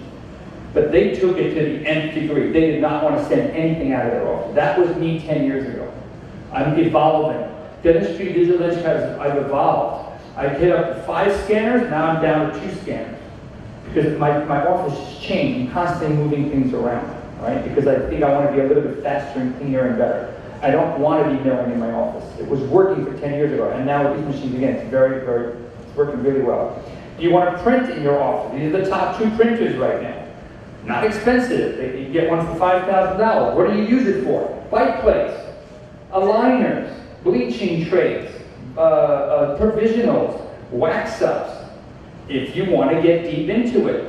Personally, I did it. I don't want to do it anymore in my office. I want to have a lab-free kind of office. So I kind of switched my tune 4 years ago. I made a turn, I made a shift. I said, you know what, let's get rid of this because the lab is really close. And I don't really need to have it today. I can have it tomorrow. So that was a decision that I made. But again, 2 operatory chairs, 3 operatory chairs, single provider, make your bite plates, your aligners, your provisionals. I mean, that's a great business decision. For $10,000 something, or $6,000, that's a great decision to do that. Because you can have it overnight instead of pouring the tray, omni-backing the thing, cutting it around. It's messy. It's a messy process. We did it, but it's messy. So this is a lot cleaner, a lot faster. There's another doctor, Dr. Pluvio Silva. He's out in Meadowbrook. He went full speed, and he's got 3 of these printers. He changed his whole office. After he came to my course, he spent a year with us, and he's like, Doc, I want to do digital text. He's doing DSD, digital smile design. He's printing his provisional. He's way into it and doing $1.5 million. He started doing $700,000 when he was with us 2 years ago, and now he's over $1.5 million. Because he's changed his experience. If you go on his website, Julio Silva, very smart, all digital practice that changed his whole, and he'll be happy to tell you how he did it. So here's my data. We've been taking data since 2004. We have 97%, when I say success rate, that means there's about 3% of things that happen. Everything included. Decementation, rebonding, cracks, fractures, redos, color changes that didn't happen, margin didn't fit, whatever. But that's still a pretty good success rate over the last 14 years. So we did things like this. We changed our preparation design. We changed our preparation design to instead of doing veneers, we started doing full coverage on posterior teeth. We started doing onlay veneers. We started doing onlay veneer preparation. Why did we change that? Well, number one, I was scanning, so I didn't have to pack cord, so everything was super gingival. Changed the whole preparation. Secondly, I had Emax. Emax is a strong material that it's adhesive dentistry. We actually get a really good bond with Emax to a natural tooth, even if it's on dentin. The bond strength is really, really strong. Very different than zirconia. I know a lot of you like to do full crown zirconia. It's not a true bond, let's be honest. Did you ever try to cut off an Emax crown? You're doing an endo, you have to replace it. You gotta really cut it, right? You gotta really cut through it. You ever try to cut a zirconia? Well, you got like 15 burrs later. But when you cut all the way through, what happens to zirconia? It just pops off. It is not luted, ladies and gentlemen. So let's stop the nonsense, right? They're telling you it's bonding. Aluminous oxide is a glass that's really not bonding to teeth. Let's just be honest. You can put all the burial link you want on it, put all the dentin, that's all nonsense, period. You know, you see it, you take it off, nothing's bonding, just slide it off. An Emax crown, you gotta really cut it off, even if it's on dentin. So, understanding that concept, if I'm gonna do Emax, because I want to get better bond strength, I don't have to prepare my teeth that much anymore. I don't have to get subgingival for my amalgam that I'm taking out. I can stay on dentin, I can stay on enamel, I get a really good bond strength. That becomes an easier preparation and an easier scan. So that made sense to me. So we switched our preparation, we switched our scanning technology. So again, something like this, people will start, I'm going to point to all 3 screens, something like that, an amalgam, I have seen people take that out and put inlays in there. And I started doing that too in my early years. Take out the amalgam, bump twist an enamel, put an inlay in. And even if it fit, sometimes it didn't, because you're trying to make something ceramic fit in all these grooves and nooks. I always had a little bit of space, bothered me. And it wasn't really precise. But not only that, the patient would look and say, my tooth is yellow. I spent all this money on the inlay, and you change the black to the white, but my tooth is still yellow over here. What did I do differently? I changed the concept to onlay veneers. Looks better, patient's happy, easier bonding. I don't have to worry about the margin now. I got a nice, beautiful margin all the way around, easier to read. So the preparation has made it easier for me. I'm not trying to fit it into an inlay. It's torture. Some of you have done it. It's torture. It doesn't really fit. You gotta do it again. You gotta do it. It doesn't. It's not a good. It scans it, but it doesn't mill it the same way as an onlay veneer. So that changed for me. Big change. So whether you have Prime Scan or the other scan, you want to go get Medit. Medit's a very inexpensive scanner. And I'll show you in the second part of the presentation. Because some of you are asking, is it accurate? 100% accurate. We published a paper, there's 4 other papers now with all the 4 different use scanners, 100% down to 20, 30 microns. So that's not an issue. Don't ask me, does it fit? It fits. Otherwise, I wouldn't be doing it, trust me. I'm not into doing redos in my practice. So it fits, it's accurate. Where is the inaccuracies? If you're getting crowns back and you hear from your friend that they're scanning and they're not getting accurate crowns back, where is the problem? Anybody know? If you're scanning with any of these great scanners, top scanners, and you're putting your crown in and there's a margin open and it doesn't fit from the laboratory, where's the problem?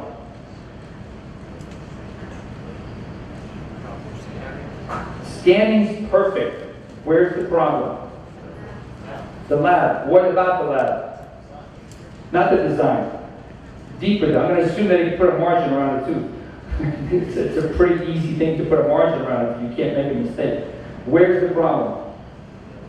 The milling. If they have a $5,000 printer or a $5,000 milling machine, it may not really cut a really good tooth. If they have a $100,000 printer and a $150,000 milling machine, you're going to get a really good accurate print. So the problem now is not the scanner. 2010, you could say my scanner is better than your scanner is better than mine. We can argue that point because they were still in the process of learning how to make beautiful scanners that are accurate. Now it's the printing technology. Printers, the cameras got so accurate that the printers couldn't catch up. You get it? And now you see all this marketing and research and evaluation and money and resources being put into printers. Because the printer is the most important part now. We got the scanning down. Let's get a printer that actually prints a beautiful, margin on an SLA, and there's all different types of materials that they use for the printers. You can use a cheap material, right? Let's save some money. Or you can use an expensive material. Again, show me your laboratory. You can use my laboratory any day. Send them a scan, you'll get beautiful work back. You show me your laboratory, I make 2 or 3 phone calls to them and I know what kind of printer they have. So the key thing is that your laboratory has to have the right printer if you're going to go into scanning technology. Okay, so here are the scanners, the different ones that you're going to see right now. Here's our paper. We did this with Ritter Dental Implant Company. We took 4 different scanners, CEREC, iTero, Trios, and at that time, PlanScan, which was E4D Emerald. And we made these beautiful models from the highest grade SLA. By the way, we did 4 different printers. That was a side project, just for myself, to figure out which was the best printer, because I didn't believe the company. I'm the kind of guy, I don't believe anybody, I gotta go find out myself. But there was no statistical difference between the scanners. And we had accurate markers, so we knew exactly what this took a 3-year, this paper did 3 years. But I needed to do it. It wasn't about trying to get the best paper out there, it was just doing it right. And the protocols that we set forth are now being used for most prosthodontic journals. What we did was not just test the scanner accuracy, but test the scanner precision. Precision and accuracy is 2 different definitions. And it really comes down to how big the circle is. So think about a target, and you shoot your gun at the target, and you got 4 different holes, and the target was this big, and everybody's accurate. But if the target's this big, precision's not there. So that's the way we tested them, and that's how we knew that there was really no difference. So over 3,000 units in the last 14 years, with implants, posteriors, anteriors. We did anterior veneer. We published the first CAD-CAM single unit central incisor in 2011. That was 10 years ago. That was done by Total Digital Platform. So I've been working hard, as you can see. So a typical day for us is you get the patient numb, the assistant scans the pre-op, she does all the scanning, so I walk in, I prepare the tooth, I make my provisional, and I scan the tooth, because legally in New York City, I need to be the scanner. So if you look at the photo on the right, it's me erasing the tooth that I was going to make. I've erased the tooth, and now I have to scan the final impression. So, scan the final impression, and that gets sent out to the email to the laboratory, and they're going to make the crown, Emax crown, to design it. In the beginning, I was in charge of the design, so I wanted to have quality control, but I've taught them what I want, and I want the contact a certain way, I want the aesthetics a certain way. And what we found was, when we started doing these single units, that the contacts, we're not used to putting a crown in. The bite's actually pretty good. So the reduction of time of insert became not grinding my PFMs like it was before. It was kind of starting to fall in. What you're going to find in your first 3 months, and the honest answer is, if you ask me how long does it take to adapt into your office, that's a question I always get asked. If I buy the scanner, how long is it really going to take for really my staff and myself to really get comfortable? Usually it takes about 3 months. So you got a 3-month learning curve.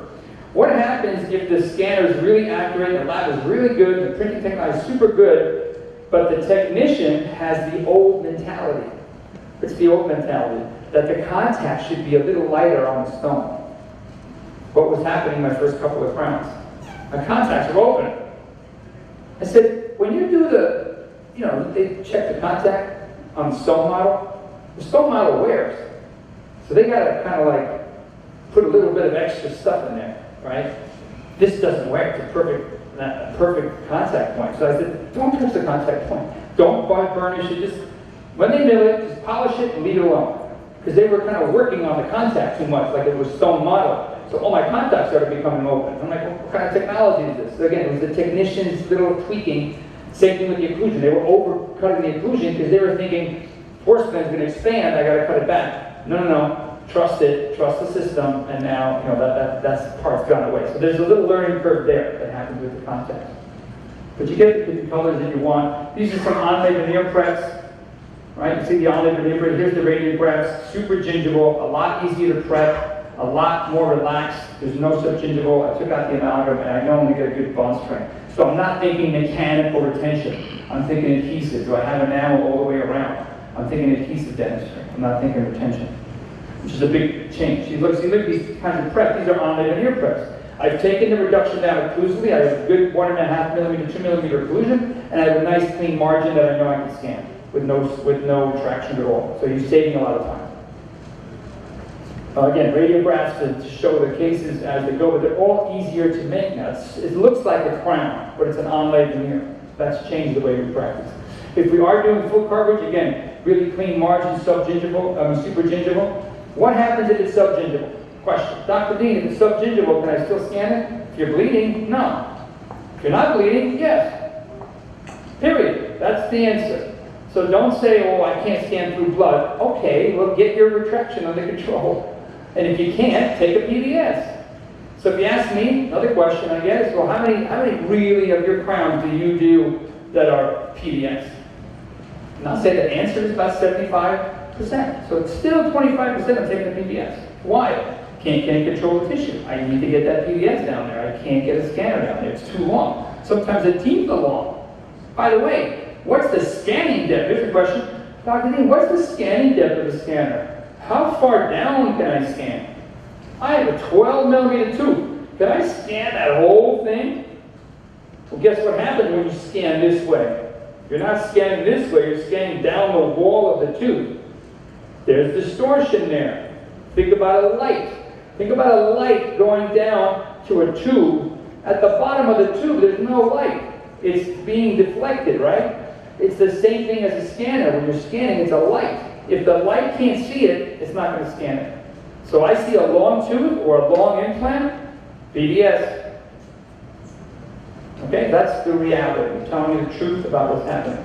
But basically, again, 75% of the teeth I can scan.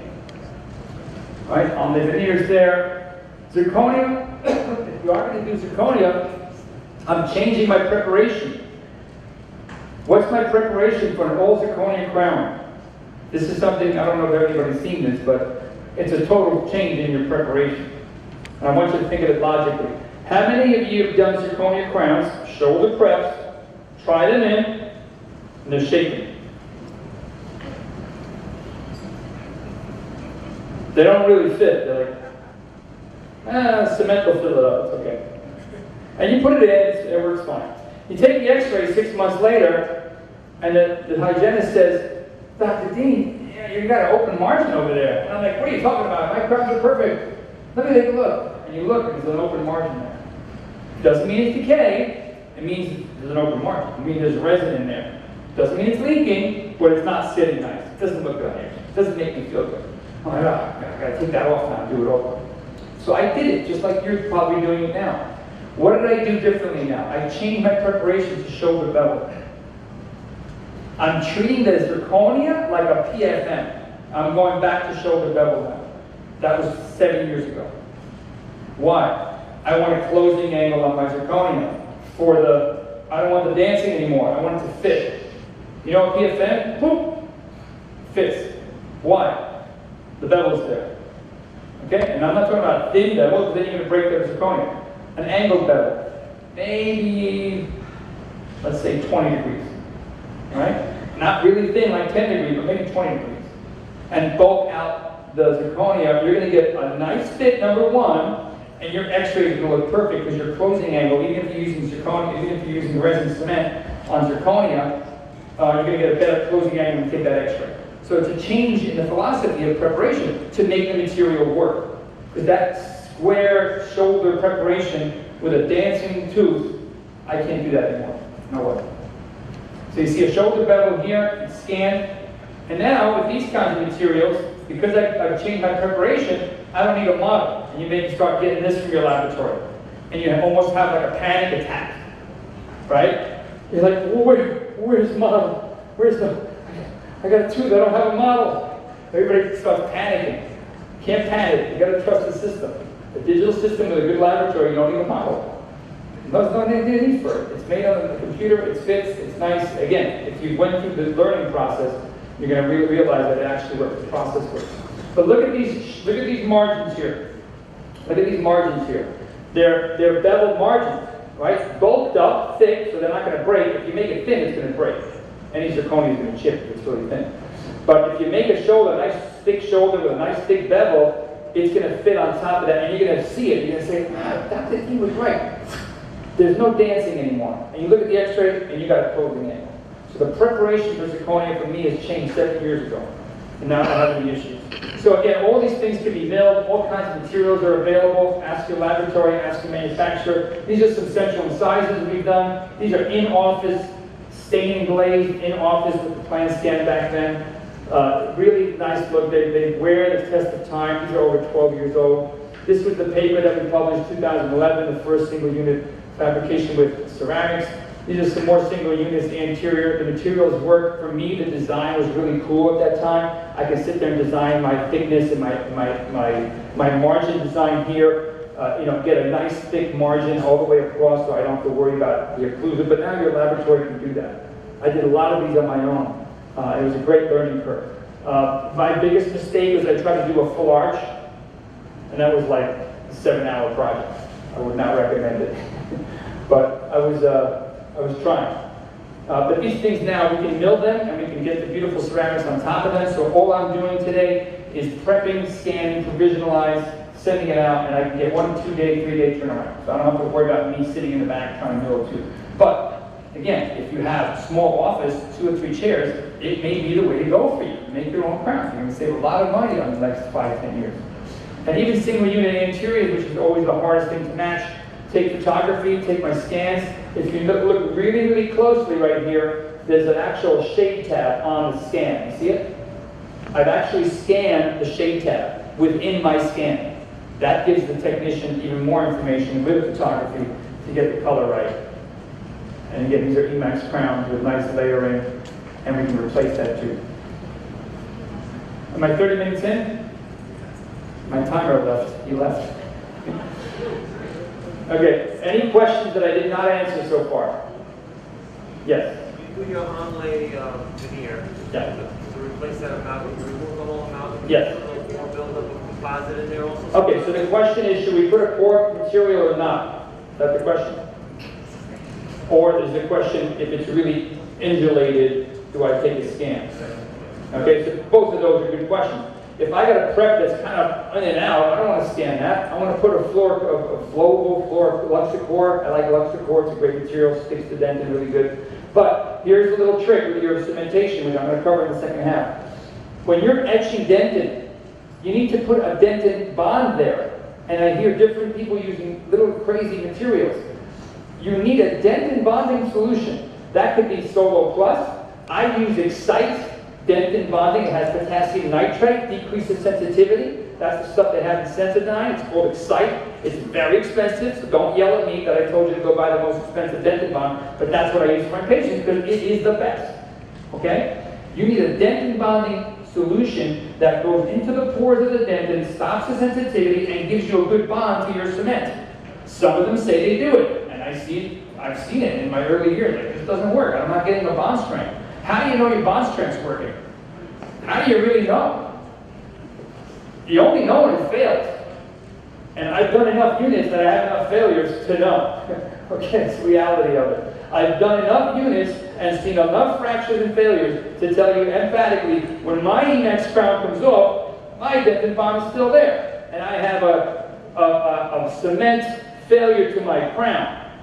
But I don't have a problem with my tooth. I have no decay down there because I did it with this dentin bonding agent. So that's another piece of it, right? So I want a dentin bonding agent. I'm going to put it in those crevices. I'm going to put my Luxacor. I'm going to cure that, make sure that's set, re-prepared, fine-tune it, scan. All right? But if it's flat, I took out the amalgam, it's just flat and it's dark. Sometimes it's dark. That's a different problem. Right? You put your onlay veneer on top and it's like, oh my God, I'm seeing the dark shine through. Well, that's no good. So if I see dark dentin, this battery may be out. Okay, now it's out. If I see dark dentin, then I'll go for myself, take out a little bit of that dark dentin and make a lighter dentin for the color problem. But if I have good dentin and it's nice and smooth, I'm not going to add core just to add core. It's got to be bad or ugly or sharp that I want to go ahead and add it. But more time I'm adding it for the darkness. Because if I put the onlay veneer with a Reliac cement, it's going to look a little dark. All right, so that's where you got to kind of block the color. This is Mary. Any other questions that I didn't cover? Yes. This is for zirconia crowns. Yeah. Have you ever had the problem where you cemented a crown in micro-reliance, and then a year later, the tooth becomes darker? Yeah. So what's going on? Leak. There's leakage in the cement. On the line or the whole tooth? Whole tooth. Oh, okay. There's still leakage. Did you ever take those off? You see darker to me? No, I called Libo Labs and they told me it's the cement. Yeah. Well, there's leakage. Well, yeah, but they told me It's their problem. It's their problem, not your problem. It's their problem. Your cement is my cement. You have the same cement. Well, we have the same cement. If the margin's not clear and it's not fitting, it's their problem. Well, I mean, could it be the cement itself is not color stable? No, because we're doing Reliance now for 15 years. I'm using Luxaflow for my veneers, 20 years. But I'll tell you, when it's dark, I know it's my problem. The laboratory, maybe I didn't check it, maybe it's my fault, but I got to redo that too. There's blackness under there. It's leakage. And sometimes it's the saliva of the patient. Because I know and you know we have open margins all the time, and they're still fine, and they're eating whatever they're eating, and it works. But some people eat other foods, and I think there has to be something to do with that too. That's my opinion. Dr. Charles, I mean, it's a shadow that you're seeing. Yeah, it's the translucency. It's the cement. Yeah. Cement underneath. Cement's leaking. Yeah. There's an open margin somewhere. Any other questions? Was that done digitally or PDS? No, TBS. Okay. You got to talk to the lab. If it's happening more than once a month, it's a problem. Right? If you're doing 30 units a month and you have one of them is no good, that's a problem. Just once a year, yeah.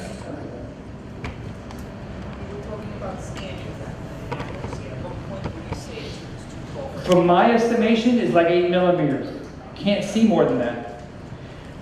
Some of this, here's why I know this. I found this out from the scan bodies, right? Because they were saying we can't scan full arches for implants.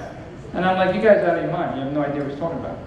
They were scanning the large scan bodies that were too large to scan. So the accuracy rates are off. That was the first problem I discovered. So my number is 7. 7 millimeters are going to be great. There's no problem there. And if you look at some of the scan bodies, I've designed some of that. They paid me and I've helped them design the right scan bodies so that their company is going to be successful because I know what works and I know what doesn't work. The other problem I discovered, if your implant is here and your implant is here, there's a distance variable.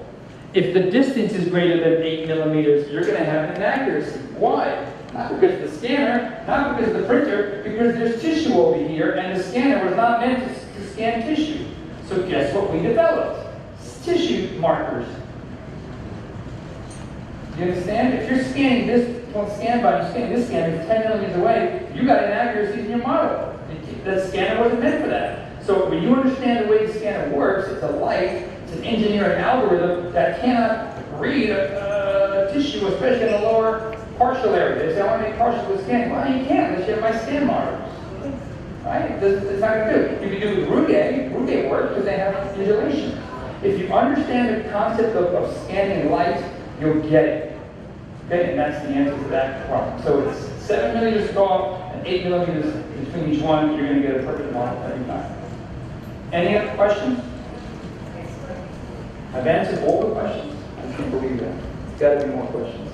So this was a test. This is a test.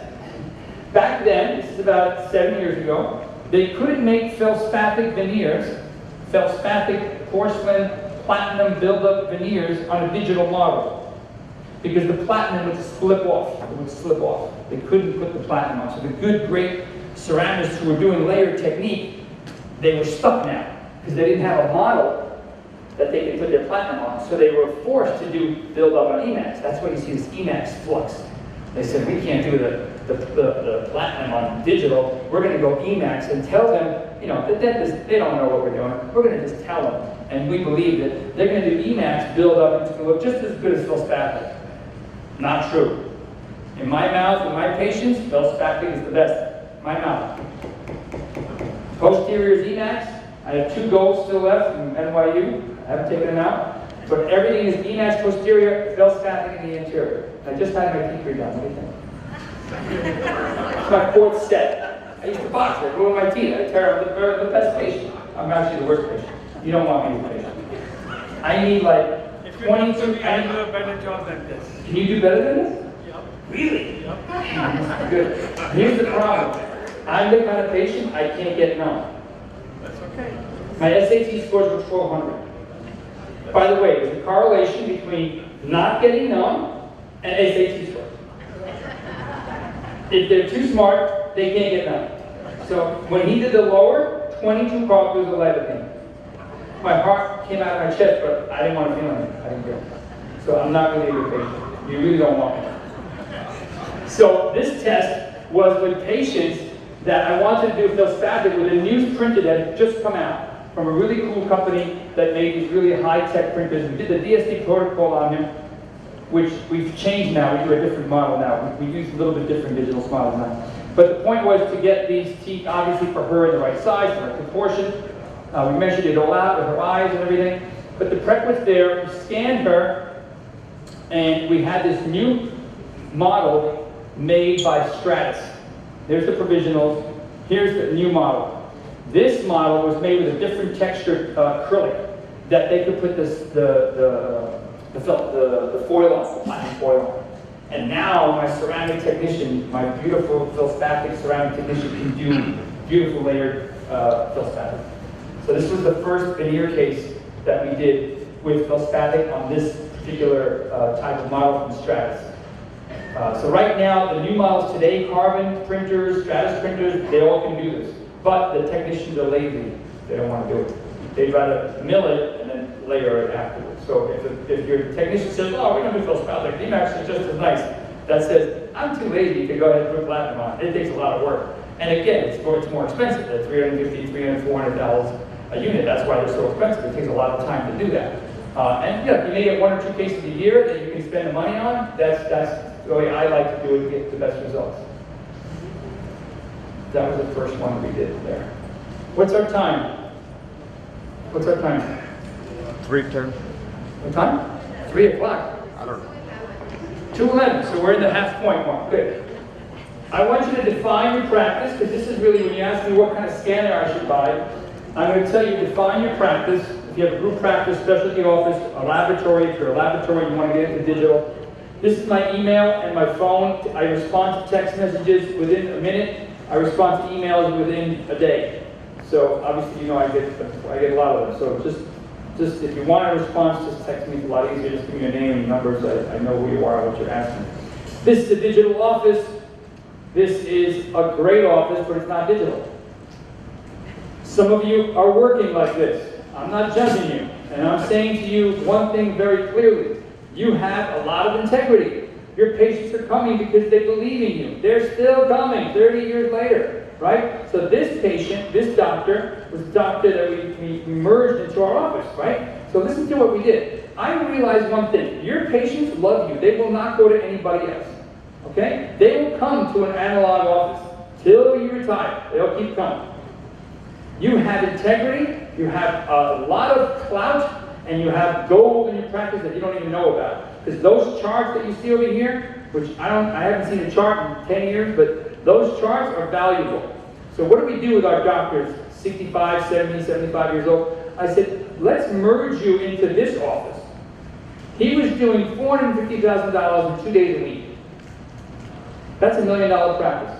That's integrity, that's hard work. I love this gentleman, he's awesome. I said, Doc, you gotta come in. I'll pay you whatever you want. So I merged and I acquisitioned my older friends into these kind of offices. He went from 450 to 650 within a year. And then he had a 3-year contract and he stayed 5 years. That's called a dental growth organization, not a DSO that you're seeing right now. A DSO, you're a number, they don't really care about you. Here's your money, goodbye, see ya. But if you think of it with humanistic perspective, I want my doctor to retire as like a gentleman. I want to teach him digital and make him efficient. I want to get my best assistant so he's super productive. And he comes to work and he's so happy. We did that to our doctor. We just had another one retire. He had a contract for 3 years. He stayed 8 years. He made over $2 million in those 8 years for the practice for himself. So I'm just letting you know you have value. And don't ever lose sight of that.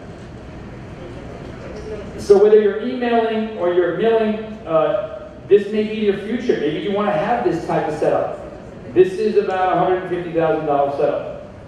Okay, amortized over 10 years is $15,000 a year. It's not that much. You can't think of $150,000, I'm buying a car, I'd rather buy a car. No, you're doing dentistry. This will make you enough money to buy the car. This makes money for you. You got to think of it in those terms. And the blocks right now, they're really inexpensive, and they can do anything. This is our course at NYU. I'm going to talk about this right after a short break. Stretch, let's just get up and stretch. But basically, we're restoring people who are really disabled digitally. We're checking their joints. I'm going to show you a couple of things that we're doing right now as soon as I jump over. Let me just jump over to the next presentation. Our next course, by the way, is, this is our next course in October. It's October 21st to the 24th. We only take 25 doctors. There's 15 seats left. We already have 10 signed up. This is what you do to change if you want to change your life and change your practice. And I really mean change your life. And you're like, what are you talking about? How is the course going to change my life? Because it's going to change the way you think. You're all thinking the way you were taught in dental school. Some of you like your instructors. Some of you hated your instructors. Some of you fell asleep in your instructors and you had to wake them up. You know what I'm talking about, Charles? But there's somebody here, Dr. Bell, raise your hand. Dr. Bell's in Bayside. She was doing okay. She had a nice practice. She's doing fine. 2 chairs, 3 chairs? Let me have 2 chairs. But she saw herself. 10 years now? No. I've been in the practice only for 3 years. 3 years? Yeah. Yeah, but how long have you been out? Dental school? 5. 5 years out of dental school. And she saw herself saying, you know what? Is this what dentistry is all about? It's got to be something else.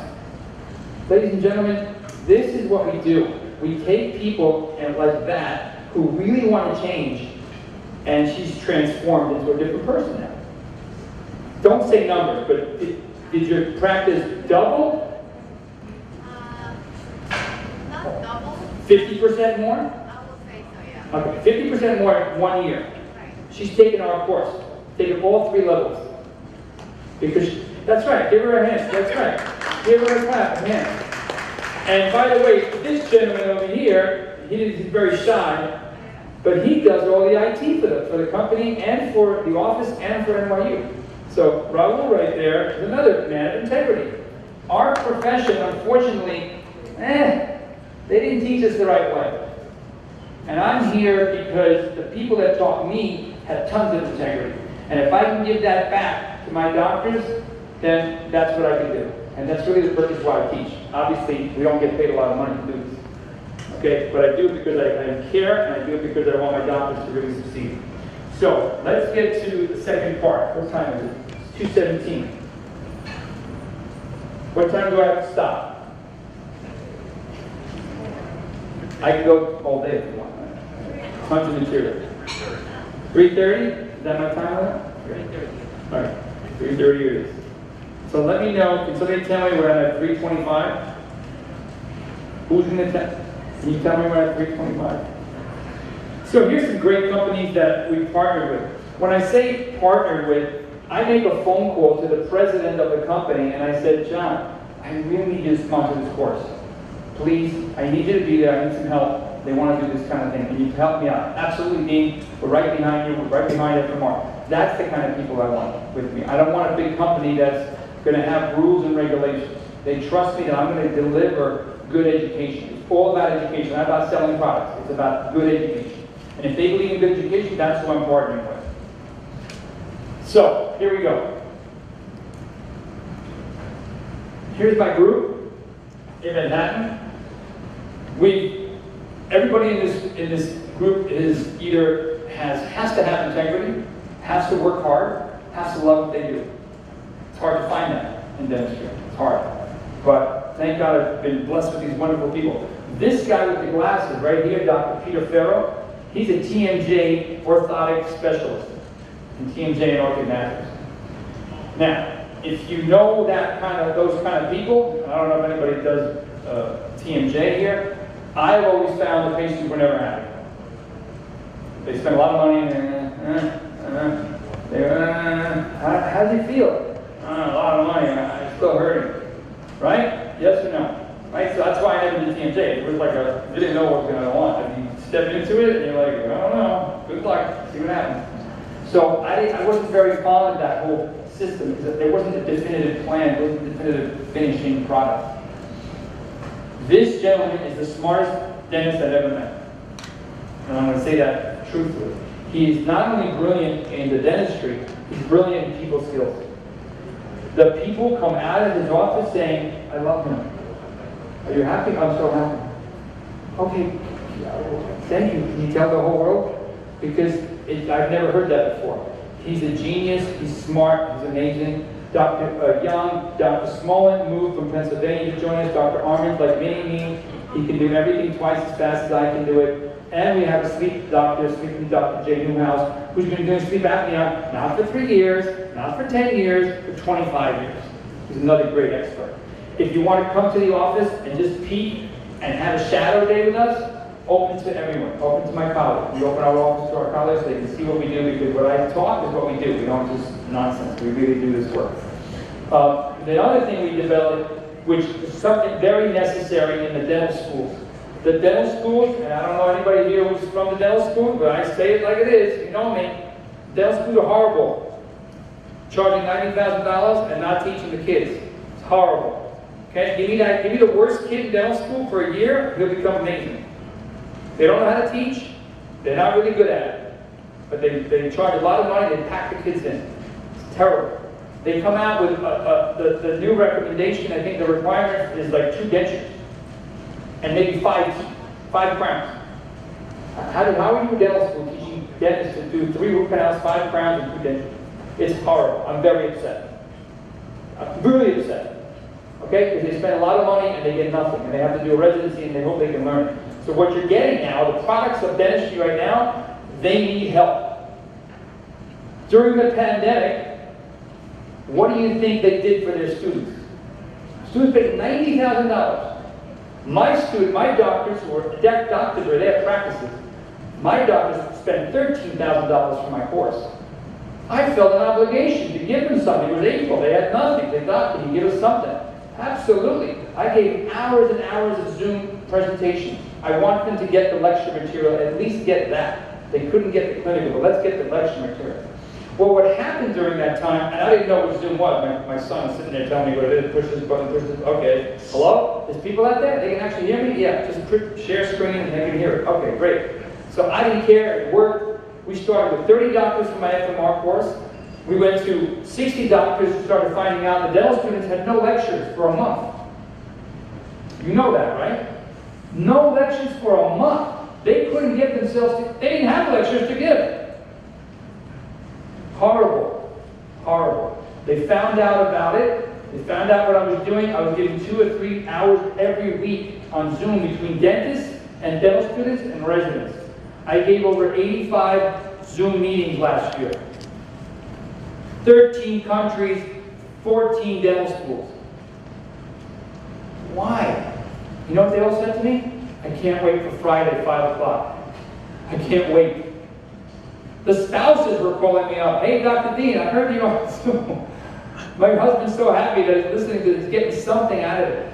This is how bad it is. And what I found out, unfortunately, I found out that the kids didn't know anything. They didn't know how to prep. They didn't know how to put a post in. They didn't know how to create a treatment plan. They didn't know what emergency treatment was for a tooth. They don't know how to make a tent. They're lost. And some of them have graduated residencies. So I got this plethora of dental students who, for me, again, it's my responsibility to give back. So we started this Dental Mentoring Leadership Club, which right now has about 189 members on WhatsApp. It doesn't cost them $1. But they can ask a question, send an x-ray, have a scenario. Hey, how do I buy a practice? Hey, what do I do with my contract? I'm trying to work for ESO. You know, can you check my contract? My compressor broke. Where do I buy a compressor? You know, all these questions. How do I submit a tooth? I have my doctor's got COVID, and I got to run the practice. Like, what suction machine do I buy? So it's a resource for these kids to have somewhere to go that they can trust. The faculty at NYU that we have, our faculty, our media faculty, and then top professionals in this group chat. So if you have a friend or if you want to be involved and you want to get on the chat, just text me with your cell phone so I can put your cell phone on it, and then you're there. And then you can listen to all the questions and what we did. This turned into Columbia Dental School, UPenn, NYU, Rutgers. Nova University jumped on board. I met some great kids from Temple. I met some great kids from University of Michigan that I'm giving another Zoom lecture to their study group on aesthetics, not getting paid. Wonderful, wonderful kids, and happy to help. So just so you know, it's not all about products. It's about taking care of our profession. So here at FMR, these are the faculty that work with me. They're stellar individuals. They're just humanistic. They're down to earth. They're very successful, but down to earth. They will answer your phone, answer your questions. They're just wonderful people. And Dr. Bellin, you've had the pleasure of being with us now for 2 years and going into her 3rd year right now. She doesn't want to leave, right? She doesn't want to leave. Okay, all the work that you see here, we partner with the laboratories. We can't do dentistry without a laboratory. It's not about how great my work is, right? It's about how great the laboratory is. So these labs are the ones that I use. They're open to any new accounts. If you want to call them, if you want to talk privately with me, you're happy to call me and tell me.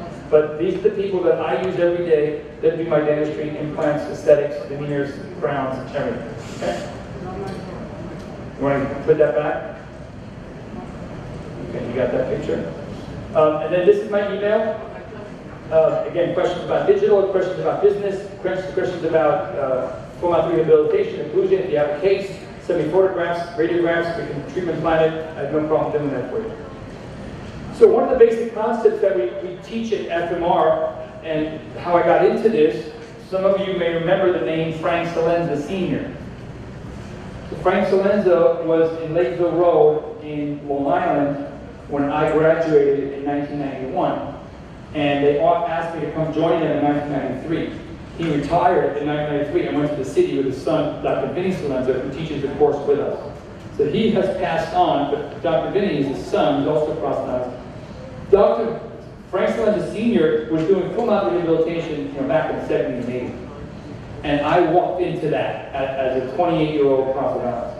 And I saw how he managed the patient. I saw how he treatment planned. I saw how he prepped the case. I saw how he took impressions. And I was just a fly on the wall watching what was going on. By 35, I had overdone over 35 full mouth rehabilitation, and I was teaching abroad at 35 years old. So when they look at me, they go, wait a minute, you're 35. How do you know about full mouth rehabilitation? I just got into a lucky path, and I really worked hard. I didn't take it for granted. So one of the things we realized in dentistry, there was a need to take patients who were disabled, and I'm talking about the worn dentition, the grinding patients that are really, really worn down, and restore them. Now, all of us were taught in dental school that if you had a patient that had anterior wear and was worn down, they actually told us, well, you can restore them, don't open the bite. I'm going to get wounds of the teeth. Crown lengthening, do something else, root canals, but don't open the bite. You're going to have TMJ problems.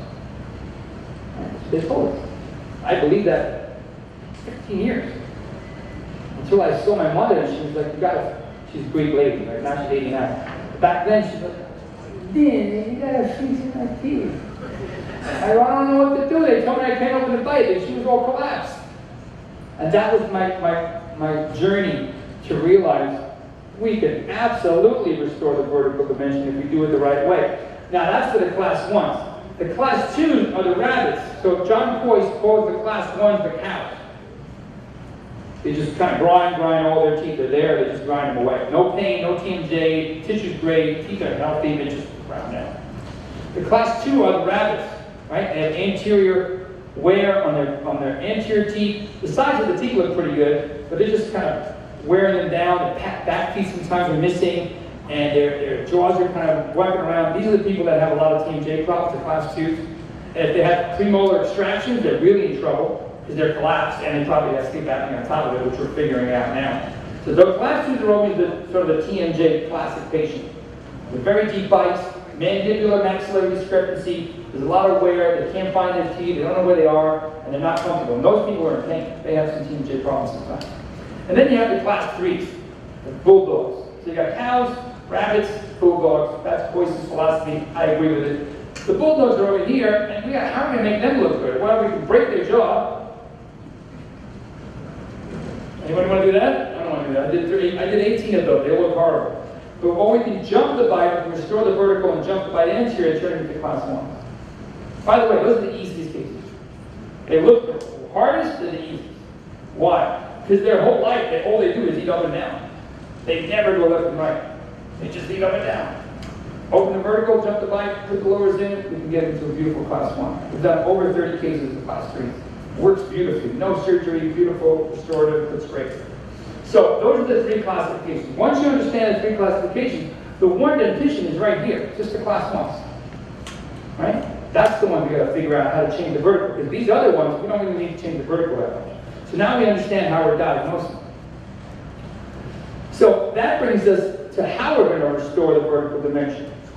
If I know that the anterior tooth has been worn down, and I know that the average central incisor is 10.5 millimeters, I know I have to wind up with a 10.5 millimeter tooth, then I can use the bioaesthetic concept of teeth and say, hey, I can give a 10.5 millimeter tooth, but when he goes to close, what happens?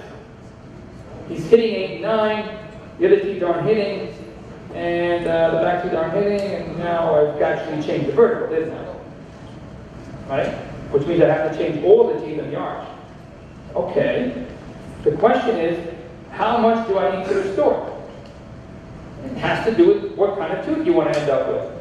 So if you want to end up with a 10.5 millimeter tooth and an 8.5 millimeter lower, and you're starting with 5 and 3, that's 8 plus 18, I got to change 10 millimeters. Can I change 10 millimeters? Can I restore 10 millimeters of tooth? It's a crazy thought, right? It's a lot. Let me just show you how the process goes. So here's a class 1. The lower teeth look okay, but the upper teeth have been worn away. So that's the class 1 occlusion. Class 2 occlusion, you see a deep overbite. The anterior teeth aren't really ground that much. They're not really worn. But you can tell the lower teeth are jamming into it.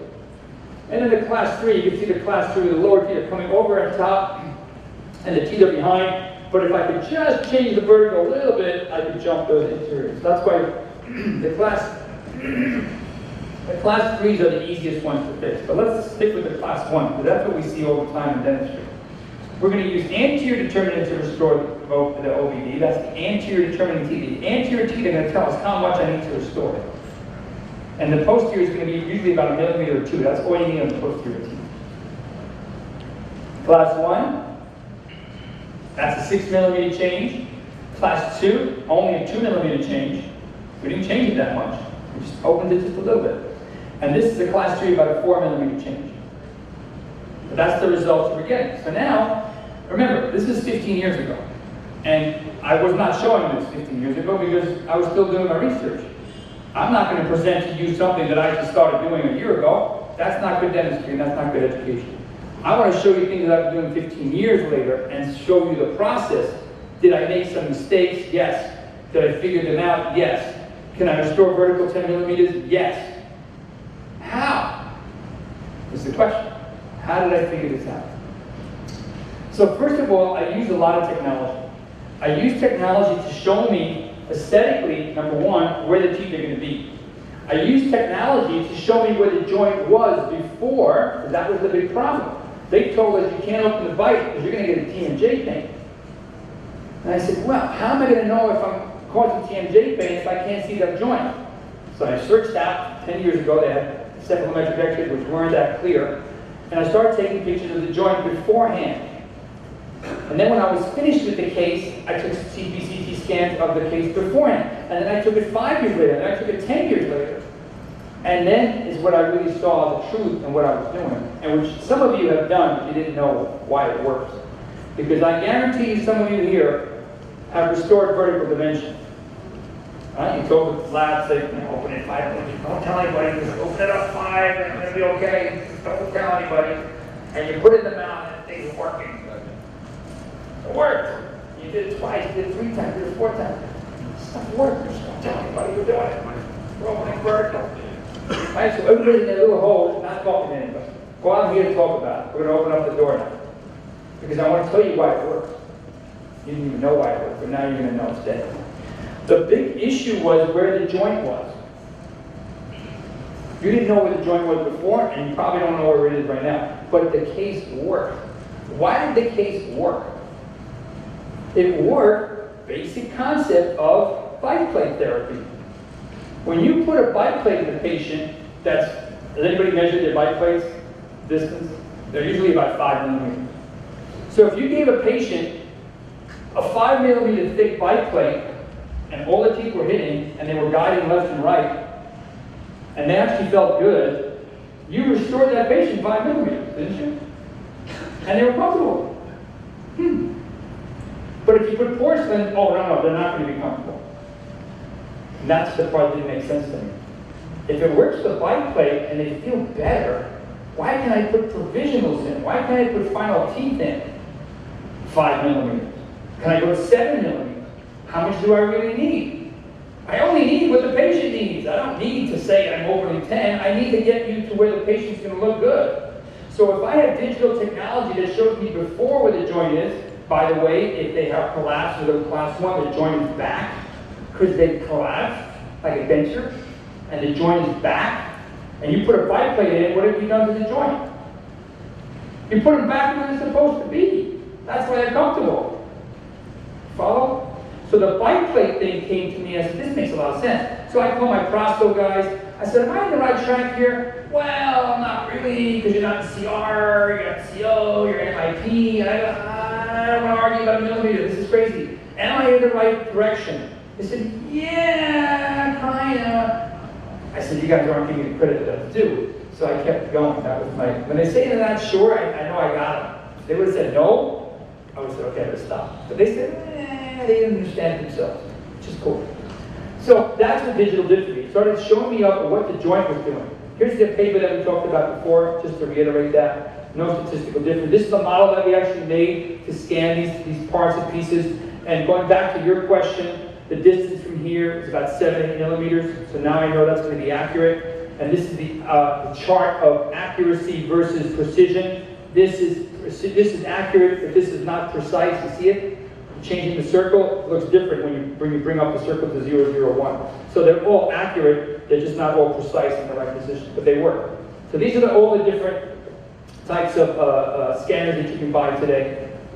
And again, the features when you're buying one, sorry to digress for a second, I want to catch up to what we were talking about. Processing after the scan, away from the goop, just a lot easier to scan. So these are the top printers right now. So I'm going to mention all that.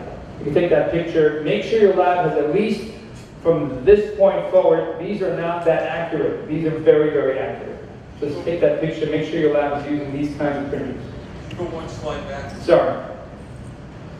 This one? No, the one with what to ask. Oh, okay. This is what to ask for. Simplicity, 100% open transfer. This part is the tricky part. This is where they trick you. Right? They're always going to trick us because we're dentists. We don't ask too many questions. Processing after the scan. Okay? If you're processing after the scan and you're not processing in your office, that's a time commitment. So Medid, which is the cheapest scanner, you scan that and you send it to the laboratory, they got to process it. They're upset. Why are they upset? It's a 20-minute thing for them. They're going to charge you $25. Like, what is $25 for? Processing fee. Huh? What's that? Well, you got a cheap scanner. You got to pay it somewhere. So pay it in the beginning and have your life go a lot easier. All right? It's just anything in technology. Pay it up front, pay to get a trios, pay a little bit more, and you always process it down, and everything's going to go a lot faster. It's just the way it is. So you can have a great fast scanner here, but it slows down over there. So that's why I say the processing time is really important. Questions on the processing or anything like that? I'm going to get back to OBD in a second. Questions? Okay. So software, what kind of software for implant dentistry do you want? You want the one that's fastest and easiest and cheapest and free. I want free, fast, and easy to reuse. Jumps on my email. I don't have to log in. I don't have to go into my passwords because I don't even know where they are. And I need something easy, fast that's in my email. That's ExoCAD. ExoCAD is the fastest right now. They took care of the customer. We're the customer. Email pops up. I hit a click. I'm into my machine. I'm into the case, and I'm looking at all the case and all the different views. I'll show you how that looks like in a second. So that to me is the fastest. All the labs are using it. It's free. It's easy. It's fast, and it works. R2 Studio is my CT scan. It's super high powered, about 125,000, but it does what it needs. Right? You can get an $80,000 one. I want to get a picture of the whole head. I took my courses in radiology. I'm certified radiology, not certified radiologist, but certified to read radiology in a head and neck region. And I did that because I wanted to see what's going on. Yes, I want to see what's going on in the sinus, and I wanted to see what's going on in the nerves and in the joint, and in C3, C4. Why is C3, C4 important? What is it connected to? Back to dental school, first year dental school anatomy. What is connected to C3, C4? What? Hyoid. You got it. Hyoid bone. Why is the hyoid bone important? Watch. I ground my teeth, I have sleep apnea, and I'm standing like this and I'm 65 years old. From snoring. I changed my vertical dimension, which I did, 4 millimeters. Yeah? Listen. I can eat anything. I have no problem eating anything. My patients can eat anything. I can go eat whatever you want. Go crazy. If it breaks, I'll do it over. No problem. Do whatever you want. So I know I'm at 9 microns. You do that all day long. You like that? So I know I'm at 9 microns and I have EMAX crowns and I know they're in position. And my vertical is good. My vertical is good. My anatomy is going to be good. If I'm stretching and I'm doing my yoga and I lost weight because I'm in the right position, I can breathe better. If I can breathe better, my hyoid is in the right position. Because I changed vertical dimension. I've taken care of my spine. Because dentists were like this, right? And I have a better posture. And that is C3, C4. I need to see that pre-op. Because I take a radiograph like this. I fix their teeth like that. Sleep apnea, everything orthotic, they're like that. See it, see their facial. I used to think it was the teeth, like, oh, I made them so happy, they love their teeth. No, it's the vertical dimension in the spine, that's all connected with the sleep. So I can see that with all these radiographs. That's the kind of radiograph that I want. And we can treatment plan these patients digitally, which is another great factor with the joint. I know exactly where the joint is when I'm starting. I know exactly where the joint is when I'm working on it. If you're doing a full mouth case, this is being done every day on Facebook all around the world. They're ripping out teeth, putting 5 implants in, putting an immediate in, teeth connected to all on 5, all on 6, whatever, that's great, works for people. But they're never, a lot of them don't have the vertical dimension in the right spot. Minimum you should be doing, just look at the joint. Just make sure it's at 0 position. Make sure you have a good vertical when you take that measurement. Because a lot of times the teeth are flared, you can see in this case, they're flared.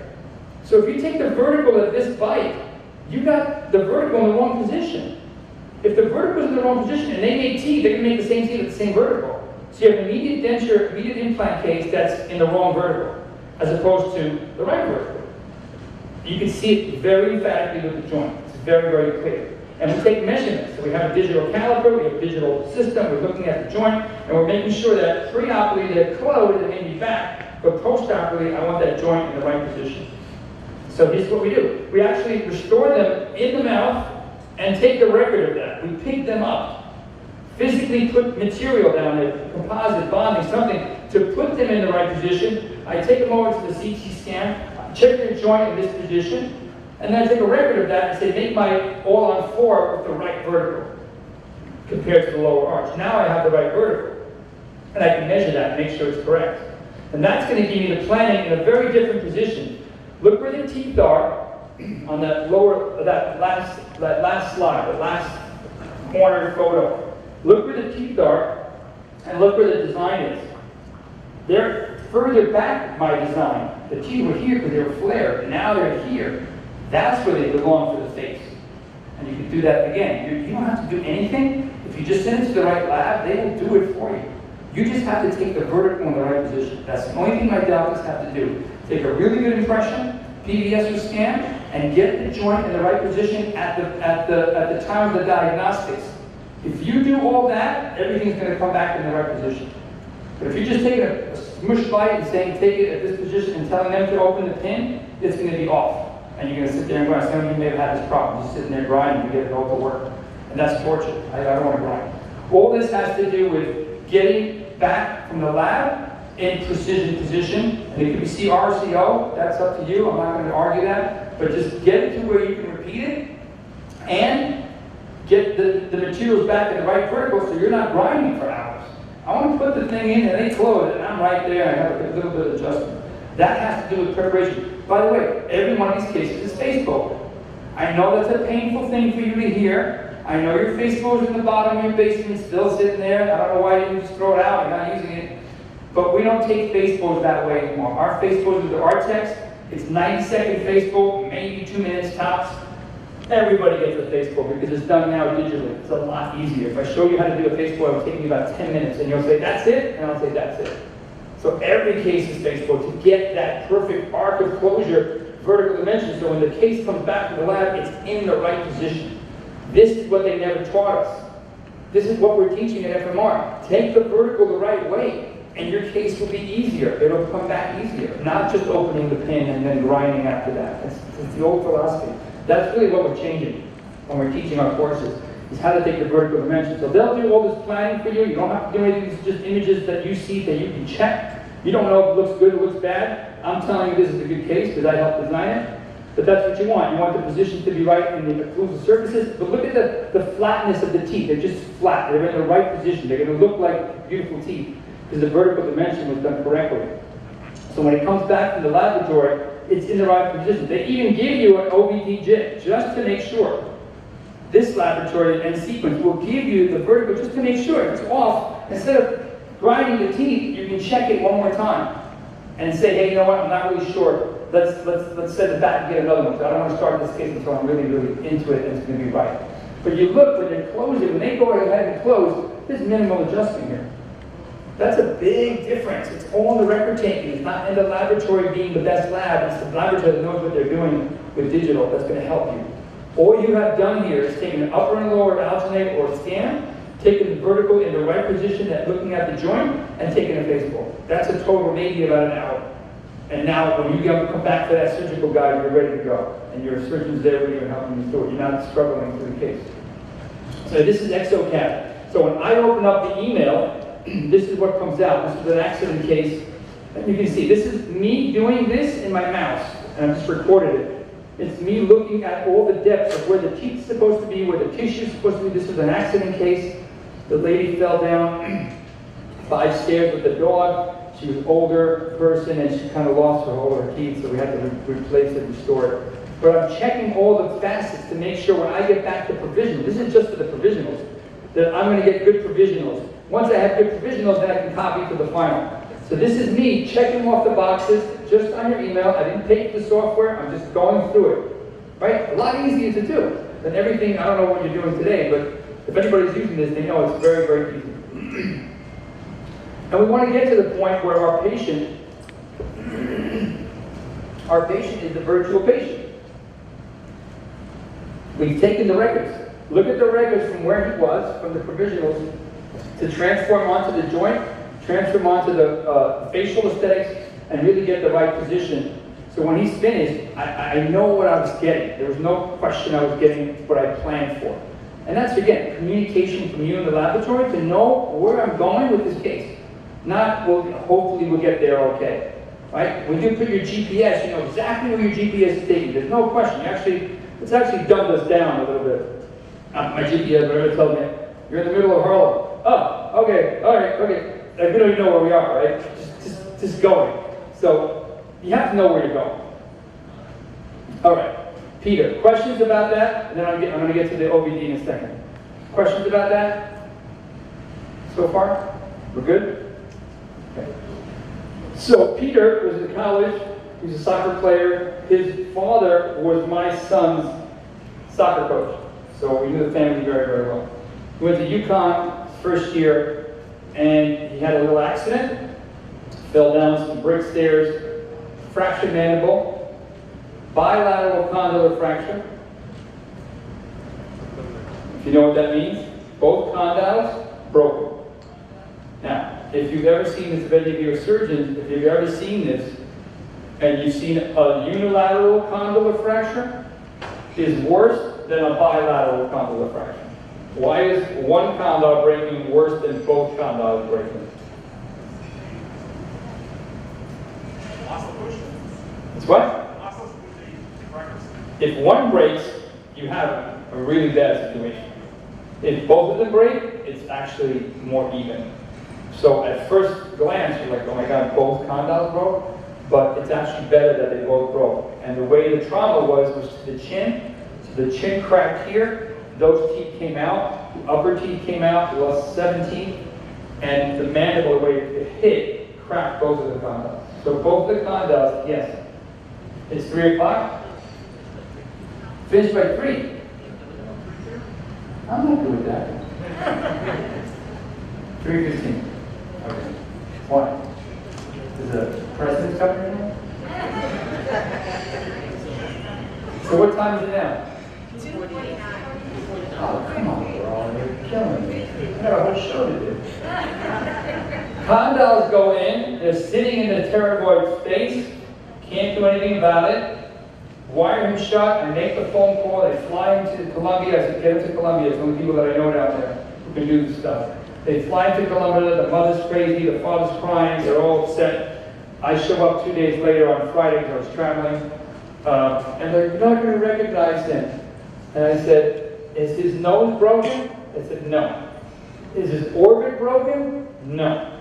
Does he have a concussion? No. Can he talk? I mean, he can't talk, but can he see? And he's got cognition, no brain damage? He's going to be fine. There's nothing that's going to shock me. Okay? Because if the teeth broke and the jaw broke, that should be the worst thing that ever happens to you. You break your eye and your nose and temple and you got brain damage, thank God. I said, thank God he's fine. The teeth? Forget about the teeth. Who made teeth? Right? You got me. Don't worry about the teeth. You're not going to recognize them. I said, don't worry about it. So I had my pictures ready because I've been in hospitals before. And I said, hello to the man, she's crying and very emotional. I said, it's fine, it'll be fine. And I told them the whole story about it, the eyes and the nose, and they felt a lot better. So I walk in, he looks perfectly fine. Right? It's just wire struck.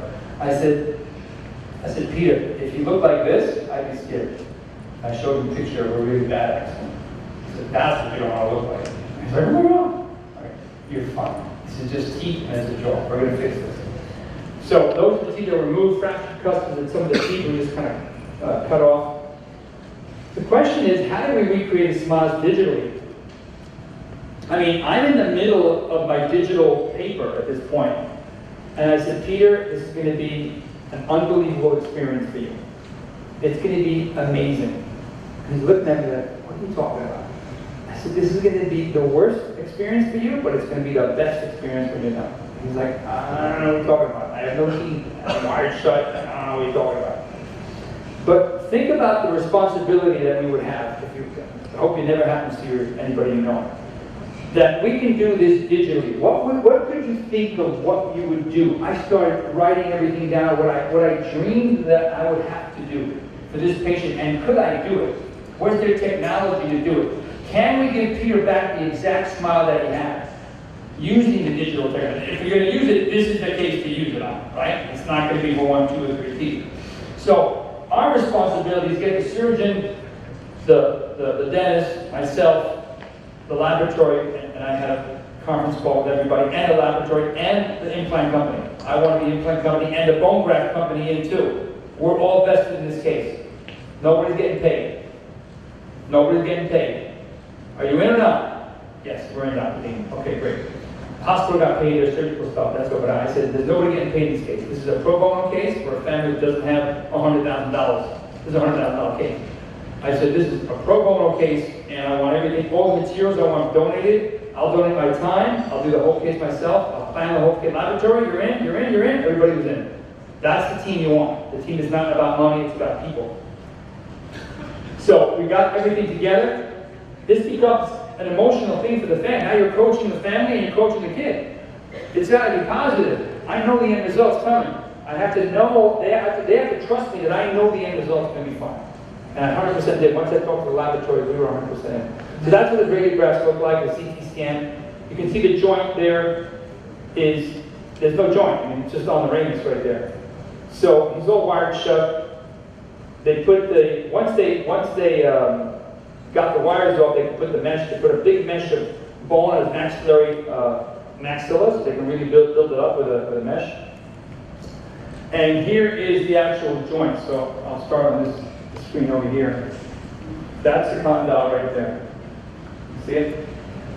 It's right there. On this screen over here, it's right there. That's where the condyle is, in the lateral pterygoid space. So again, very traumatic looking at it, but that's where it is. This is the mesh through the CT scan.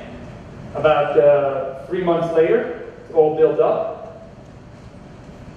Range of opening. Okay, I talked to my top orthognathic guy in Wisconsin, and I said, Dave, what's the whole that thing about range of motion? He goes, you have to get it past 25 millimeters. I said, what are you talking about? He said, when they take off the band, the fixation, he has to start practicing physical therapy to get his jaw to open past 25 millimeters. I said, why? If he can't get past, which is not a lot, 25 millimeters is very little. If he can't get past 25 millimeters, we got him up to 35 millimeters. So he's right now at 40, and he knows that's a big responsibility for him. His actual joints are remodeled into a new joint space. So you talk about vertical dimension and crossing plane and changing verticals. As long as you know that that is in the right position, you're going to be fine. 29 millimeters at that point. We got him over up to 40. So that was him before, and we would all call that a gummy smile. So, what a great opportunity to fix the gummy smile. So this is him with a little smile design preview. That's what I use today. I don't use DSD anymore. This is a lot faster. This is a 5-minute preview. So I said, Peter, you don't mind if we lose a little bit of that gum to get you more better smile? That's great. Okay, cool. But that's what we're going for. So we take the scan of his teeth. This is where he is with the bone graft. So we're waiting for the bone graft to heal. The fixation is off. I do a little recontouring with the lower teeth just to get it into a good, repeatable centric position. And on the x-ray, it was in the middle, basically. But I have to do a little equilibration to get him down in the middle. But we take the scans, take the radiographs. I send this to the laboratory, and I said, take the picture of his teeth. We had 3 different photographs of him. Take them digitally, superimpose them on the model, and give me exactly the size of his teeth to the micron. Right? And then we're going to pick like B1, 1 and 1 shape. So we did that, Now look at the design that he made for me. It looks really good, but it's not good. This looks really good. Like, wow, he overlaid the teeth, and he got occlusion on the plastic. So he's so proud. He says, Dr. Dean, I got a great design. Let me see it. I go, no, it's the wrong design. He goes, what do you mean? I have it in perfect centric position. If you put this, like it's like a smile. Remember the what is it called? Snap-on smile? When you put snap-on smiles on it, you change it to vertical. So I got him to the vertical that I want. I don't want to change the vertical. I don't want to snap-on smile. What do I tell him to do? I tell him to open up the windows of the occlusion. I want him to go right into the occlusion that I wanted. So we basically have to open up the windows. But the facial position was great. So here's the final design. And I opened up the occlusion now, so he's hitting a tooth to tooth. The other thing is just acting as a retentive element. So he could actually snap it in and snap it out. You follow? But I got my vertical with the teeth to teeth. I didn't need more occlusion on them. They weren't collapsed. So there's the wax up. When I try it in, it goes pretty much into position. It took me 35 minutes to adjust it. I thought that was pretty good. I was ready for an hour and a half. Snapped right in position. I did a little adjustments. I used some Teflon on the ridge, because the ridge really wasn't healed that well. And I started using a little bit of pink porcelain and pink acrylic and pink bonding to get him to look in the right position. And he walked out like that at the first visit. Because we planned everything with his original teeth and the PMA provisional. And that's what we got. So now now it's March. So he's wearing that beautiful teeth. He's very happy because he got his confidence back. He's back to college now. Nobody knows anything happened. He's feeling good about himself. But now you look at the root anatomy. Why am I copying the root anatomy? What information is here? We go CEJ to about 4 millimeters beyond the CEJ, and I capture the anatomy of the root. What do I do with that? I can physically recopy that to number 8, number 7, number 6, and all the teeth that he missed. So we can take the root anatomy that he has and superimpose it on the new implants that are going to be coming. Because we want to use the anatomy that he has. We don't want to start recreating it. We have information that we can use. So here's the design of the 5-unit implant bridge that we're going to make. The implants are planned by me, the surgeon, and the designer on the lab team. So we go through the whole, maybe 20 minutes of the design of it. They want to put smaller implants. I want to put larger implants. We're thinking about spacing the implants, the pontic, how is the access going to come out. You see, if I can't do screw retain, I'm going to have to do cement retain because of the position. So all those things are ironed out. We got the surgical guide. We go ahead, place the surgery in, we place the implants in. They were BioHorizons and Ritter. We have 2 different sizes, 2 different companies. I go back, I reprint that. Let me go back to that. We reprinted a second one. I knew the design worked, so just make me another one. He had it for 4 months already. So he printed another one. Again, even if it was paying for that, you wouldn't be paying that much. It's only about like $120 to print that temp. And now this is his first temp, and that's his second temp in position in February. I'm sorry, the one on the right is the first one, the one on the middle is the one in June. So his family's feeling good, he's feeling positive. We started waiting for the implants to heal, and now we're in the process of finishing the case.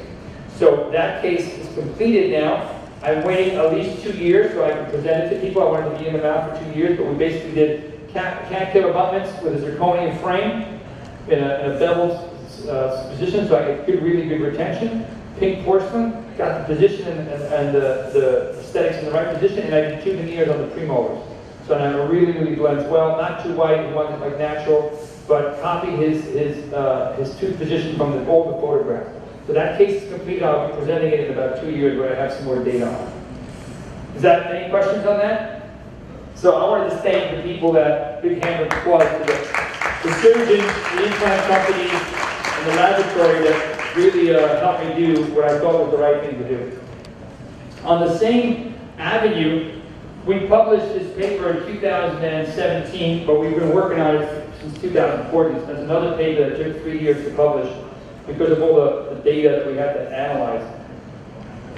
In an anterior implant scenario, listen to what I'm going to say. In a posterior implant scenario, you're taking an impression, you're making an abutment, you're making a tooth. If it's a little bit off, no one's going to really notice. But on an anterior tooth, it changes.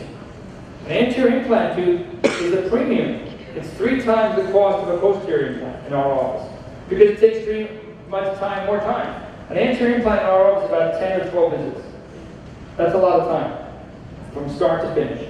So our fees are literally 3 times as much as the posterior tooth.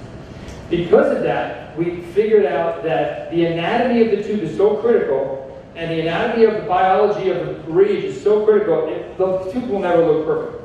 If I'm thinking in a perfect world, I have to always rebuild that tissue, which is what we usually do today. I'll tell a patient, we're extracting the tooth, here's your bonded provisional, we're going to rebuild the gums, rebuild the bone, so I can get you a tooth that looks like that, or not like that, but that looks like a real tooth. And the only way I have been able to do this, my first implant was 1995 on an anterior tooth. It looks horrible. The patient's happy, but it looks horrible. I didn't know what I was doing. I didn't understand anatomy. At this point, 25 years later, I know what I have to do to get an ideal aesthetics on an anterior implant. I even have dentists who are sending their wives, sending their kids, because they know I'm going to do it once and I'm going to do it the right way.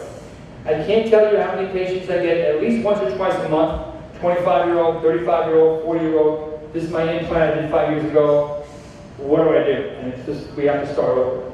Take the implant out, rebuild it, it's a process. It's a 2-year process sometimes. So, all I'm here to tell you is number 1, anterior implants are not easy. Number 2, you better be charging enough for it. And 3, you better do it the right way. Because if you have a high demanding patient and if it's a high smile line, I mean, they're going to see it and it's going to be a big problem and you don't want to get into trouble. So, this is, I think, one of the hardest things to do. What we're basically doing is copying the original root, like I showed you before. We're copying the roots of these patients so we can get to that point. That number 9 is an implant.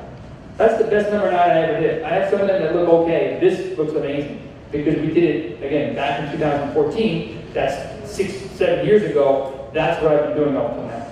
From that point when I realized what I had to do was rebuild and get everything in the right position and copy the anatomy of the teeth. You can't have an implant and an abutment that's a different size of the original tooth. That's basically the problem.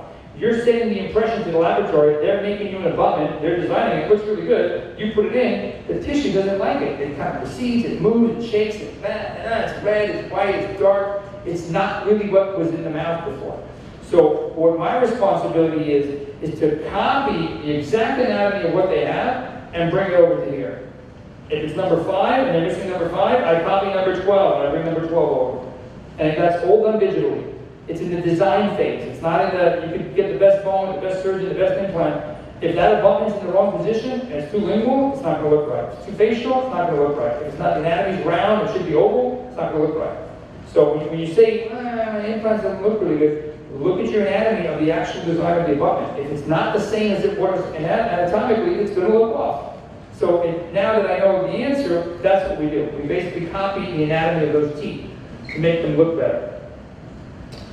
Okay, so I left VDO and now I'm coming back to OVDs because he's making me finish early. I want you to look at this from before and after phase. So we've talked about how much we need to restore. We talked about the size of the tooth that I needed to restore, and that the joint was going from a negative position to a 0 position. When we restore that mouth, it goes from negative to a 0 position, to the middle of that condyle. It's never going forward. Remember, when you say, I'm opening the bite, well, I'm not opening the bite. I'm going from the bad position to the correct position. And that's why it worked when you did it. You opened them because they were collapsed. So your joint went from a bad position to the good position, and that's why these cases have worked for all of you. You don't know why it worked, even though you opened the pin, you may have ground it a little bit, but you restored them back to that position. That's where the joint doesn't hurt. So this whole thing that opening the bite is going to make TMJ hurt, is if you're going beyond that point, which none of us did because they were collapsed. All those worn dentitions and severe word cases were class 1s. And when you restore them 2, 3, 4, 5, now I would probably say you didn't restore them enough. Because you only opened the pin like 2 millimeters, you know what I'm saying? So I would say you probably could have done it more. And that's what you see here. This actually happens to be a dentist who saw my presentation and said, can you do my teeth? I said, of course I will. So this is Mark Mason from Fishkill, New York. He's really collapsed. He's about 65 years old at this point. 15 years later, so he's about 90 right now. He's doing 80 right now. He's doing really well. But this is where he got it. It's 8 millimeters. It's not the number that I want you to focus on. I want you to focus on the tooth size. The 10.5 millimeter tooth with an 8.5 millimeter lobe. See that? It doesn't matter whether it's 5, 6, 7, 2, 3, 4. Get the teeth at the right position. And get the joint at the right position, and then everything else is going to follow. The center's going to follow, the MIP is going to follow, and then when you look at the joint, that's called zero position. Okay, that's where you should be when you're restored. And how do I know I'm there? Because I take the photograph before, I take the photograph with the provisionals, and then I finalize, and the final teeth are in, I take another radiograph. So I take 3 scans of that joint. They know from the beginning, I'm going to be scanning the joint. If you don't like radiation, I'm sorry, but I got to know that I'm in the right position. Okay? But when he's finished, this is now 15 years later, I got that scan from him. Stable. So now the real question is, did I stop the bruxism? Yes, no, or I don't know? Yes. I don't know is the answer. Why don't I know if I stopped the bruxism? And why do you say, yes, I know I stopped it? All you did was give him nice teeth. Nice teeth. If his muscles are still going left and right, what's going to happen over time, in 5, 10 years? What would you see? If he still has bruxism, what would you see? You'd see where, again, right? Or you see the canine. I gave him canine. Everybody gets canine guidance. So if I gave him canine guidance and he's still grinding, his canines are going to wear away, right? That's what you're going to see in 10 years, which is what I saw. And I said to him, Mark, you're still grinding. You gotta put the bite plate in. No, I don't want to wear a bite plate. Single now, divorced. I don't want to wear a bite plate. I said, okay, if you don't want a bite plate, then every 10 years we got to change your canines. Just the canines. Because you're going to grind them down, and then you're going to grind the premolar, and you're back to where you started. So I have to change the canines every 5 to 10 years, depending on how much grinding there is. If you don't want to wear a bite plate, that's the solution. But usually they have to wear a bite plate. The other thing I do with some of these patients, I'll say, we don't know if you're stopped. Me personally, I changed my vertigo to 5 millimeters, and I stopped grinding. I stopped having my sleep apnea, all stopped. When I did this, I was fine. So I used to wear a bite plate. What you do find is some people do stop, and some people keep going. How do you know what you have in your hands? How could you do a test? You can't sleep with that, but can't be with them in the sleeping. But how do you do a test? What kind of test could I do? What we did is we made a little suck down Omnivacs, the 020, the really thin ones, and I gave it to them for 3 weeks to 4 weeks. And said, what do I have to do this for? I got to see if they're still clenching, still grinding. Guess what I find out in a month from now? He's got either holes on the canines, which means he's still grinding, or he's got clenching and cracking on the back molars. And I'll say, no, you better wear a bite plate. In 1 month, this is what you did. So it's a little thin diagnostics that actually works really well, and you start understanding. If the guy comes in and there's nothing on that, little Omnivac, I'll say, did you wear this? Yes, doc, I wore it. So I do my Robert De Niro. I go like this. You wear that? You wear that? You sure you wore that? That's my Robert De Niro. Huh? So he says, yeah, I wore it, doc. I said, well, I guess you're not grinding. If you really wore this, you're not grinding. What do I find out? Sometimes they do it during the day. So I'll say, let's try this during the day, because I see wear patterns on your centrals. Let's try doing it during the day. What do you mean during the day? I have to speak on the phone. Just put it as much as you can. Sure enough, he's doing it during the day. So that little tiny Omnivac, in a month or so, 6 weeks, will show you what they're doing. So for me, that's my diagnostic test to see if I have a grind or so. But here's the proof in the pudding.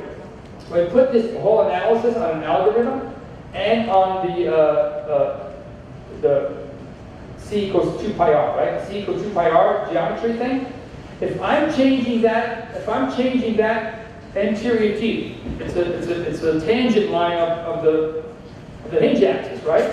So if I'm changing that anterior teeth 10 millimeters, I'm going from this position to this position. I'm actually changing the joint, coming forward 5 degrees. And you're saying, well, who cares? Well, here's why I care. Because if you take the picture before they're grinding, when they're grinding, they're negative 5 degrees. And when you restore that patient just 10 millimeters, there's a lot of 10 millimeters, they're only going forward to the 0 position. So whether they've grounded down 5 millimeters, 2 millimeters, 3 millimeters, 5 or 10 or 15, You want to end up at that zero position. And that's been the proof of my data, that making sure that when I restored that patient, they ended up at zero. And if you notice your denture patients, by the way, they're all the way back, right? When you take out dentures, they're all the way back. Dentures, even with dentures, you want to get the denture patient looking like teeth, not correct. Take a picture of the joint. I bet you they're still collapsed. Get them up a little bit more. Get them in the right position so that aesthetically they don't look like denture. They look like teeth. They're in the right spot. And that has to do with vertical dimension. Okay, I'm finishing up now. Again, before and after, look at the joint position. It's at a zero position. Right, from the incisal, that's about a 8 millimeter change. Look at her. Look at her joint before. See it? All the way back. Now it's in zero position. That's an 8 millimeter change. Look at her face. Right? It fits the face. It fits the joint. Everything comes together. This is the answer of what we've been looking for. It's not just opening the bite. It's restoring it the right way and putting them where they're supposed to be. And again, with the new CT scans, I can look at the joints very clearly. She has her left joint is really messed up. Look at her left joint. You see that? That's a problem. She's only 28 years old. She has a little tension in her joint. I said, you've got a really bad joint. You better be wearing a bite plate for that. That can remodel. If she wears a bite plate in 5 years, that'll remodel a little bit. I've seen them remodel. But there's a serious problem there. Without taking that x-ray, you just kind of saying, I don't know, have a little bit of pain. All right, you can look at noses now. Look at the sinus cavities here. So we're talking about sinus lifts for patients. I can see everything. There's nothing I can't see right now with these CT scans. We can measure the joint position. We can measure the OVD position. We can use this data again to make things look really good for them and make sure that we're doing it in the right position. This is the sleep part. I can track their airway with this CT scan. And I know exactly where their airway is beforehand. After I finish, scan it again. They do their sleep study, scan it again. All right, now you have a good understanding of what's happening with your patient. Look at this guy. He's like, I think I'm grinding my teeth. I said, when did you discover this? Are you in pain? No. What would you like to do? I'd like to fix my teeth. My daughter's getting married. How fast can you fix this? How fast can I fix him, realistically? How fast can I fix him? I can get temps in 2 weeks. I can get temps in 2 weeks. You'll be a wise guy over there. I can get temps in 2 weeks, but probably about 2 months. I can get him finished in about 2 months. Endo, perio, crown lengthening. You can't do this without crown lengthening. It's not just OVD. You got to really get those teeth. But look, crown lengthening, endo. This was a dental student who came out 4 years out of school. Did this case with me. I helped him do this case. Digital design position. Went from there to there. Look at his face. Look at his video. Hold on. 5 years out of school. Did a full mouth rehabilitation. Look at the patient. That's a 12 millimeter change. They told me I couldn't open the bite. So I figured it out. And I did it the right way. That's all you have to worry about. Doing it the right way. So if you want IT, you're going to talk to Raul. So this is what we do. When we take our cameras now, our cameras are Wi-Fi and they're connected to the server. So when I take the picture now on the patient, it comes right up on the monitor. It's in already from the server to the monitor immediately, instantaneously. And I can go to the iPad. So it's in the server. Once it's in the server, I can bring it up on any tablet. And that's, again, done. Once it's up there, I can bring it into the tablet, and I can sit there and start talking to the patient about the temps. Say, you like the color, you like the shape. So now we're having a discussion. Again, communicating tools for the patient. Because we do that every day. They look in the mirror, they don't know. Objective photography is very different than looking in the mirror. And those of you who know me, I never give them the mirror. I give them the pad. I give them the photo. I say, oh my God, it looks great. Then they get the mirror. Because looking in the mirror is very different than looking on the pad. It's a perceptual metamerism. You remember metamerism for organic chemistry? The mirror is the only thing that they see. They're the only one who looks in the mirror. The whole world sees them this way. And that's why sometimes patients say, I'm not really happy with it, but my husband loves it. Yeah, everybody loves it because they're looking at you this way. When you do this, it's kind of a little bit off. See, sometimes you have to make them happy in the mirror too. So sometimes I'm in the mirror, like, what are you talking about? It's off. It looks fine. Like, no, it's over here. It's a little bit off here. And I'm looking in the mirror, and I go, yeah, you're right. On this mirror, it's correct. You know what I'm talking about, right? So the mirror is very, I never show them the mirror. I always show them photos where they, wow, it's positive, positive, positive. Okay, here's the mirror. Oh, that's great. Right? They already said it was positive. You give them the mirror first, like, wait a minute, this is off. And they go, oh, it does look good over there. You know, so watch out for that. There's a different perspective there from the mirror. Video lights and panels, these are videos. There's new facial scanners you're going to be listening, being marketed to about facial scanners. This is my phone with a light panel. It's the most accurate facial scanner you have. You don't need to buy a facial scanner for $900. Biggest lie in the world. Video your camera with beautiful lights. This gets exported into the laboratory, an STL file with the other scan. This is all they need. They'll be beautiful because you don't need a facial scan. Okay? Let's get that straight. Raul, Dr. Fulvio Silva, Dr. Mike Appa, really good friends. We work together, we lecture together. These people have taken digital technology to another level. So again, if you have questions, you can email me, talk to me. I have that. If you want to sign up for the course, go to fmrnyc.com. It's a 4-day course in October. If you want to sign up for the full-time Friday course, there's a 3-year waiting list. But get your name on the waiting list. Take 3 or 4 day courses. I'm sorry. It's just, I only take 20 people. I don't want 55, 60 people. I only take 20 people. But this one is 4 days in October. That's, I have 15 seats left there. So, love to teach you some more. Thank you for your time. Did I end on time? Any questions? Anything you want to? You want to see my email? I give it to you, baby. No problem. No problem. Are you from the Dominican? Yeah, that's right. You know whose teeth I did? That Robertson Cano's. Oh yeah. I did his teeth. That's right. That's right. Any questions? More important, any questions? Go ahead. Questions?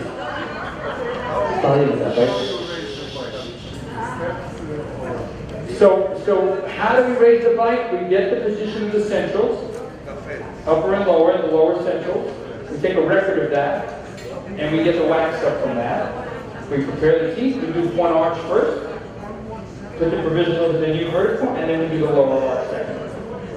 We do it upper, lower. Once we get that, then we take our final impression.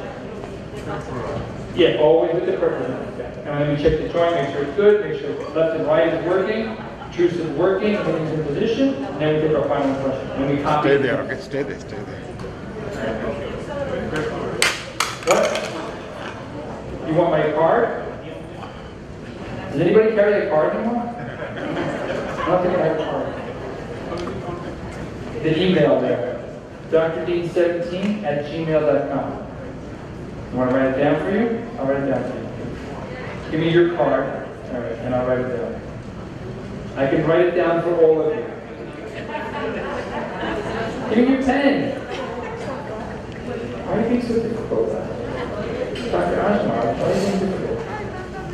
Any questions before I jump out? I've got to go to the city. The course is 6,000 for 4 days, 25 credits. Okay. The other one is 200 credits for 13,500. That's every Friday. Every Friday they got it. If you for the full-time course, just call Shelly at NYU. She'll put you on the list. And usually it's about 2 years, 3 years.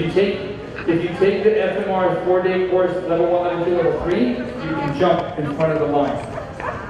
That means you're committed. If you're committed, I want people that are.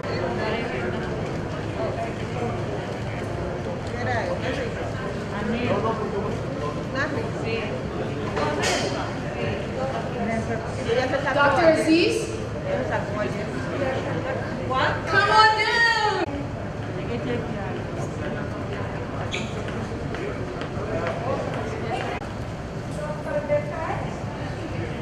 Juan Carlos? Dr. Juan Carlos the Fed? He left? Okay.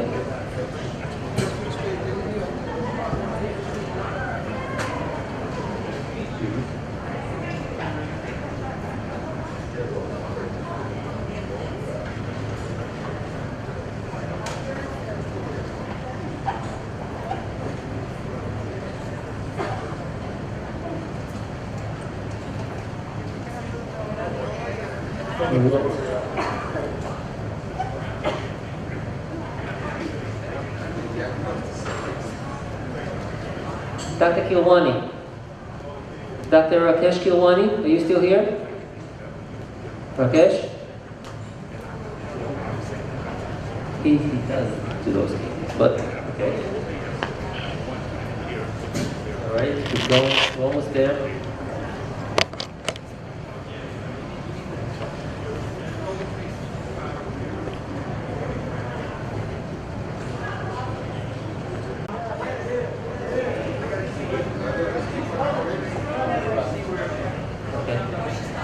Good. Perfect.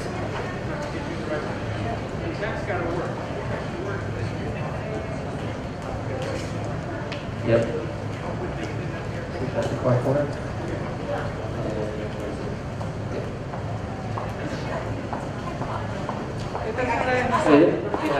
Perfect. We have. So it's a no on the reservation. It's a no on the reservation. Congratulations.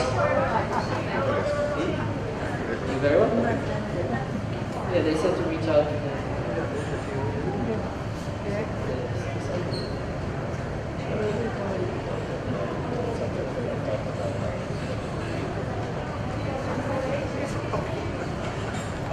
Okay, so I'm going to introduce our speakers. Thank you.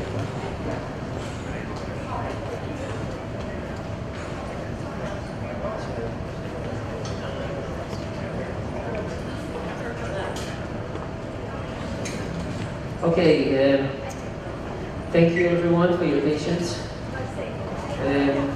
Dr. Faye Goldstep has lectured extensively on proactive minimal intervention dentistry, soft tissue lasers, and bioactive dental materials. She has been a contributing author to 4 textbooks and has published more than 100 articles. Dr. Goldstep sits on the editorial boards of Oral Health Journal, Dental Tribune, US Edition, Dental Asia, and Reality. She has been listed as one of the leaders in contributing education by Dentistry Today since 2002. Dr. Goldstep is a consultant to a number of dental companies and maintains a private practice in Richmond Hill, Ontario. Without further ado, and with pleasure, thank you for coming. Dr. Goldstep. Do you want to try this? Do you hear me well? I changed it. Now it's fine. Everything's good? Sounds good? Okay, I'm very excited to be here. I actually remember being here as a little girl many years ago. This era, or even the era over there. Right now, we're multi-masked and everything is very, very different. But what is happening in dentistry? We're not looking at repairs anymore. We're trying to regenerate. Now, regeneration is not only in perio, there's bioactivity as well. We're bioactivating, we're regenerating, we're helping, we're moving things around and helping our patients heal on their own. And not only in the perio world, not only in surgery, but this is biological dentistry.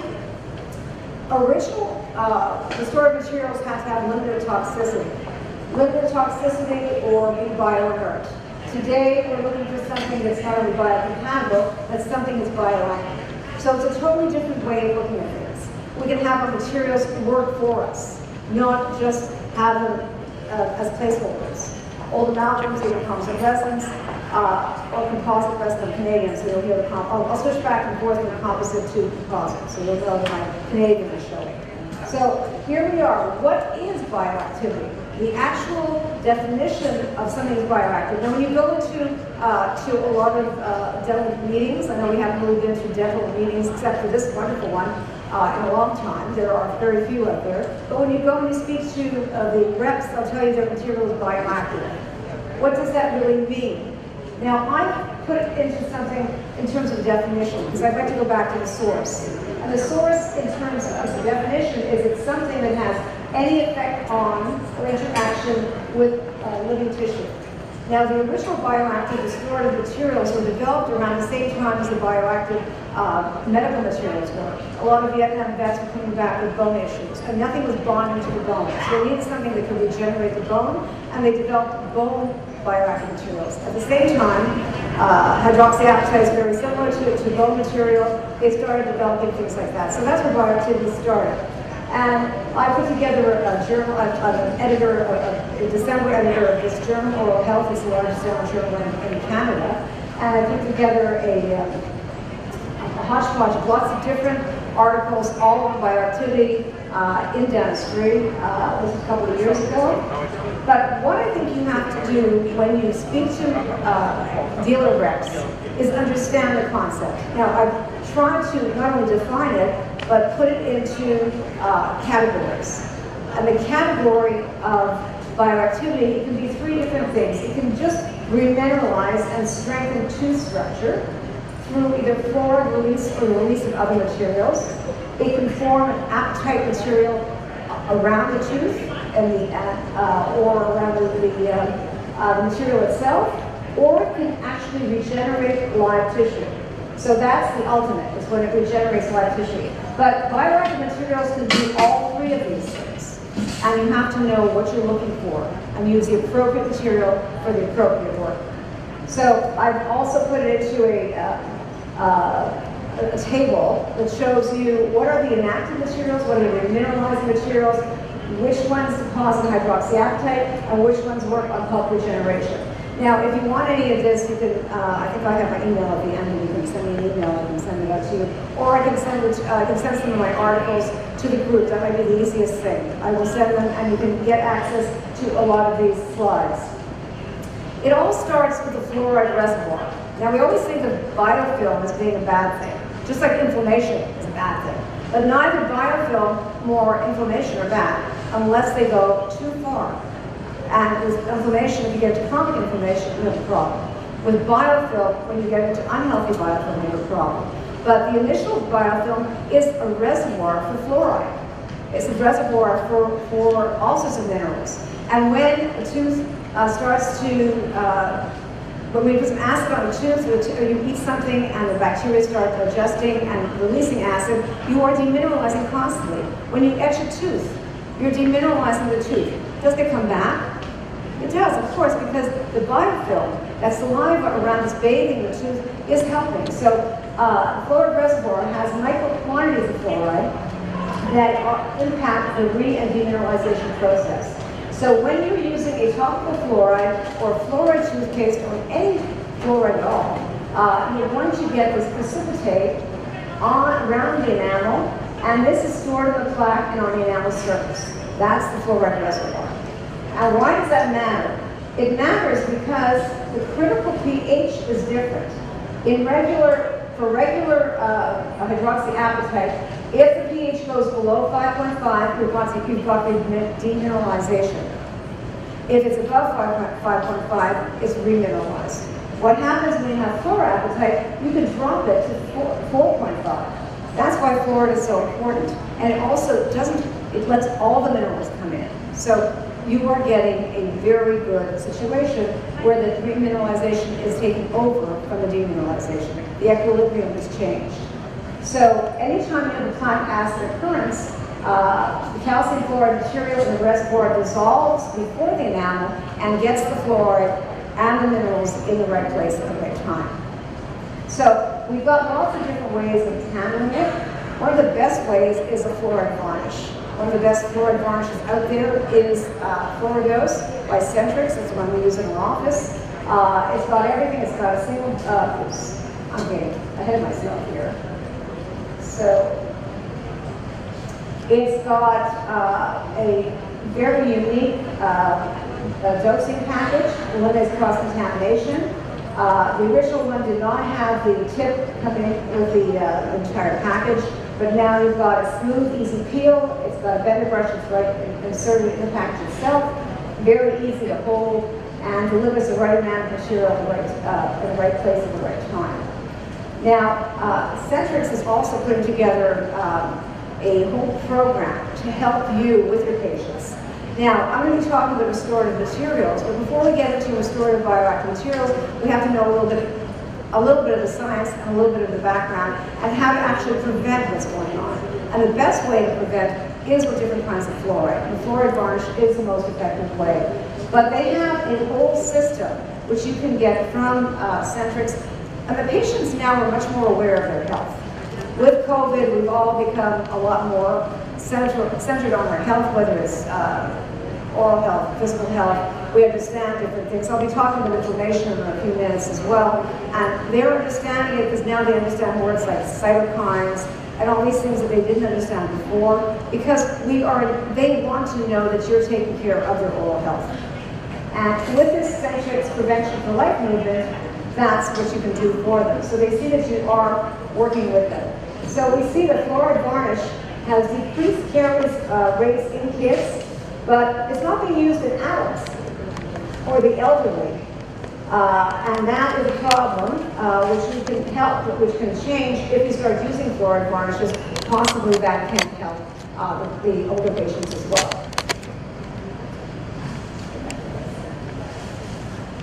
So this CAMBRA is the Caries Management by Risk Assessment. Now I know it sounds like a bit boring, risk assessment. The whole idea you have to think about, forget the word risk assessment because that sounds too academic and too boring. Talk about it as a personalized intervention. Personalized what people want. You want to have something now. You want your Uber to send you something today, right now, this minute. Personalized. That's what people are looking for. They want their health to be improved and they want personal service. With this, they're getting a personalized, it's not a one-size-fits-all. CAMBRA may be risk assessment, but don't talk about risk assessment. Say this is your personal prescription for dental health. And I think that's where we should be because that's what people are looking for. And one thing that we've seen, this was done by the ADA in terms of evidence-based dentistry, the fluoride varnish is something that's useful for all age groups. It's the only thing that is useful for all age groups. Only fluoride varnish is recommended for all. Okay, so this is a preventive part. What about restorative bioactive materials? What is out there? Remember I said there were different classifications and a hierarchy of what bioactive materials can do. So we have the original bioactive material, which is glass ionomer. That will help remineralize because there is fluoride in it, and you're going to get the integration of different ions because of that. Then we have, this is a material that I use for day-to-day dentistry, my bread and butter dentistry. It's a Geimer product, and I'll be explaining that in a few moments as well. So we're going to go over all of these different materials. This is something that works. Glass ionomers are great, but they're not long-term solutions. They're not the day-to-day bread and butter dentistry. The Geimer is a bioactive material that puts minerals back in the tooth and helps remineralize the tooth, but it's a permanent solution. It's something that lasts a really long time. Then we have the tricalcium sodium materials. These are therapeutic materials that help avoid root canals, and they can help with direct pulp caps and things like that, where you want to soothe the tooth and help remineralize it and actually help pulpal structures regenerate. So glass ionomers will increase dentin hardness, and we can see that here in this graph. It shows how the dentin hardness is different with glass ionomers over here and with no glass ionomers below it. So what about using glass ionomer? Fisher sealants are things that we have used in the past with kids, and they would break down. And you pull them off, you just go underneath and you just flick it off. And you find a tremendous amount of decay underneath. Why? Fisher sealant sounds like a fantastic idea. It doesn't work mostly because it's a mechanical bond. What if you had a great material, Fisher sealant material, that wasn't mechanically integrated, but chemically integrated? We have it. It's glass ionomer sealant.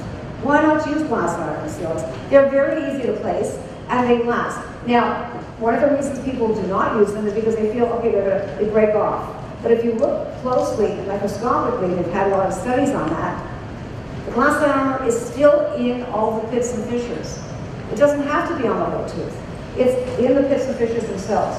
So glass ionomers, if they work in a wet environment, child's mouth, very wet environment, moisture tolerant, it can recharge fluoride, adheres to dentin and enamel with a chemical bond. So it's ideal as a surface protectant, and one of the best ones out there is the Riva Protect. That's a great material for fissure sealants with glass ionomer. And that's what I think the future is with fissure sealants, to go with glass ionomers versus using resins. Because what happens is the glass ionomer, especially when somebody has a operculum, you know how long it takes a 6-year molar to erupt? It takes a really long time, and there's an operculum over it. You can't get a regular resin sealant in there. You have to get something that's a little different. Something that has a semi-permeable membrane or skin that allows the calcium phosphate from the saliva to diffuse through the enamel and go into the tooth, even if there's an operculum, because it likes water. There's no problem. You can place it. With a resin fissure sealant, there's a mechanical bond, there's space for water to get into, the saliva to get underneath, and that there can be disintegration. Here you're getting just the calcium phosphate from the saliva to diffuse through the enamel and actually create fluoroacetate, which I showed you earlier, allows the pH to be lower for demineralization to start occurring. So glass ionomers chemically bond to the tooth, and resins only mechanically bond, requiring etch and isolation. Here you don't have to worry about the operculum anymore. You don't have to worry about isolation. You've got a nice firm bond, and it will not break down. You can see here that even if the area over here no longer has the glass ionomer, the penetration is very deep into the fissure sealant, into the fissure, and that's all you need. You don't need to have the excess. You need it in the places where it's needed. Okay, and sometimes they last everywhere. It has a nice resistance to wear over time. Now, what about silver diamond fluoride? That's been around recently. We're hearing more and more about it. Silver diamond fluoride was originally developed in Japan. Black teeth in Japan were something that was aesthetic in the past. Anyway, right here we're looking for white teeth. They were looking for dark teeth, and they didn't mind that action.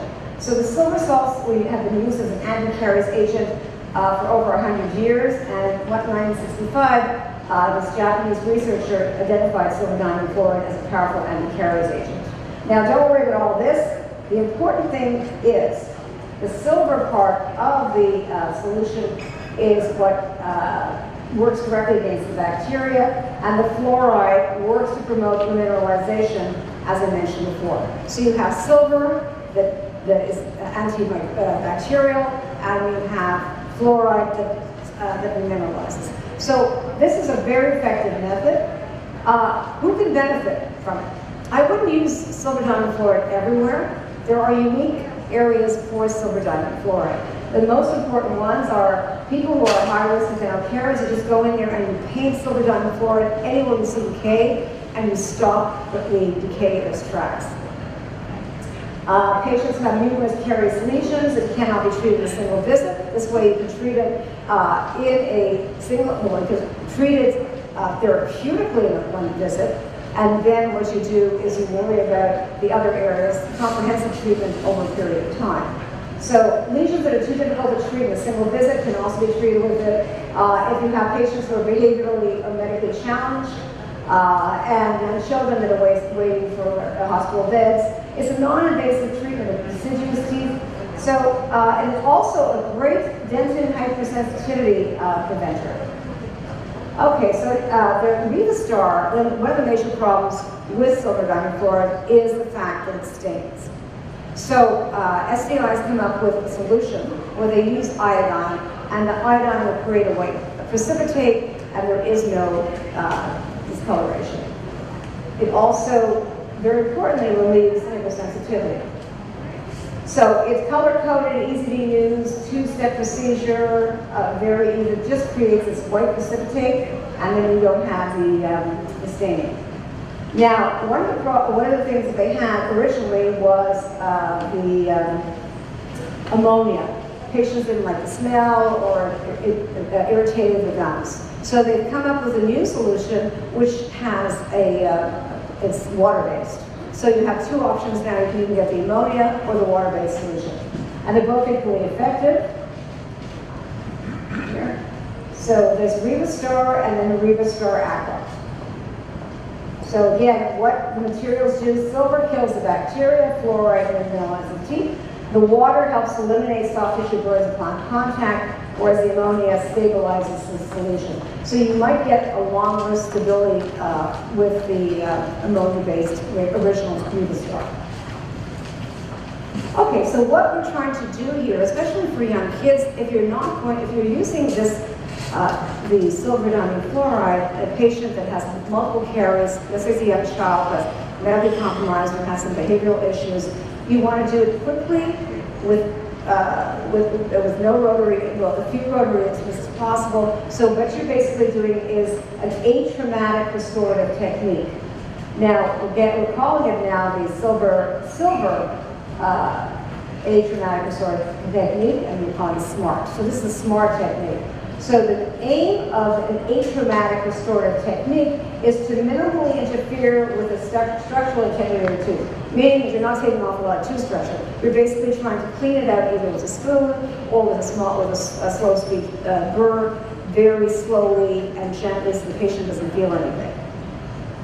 And then you try to facilitate the remineralization of the carious dentin to form a protective barrier against future bacterial invasion. And that's what you do with the silver diamond fluoride. So you remove the soft stuff, and then you put in the silver diamond fluoride. The situation is at least stabilized or rested for a certain amount of time.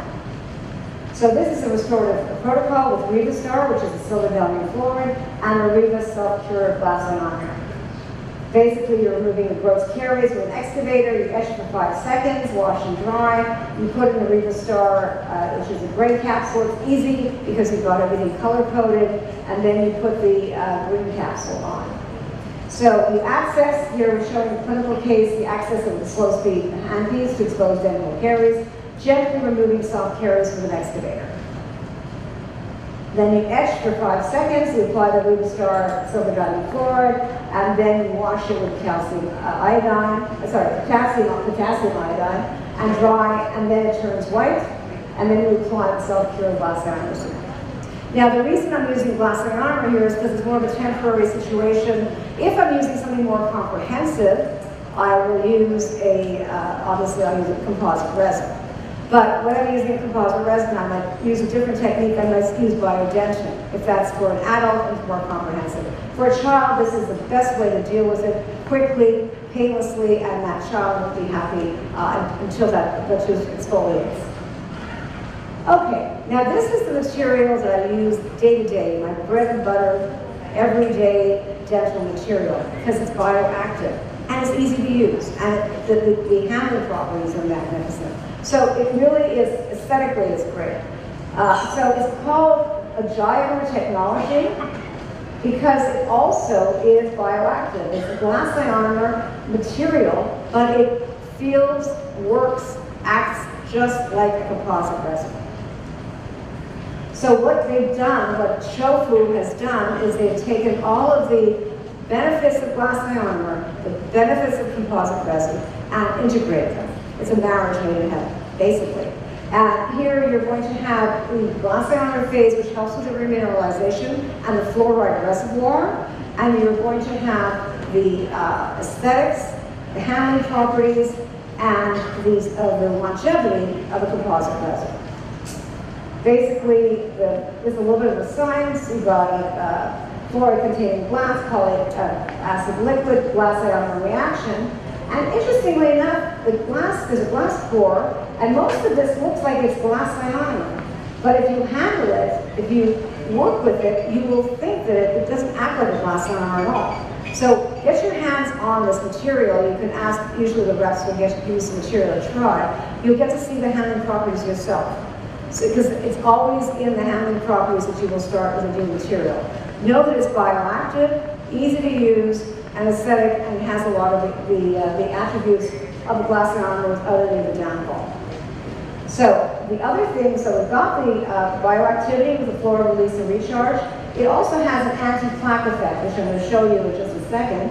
And also buffers acid. It will actually eliminate the acid in the patient's oral cavity over time when you're using these materials.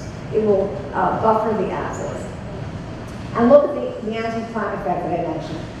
This is a regular composite resin, which after 24 hours in vitro will have all this plaque around it. Now this is already not healthy plaque, not healthy biofilm. This is unhealthy biofilm, which is going to cause demineralization. So that material is not beneficial. With the show from Giant material, the family is called Beautifil. What a great name.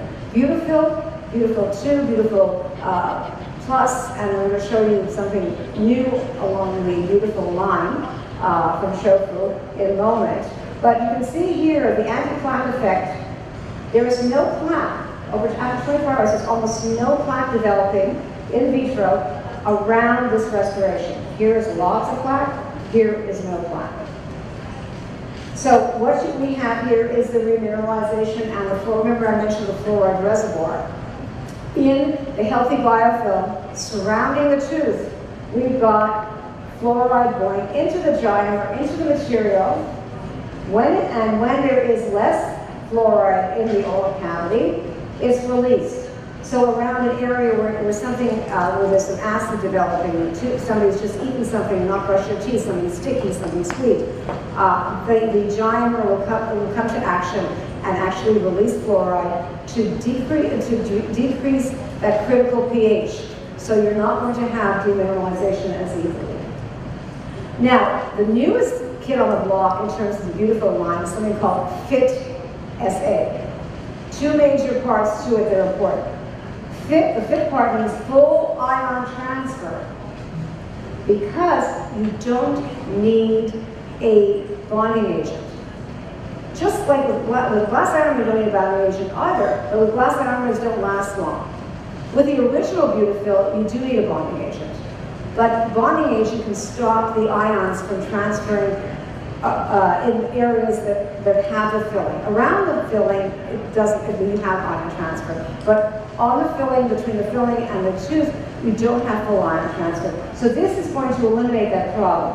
Now the SA part means self-adhesive.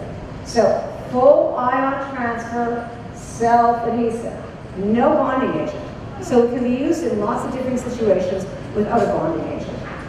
So it's got the composite, mechanical properties of the composite, the bonding agent part to it, and it is a bioactive material. So that helps with the improvement on oral health. So what is it? Okay, so is a composite restorative? Yes.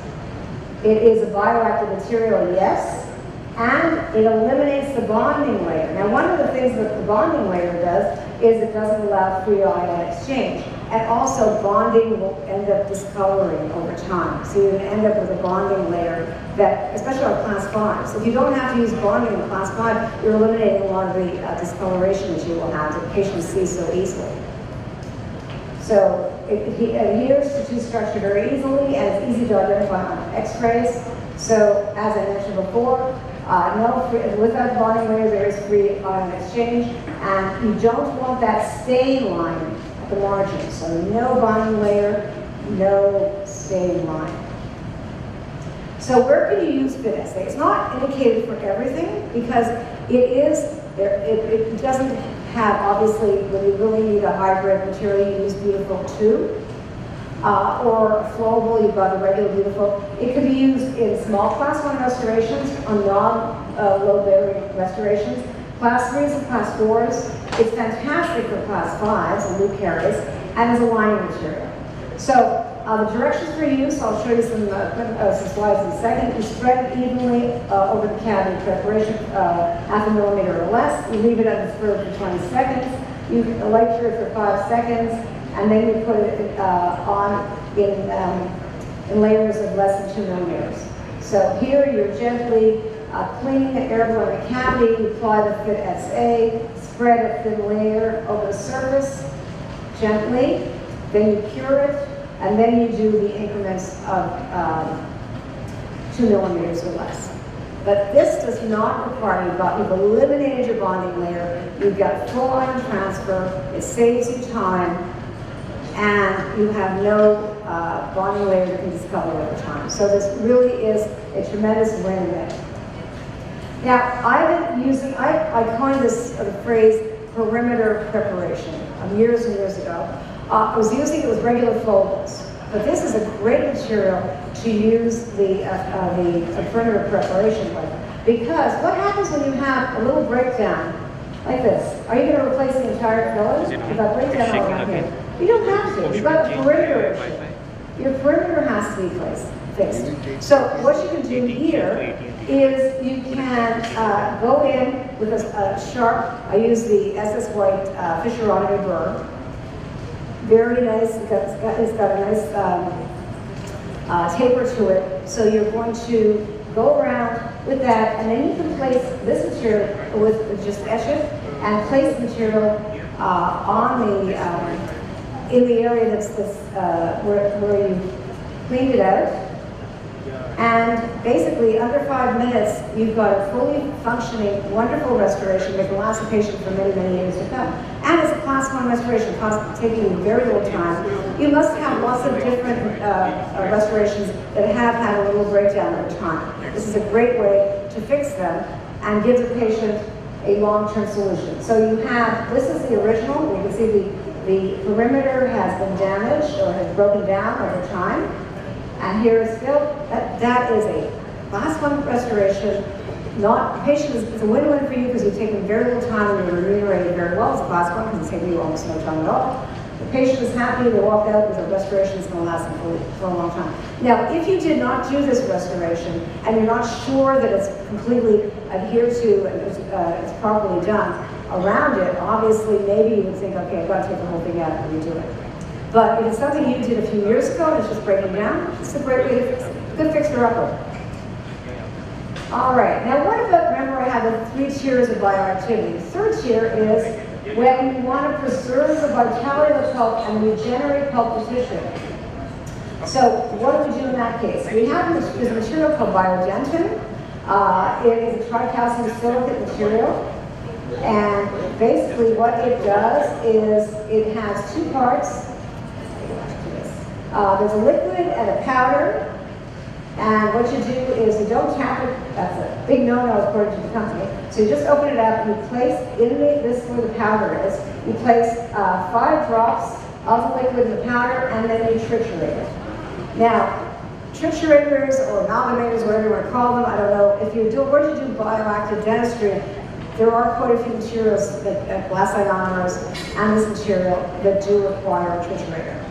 So that is what you can do, and this is a paste that is a therapeutic paste. This is not a long-term solution, it's not a restorative material, it is a therapeutic material.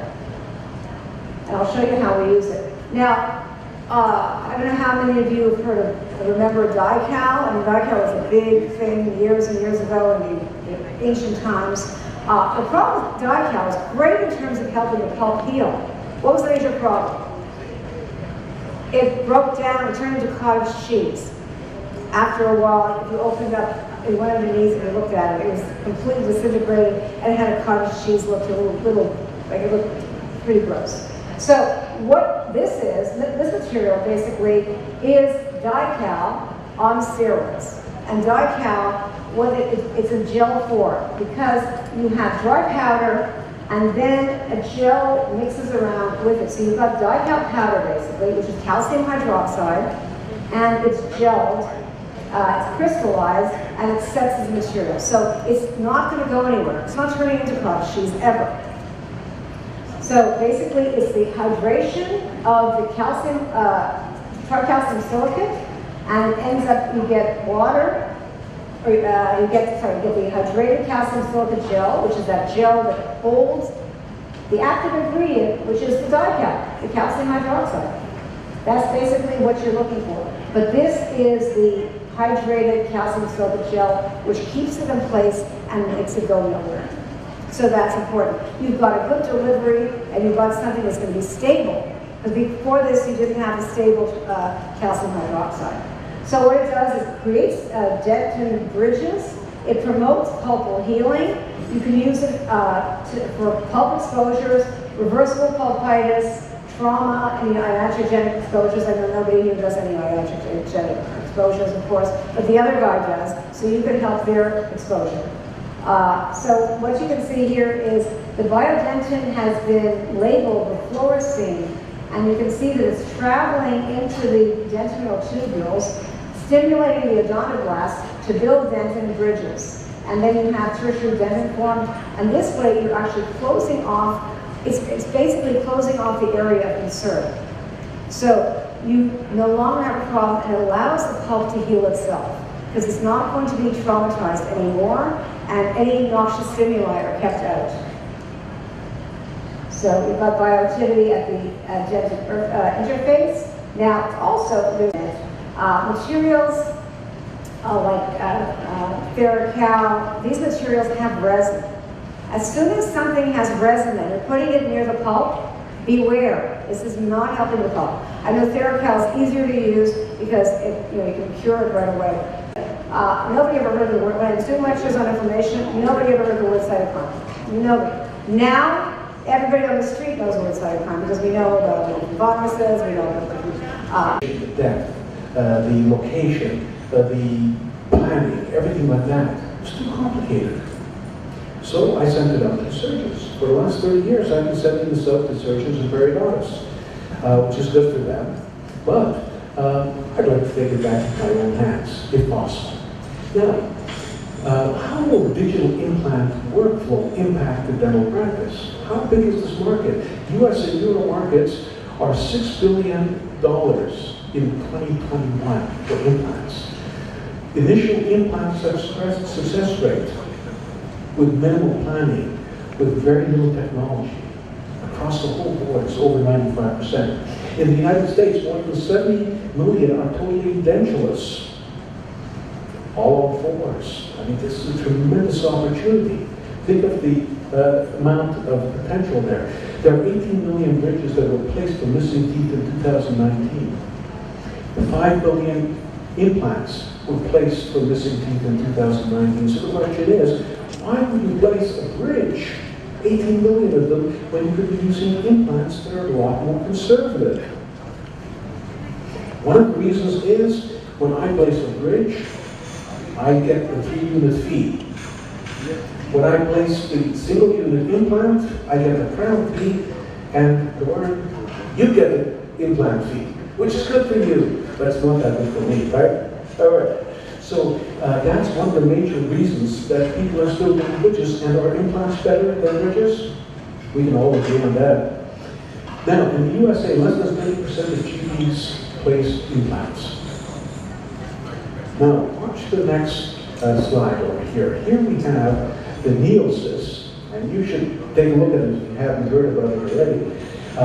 Gives you dynamic guidance, real-time visual guidance, physical guidance, real patient time tracking. You start off with a CT scan, and then you feed this information.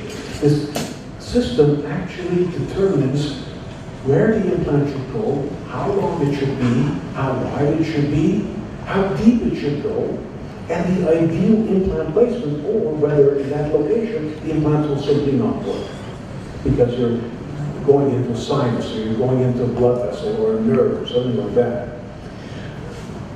It gives you haptic guidance. What is haptic guidance? Haptic guidance is you have this robotic arm, and you have to guide the handpiece. And if you put it in the wrong place, if you don't have it exactly in the right place, it simply doesn't work, doesn't cut. So in other words, if it works, if it's in the right place, you're allowed to cut. And if it's not, it doesn't let you cut. Much more confidence, much easier. Don't have to worry about making a mistake. Don't have to worry about going into the mandibular nerve, or into the sinus, or into the eye socket. All those things that I don't have to worry about anymore, because it's all guaranteed. I can't go into the wrong place. We can do same-day planning. Planning takes 15 to 20 minutes. Software is already there. Just analyzes where the location is, the ideal, and if it's possible. Same-day surgery. You do the planning, you do the surgery immediately thereafter. Gives you precise angulation. Gives you precise positioning, depth, direction. You can marry this with eventual restorative. So you can have implants that are going in more or less parallel. It's going to be 90 degrees to each other, which are going to create a major problem for you. Precise depth. All of the things that you need. Minimally invasive. Because if you're doing the best predictable solution for a problem, it will be minimally invasive. That's for the patient. That's for the dentist. And this creates a tremendous advantage in creating the digital dental workflow. And this is where we're moving to in the near future. I'm not talking about 20 years from now. I'm talking about in the next 5 years. You're going to be hearing a lot about digital dental workflow. It doesn't have to cost a lot. A lot of companies want to make it cost a lot, but it doesn't have to cost a lot. It's simply an approach.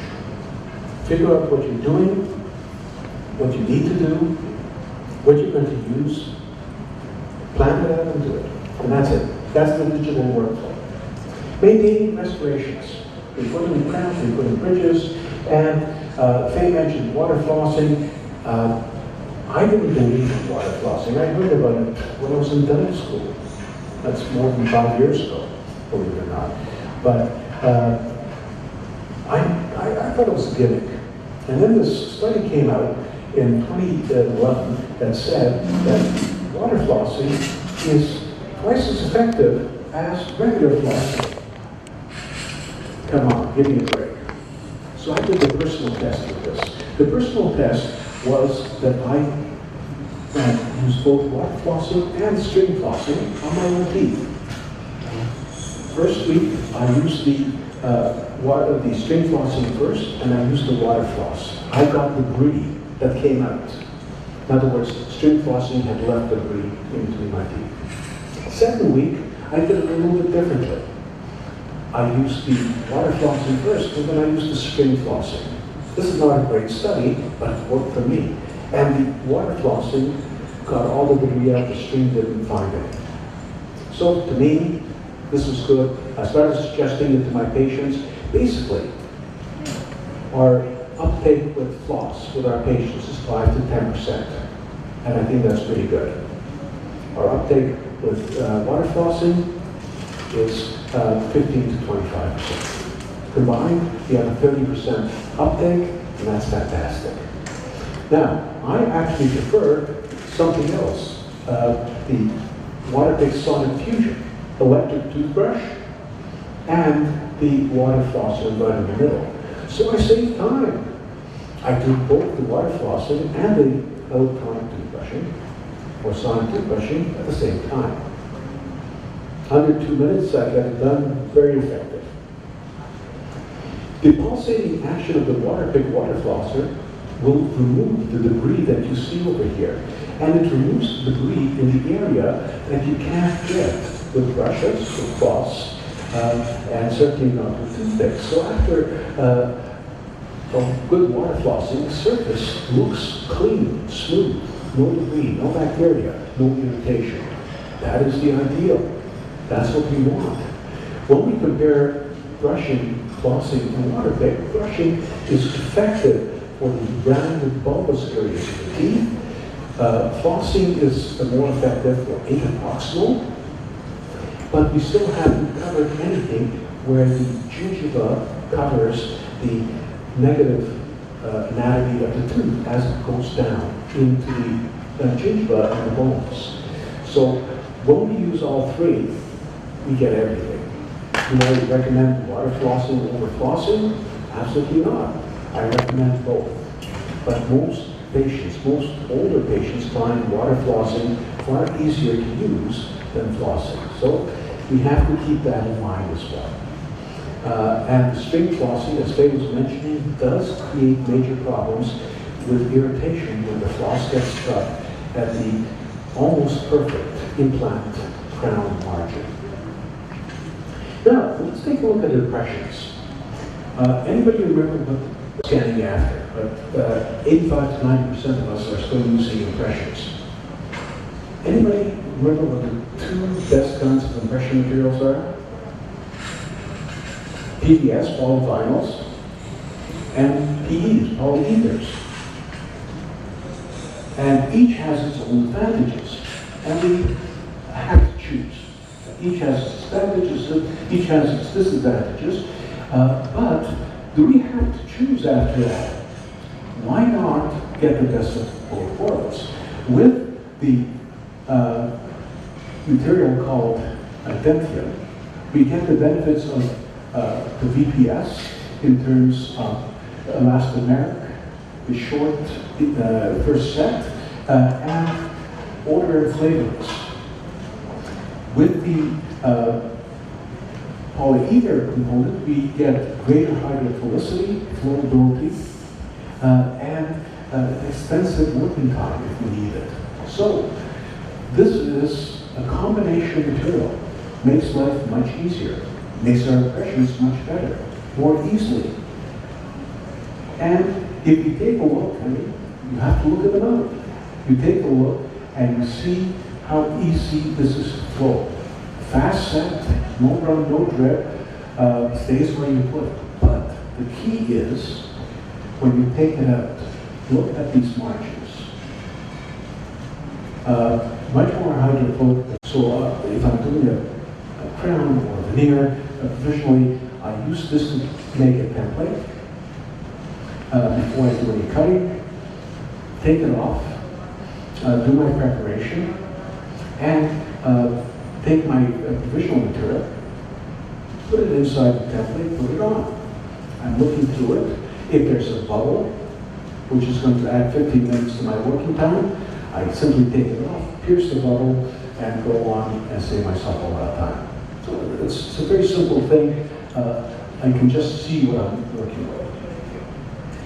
Dental practice in the COVID world, or post-COVID world, depending on what your perspective is, we need to keep patients safe. We need to keep staff safe. We need to keep dentists safe. Nobody talks about keeping dentists safe, but we do need to do that. We need to keep working. And we need to treat patients with reasonable and practical precautions. These were pictures from around the world in the early days of COVID, and this was the way we were going to spend the rest of our lives, treating patients. Well, not a chance in hell for me. You can't work like that. When patients come in, imagine you have a 6-year-old kid coming for his or her first dental appointment, and they're looking at this or at this. I mean, talk about dental phobia. You're creating dental phobics for life. Wholesale. It's a, you can't even imagine it. Oh, let's take a look at it. The changing safety parameters. The pandemic is driven by fear and rumor. There's very little science that comes out. Okay, science is CDC, solid studies, university-based studies, but that's not what we're seeing. What we're seeing is crazy media headlines that have replaced science. For example, the CDC said on May 19, 2020, coronavirus does not spread easily on contaminated surfaces. Listen to most of your media friends, and they're still telling you to wash your vegetables in hydrofluoric acid to make them clean before you eat them.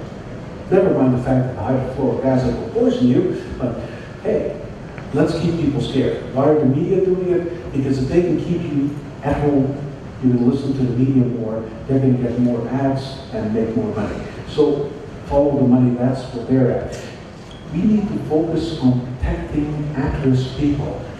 Most people who are relatively healthy are not at great risk of a major problem, extended hospital ventilators and death. That's a major risk. Having a minor flu is not a major risk. I've had dozens of minor flus over my life. And yes, I am vaccinated, double vaccinated, and the PCR test that I took 2 days ago says that I'm fine. But you have to be realistic about it. I'm not as much at risk, even though I'm older, as somebody who's in poor health, who's got underlying conditions. By shutting down entire countries, it doesn't function. As dentists in Toronto, where I practice, we were shut down for 2.5 months. They couldn't give us any reason that we were shut down. They just said, oh, out of an abundance of caution. Yeah, out of an abundance of caution, a lot of our patients had a lot of problems. Dentists have superb safety protocols. Worldwide, there are 1.3 million dentists. How many COVID hubs have you heard of in the entire world in dental offices? Not one. I haven't heard of any. I mean, there might be, but certainly the media would jump all over it. I haven't heard of any because we know how to sterilize. And you know, North America has much better sterilization in Europe than some other parts of the world. But nowhere has this been a problem, even in the areas where they do dentistry in far less safe conditions than we do over here. What we need is to apply existing modified techniques and technologies to COVID-19. Do it scientifically. Safer dentistry. Dental response to COVID-19 varies. Much of the response makes no sense, but practical tools are being harnessed. Our dental society and medical societies in Toronto and Ontario, province of Ontario, looked at the science behind COVID transmission. And they said, what you need to avoid problems is to wear a surgical mask, like you're wearing. You don't need a shield. You don't need to be white scrubs. You don't need to change your shoes, socks, and underwear when you come into the office and in between every patient. It simply does not pass COVID. So we wear gloves and we wear masks, surgical masks, the same as we did for years, decades before. No major difference. We're washing down our operatories more. We have somewhat different protocols, but no major difference. And no outbreaks. Practice has largely returned to the pre-COVID area. Now, we want to be able to reduce the virus load at the patient level quickly and for the duration of our full procedure. Sure, I want my patients never to have COVID, but my major focus as a dentist is the time they spend in the chair as my patient with their mouths open, exposing the staff and myself and each other to problems. The major thing is I know that I'm vaccinated. I know that my staff are vaccinated. I don't know if my patients are vaccinated. In fact, I can't legally ask them if they're vaccinated. I'm not allowed to. However, we need to have an unpredictable patient treated so that they will not pass it on to everybody else. So how can we decrease unpredictable patient infectivity? There's an interesting product. Think of it this way. Most dentists and staff are easily assessed, and we know it. Patients, not so much. Most appointments are more or less 1 hour. The objective is to control viral loading during treatment. This product, called COVID Flu Guard, is a natural product. It's over-the-counter, approved in the United States, Canada, Europe, everywhere. And it's effective in these percentages against COVID-19. It's actually now 99+%. Influenza A, SARS, H1N1, HIV-1. It's all natural, it's plant-based, and it's available over-the-counter, online. There are no contraindications to using it. Very, very interesting. And it works for 1 to 4 hours. So basically, if I have my patients straight with it, I don't have to worry about the next hour, at least. What are the safer dentistry procedures post-COVID-19? Well, if we can do an oral and nasal spray, nasal against these problems, and an oral against these problems, and nasal over here from the pharynx, then we can solve this problem before it starts. Because the COVID Flu Guard competes with the same receptor sites that COVID goes for. So basically, the COVID cannot find any place. And after a few moments, you know that no matter how big the load is, it's not going to happen. In fact, the active ingredient, flavobac or citrox, the non-human antimicrobial antiviral activities are these over here. And the ones that are most interesting to us are, besides the Staph aureus, the swine flu, bird flu, herpes, hepatitis, HIV, SARS-CoV-19. And that is very important. So we've been doing this for our patients. I spray this in my nose all the time. It actually is almost pleasant. The throat spray has an orange flavor, the nasal spray has a minty flavor, and pre-treatment spray reduces all nasal viral load 99 to 100% and is effective for 1 to 4 hours. How can we say that so confidently? Just in August 2021, about 3 weeks ago, a Utah State University study, cold and flu guard reduced to below detection limit, more than 99%. Delta variant, beta variant, gamma variant. So the question is, why are we not just having people spray instead of, doing all this dramatic stuff and having legal arguments? Have a non-toxic, totally natural nasal oral spray, and you prevent this problem. You don't have people showing up in hospitals. You don't have people getting sick. You don't have people dying.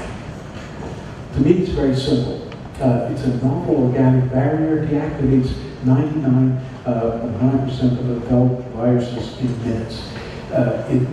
I'll give you a trade secret. It's developed, I don't know how it's done, but it's developed from lemons.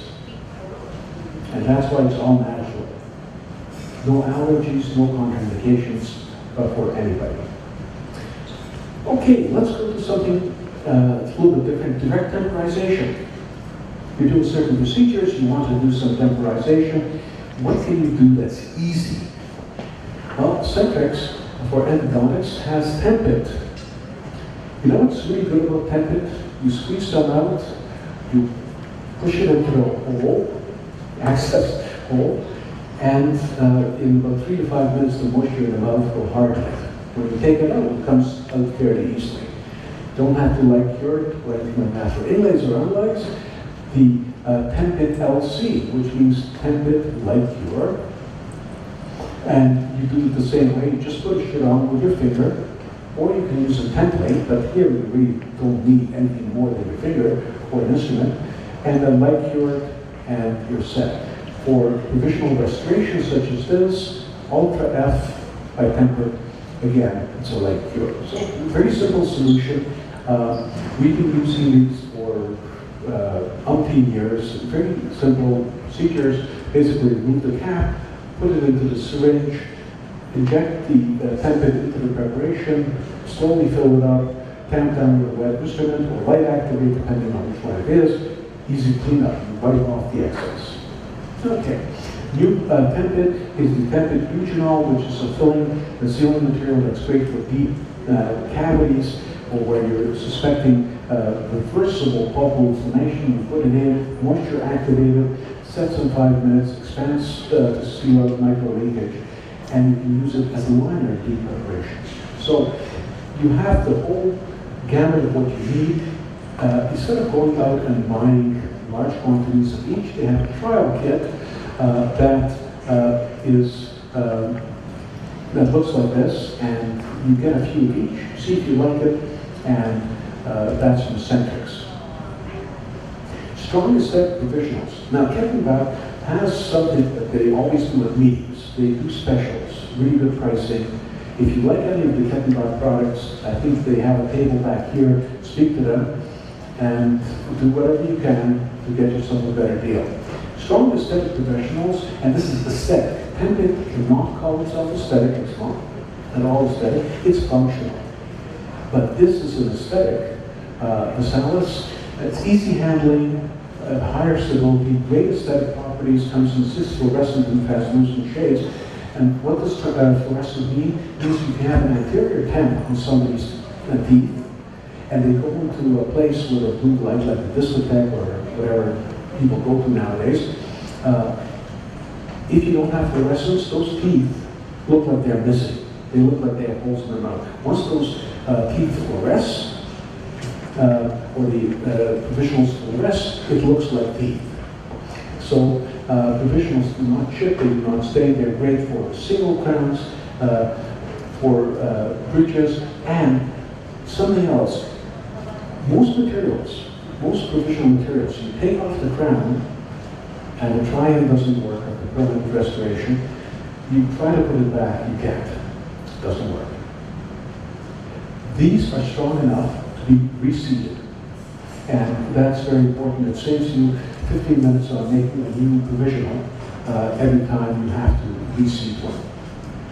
So that's Samuel Stemp from Kempenbach. Curing legs, Faye has covered partly already, so I'm just going to go quickly. I like the Fusion 5 because it's small, effective, has 4,000 milliwatts of curing power. 4,000 milliwatts means that you can cure 1 to 3 seconds. It's very small-headed, so you can get into the back. You can get into the second, third molars on the occlusals, whereas others you have to detach the mandible from the patient's skull in order to cure that area. The Fusion has a very nice collimated light, and it's also got a twin-head attachment if you want to cure restorations from both the buccal-lingual.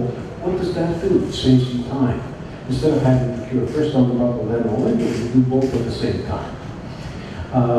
That's the twin head over here, and you can just interchange it with the standard light by pulling off the standard tip and pushing this on, slides on and off. The simultaneous buccal lingual cure eliminates shrinkage and improves marginal adaptation. Now, most of the time when we're curing, we are curing from quite far away. This box, the base of the box, is maybe 5–10 millimeters away from the tip of the light. So the amount of output we get at the tip of the light doesn't really matter. The question is, how much power are we getting 5 or 10 millimeters away? Because that's what's going to determine if the box portion is going to cure. So here we have a graph that was done independently and at 10 millimeters away from the tip. Fusion still has 2,300 milliwatts per centimeter squared. Valo is pretty good. It's around 1,200. The blue phase, Demi, and Magna are just under 500. So 10 millimeters away, they're not doing very much. During power science, what you're interested in is this orange. This is the part that cures the best. And you can see the circumferential area, which is orange, hot, curing, and the distance over here. And if we take a look at these curing lights, 2 millimeters away, the Fusion is curing quite well. By 4 millimeters away from the tip, the Fusion is still curing quite well. The others are all cold blue or green. They're not curing very much. This is done by an independent group at in Halifax at the university. At 8 millimeters, you're still curing here, and you don't even have anything to speak of. Now, if we take a look at the curing depth of the smart light, the area that cures the most is the strong white area. This is the smart light, the flashlight, the LED, Devitron, and the Fusion. So this is why it's important that you cure with good, solid power. You also have add-ons. You have cancer screening, as Faye mentioned. You have caries detection, the twin head plus, which is a light. You can check the decay out by angulating the light. It's photo analysis. No port impressions from the folks at Centrix. Anybody here like using retraction cord? I stopped liking it the first time I used it in dental school, and the love has never increased since. I don't know about you, but every time I get it almost all the way around, it's just about to put in that last little bit, thing springs out. it's almost as if this retraction course says, I'm watching, as soon as you got it almost done, I'm going to fool you. So I think retraction cord is actually an intelligent species, and it doesn't like me. But I've always had problems with it. Retraction cord is time-intensive, technique-sensitive, damages periodontal ligament. Actually, it doesn't damage the periodontal ligament. When you push it down, that's when you damage the periodontal ligament. No cord, it's faster, easier. There is no pushing down because there's no cord. With the cords, you also have ferric sulfates that are put on to control bleeding. And the ferric sulfate interferes with polyvinyl setting.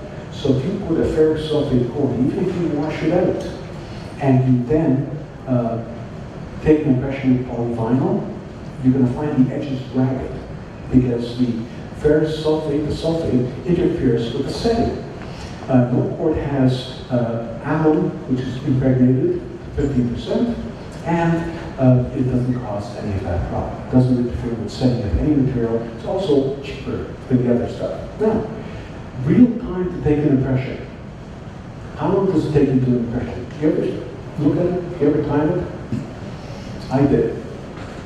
And if we take a look at retraction, hemostasis, and impression time, most materials, so here's a whole bunch, 15 to 18 minutes. That's assuming that everything went right, everything worked out, no problems. If we take a look at no cord DPS, there's no retraction, there's no hemostasis, and it's 3 minutes. You've integrated 3 steps into one, and the time is about 3 minutes.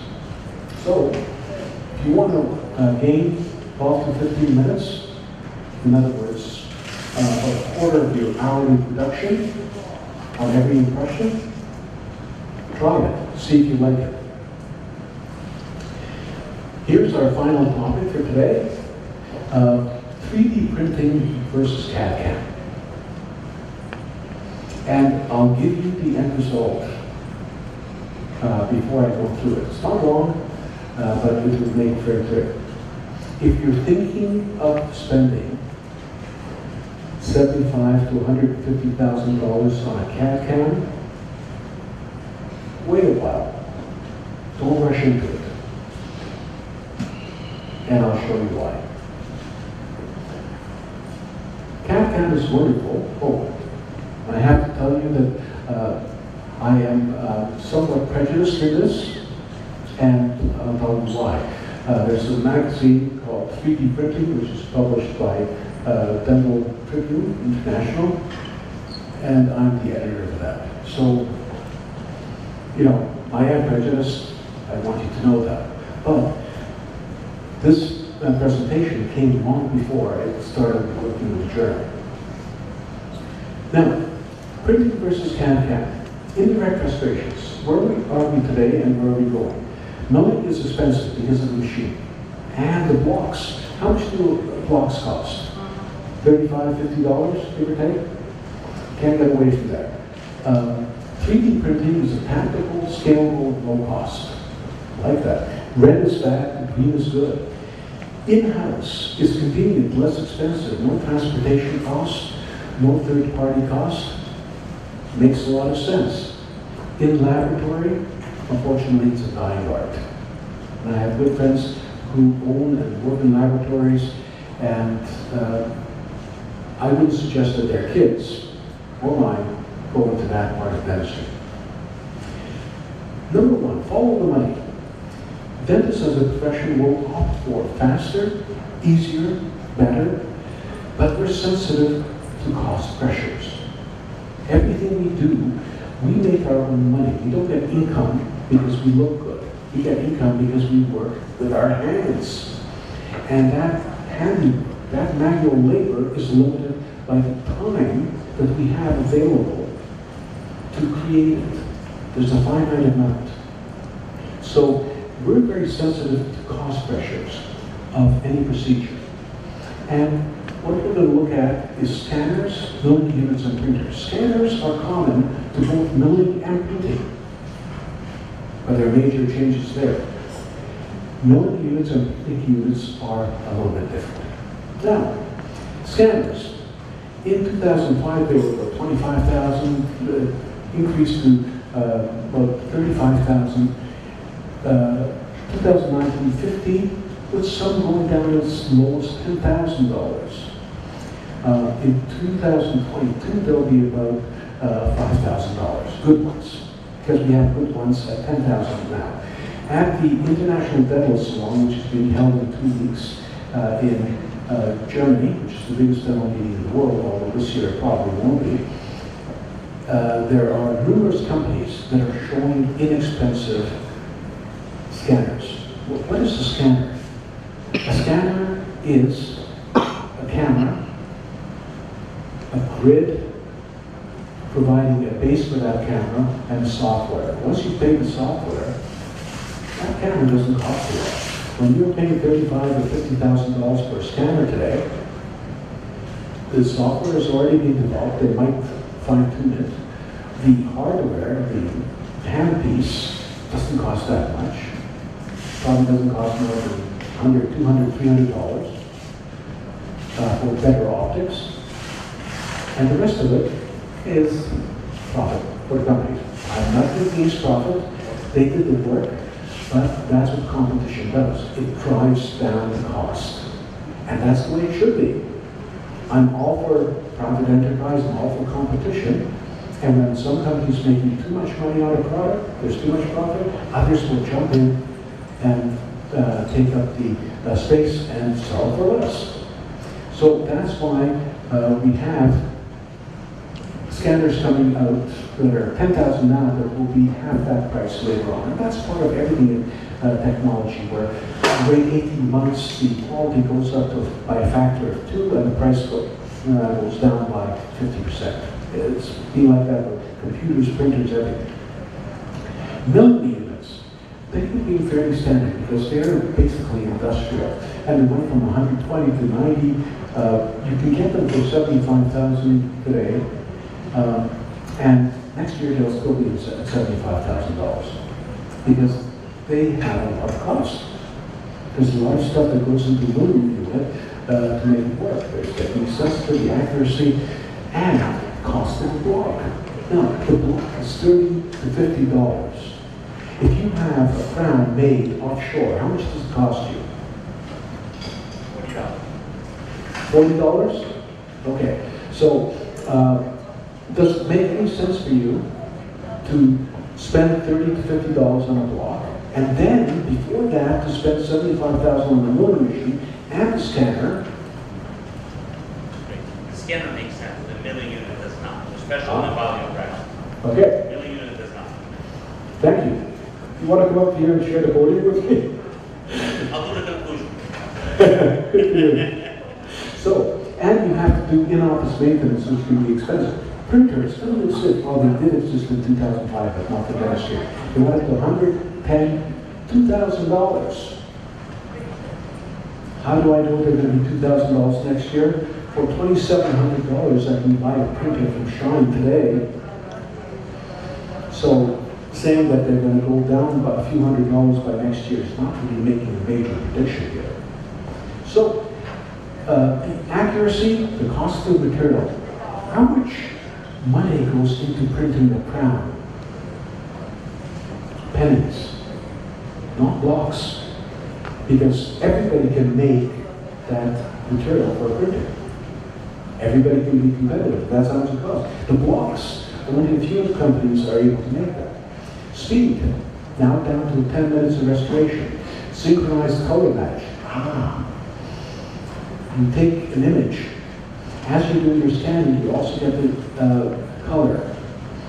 And the printer can print in multiple colors. Future?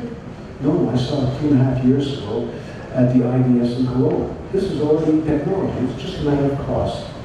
Technique sensitivity, not a problem, because you dial in how accurate you want to be. You can't have a restoration that's too accurate because you won't be able to cement it on. Simple as that. Okay.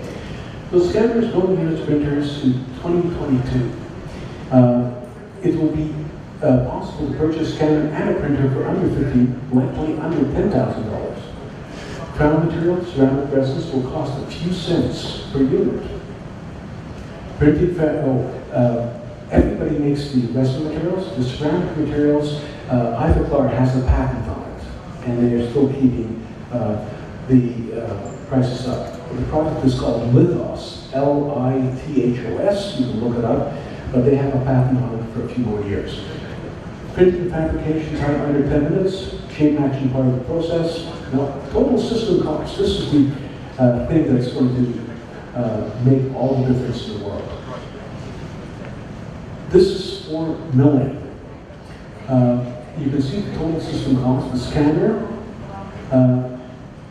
the milling unit. In 2022, this is still going to cost about $80,000. Let's take a look at printing. In 2022, this is going to be $7,000 versus $80,000. Cost per use under $1 for printing. Cost per use for printing $30 to $50.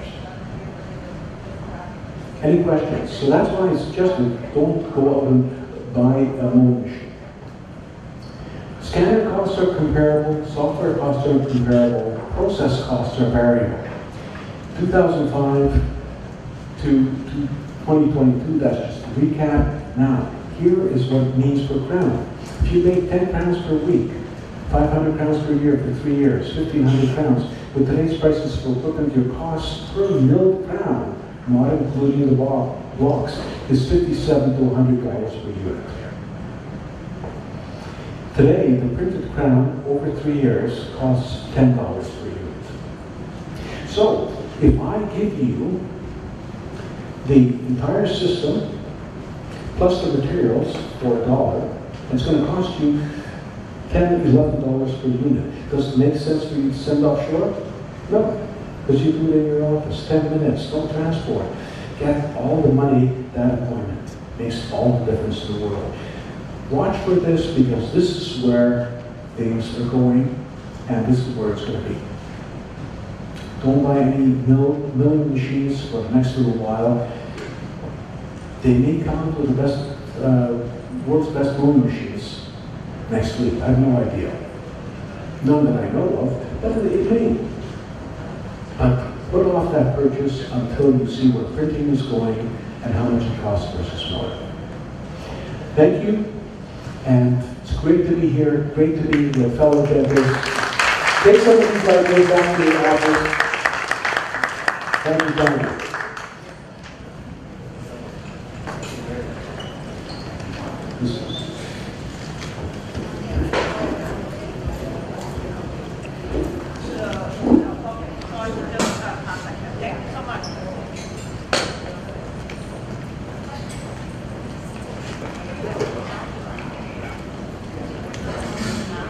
Thank you very much, everyone. See you next year. Thank you.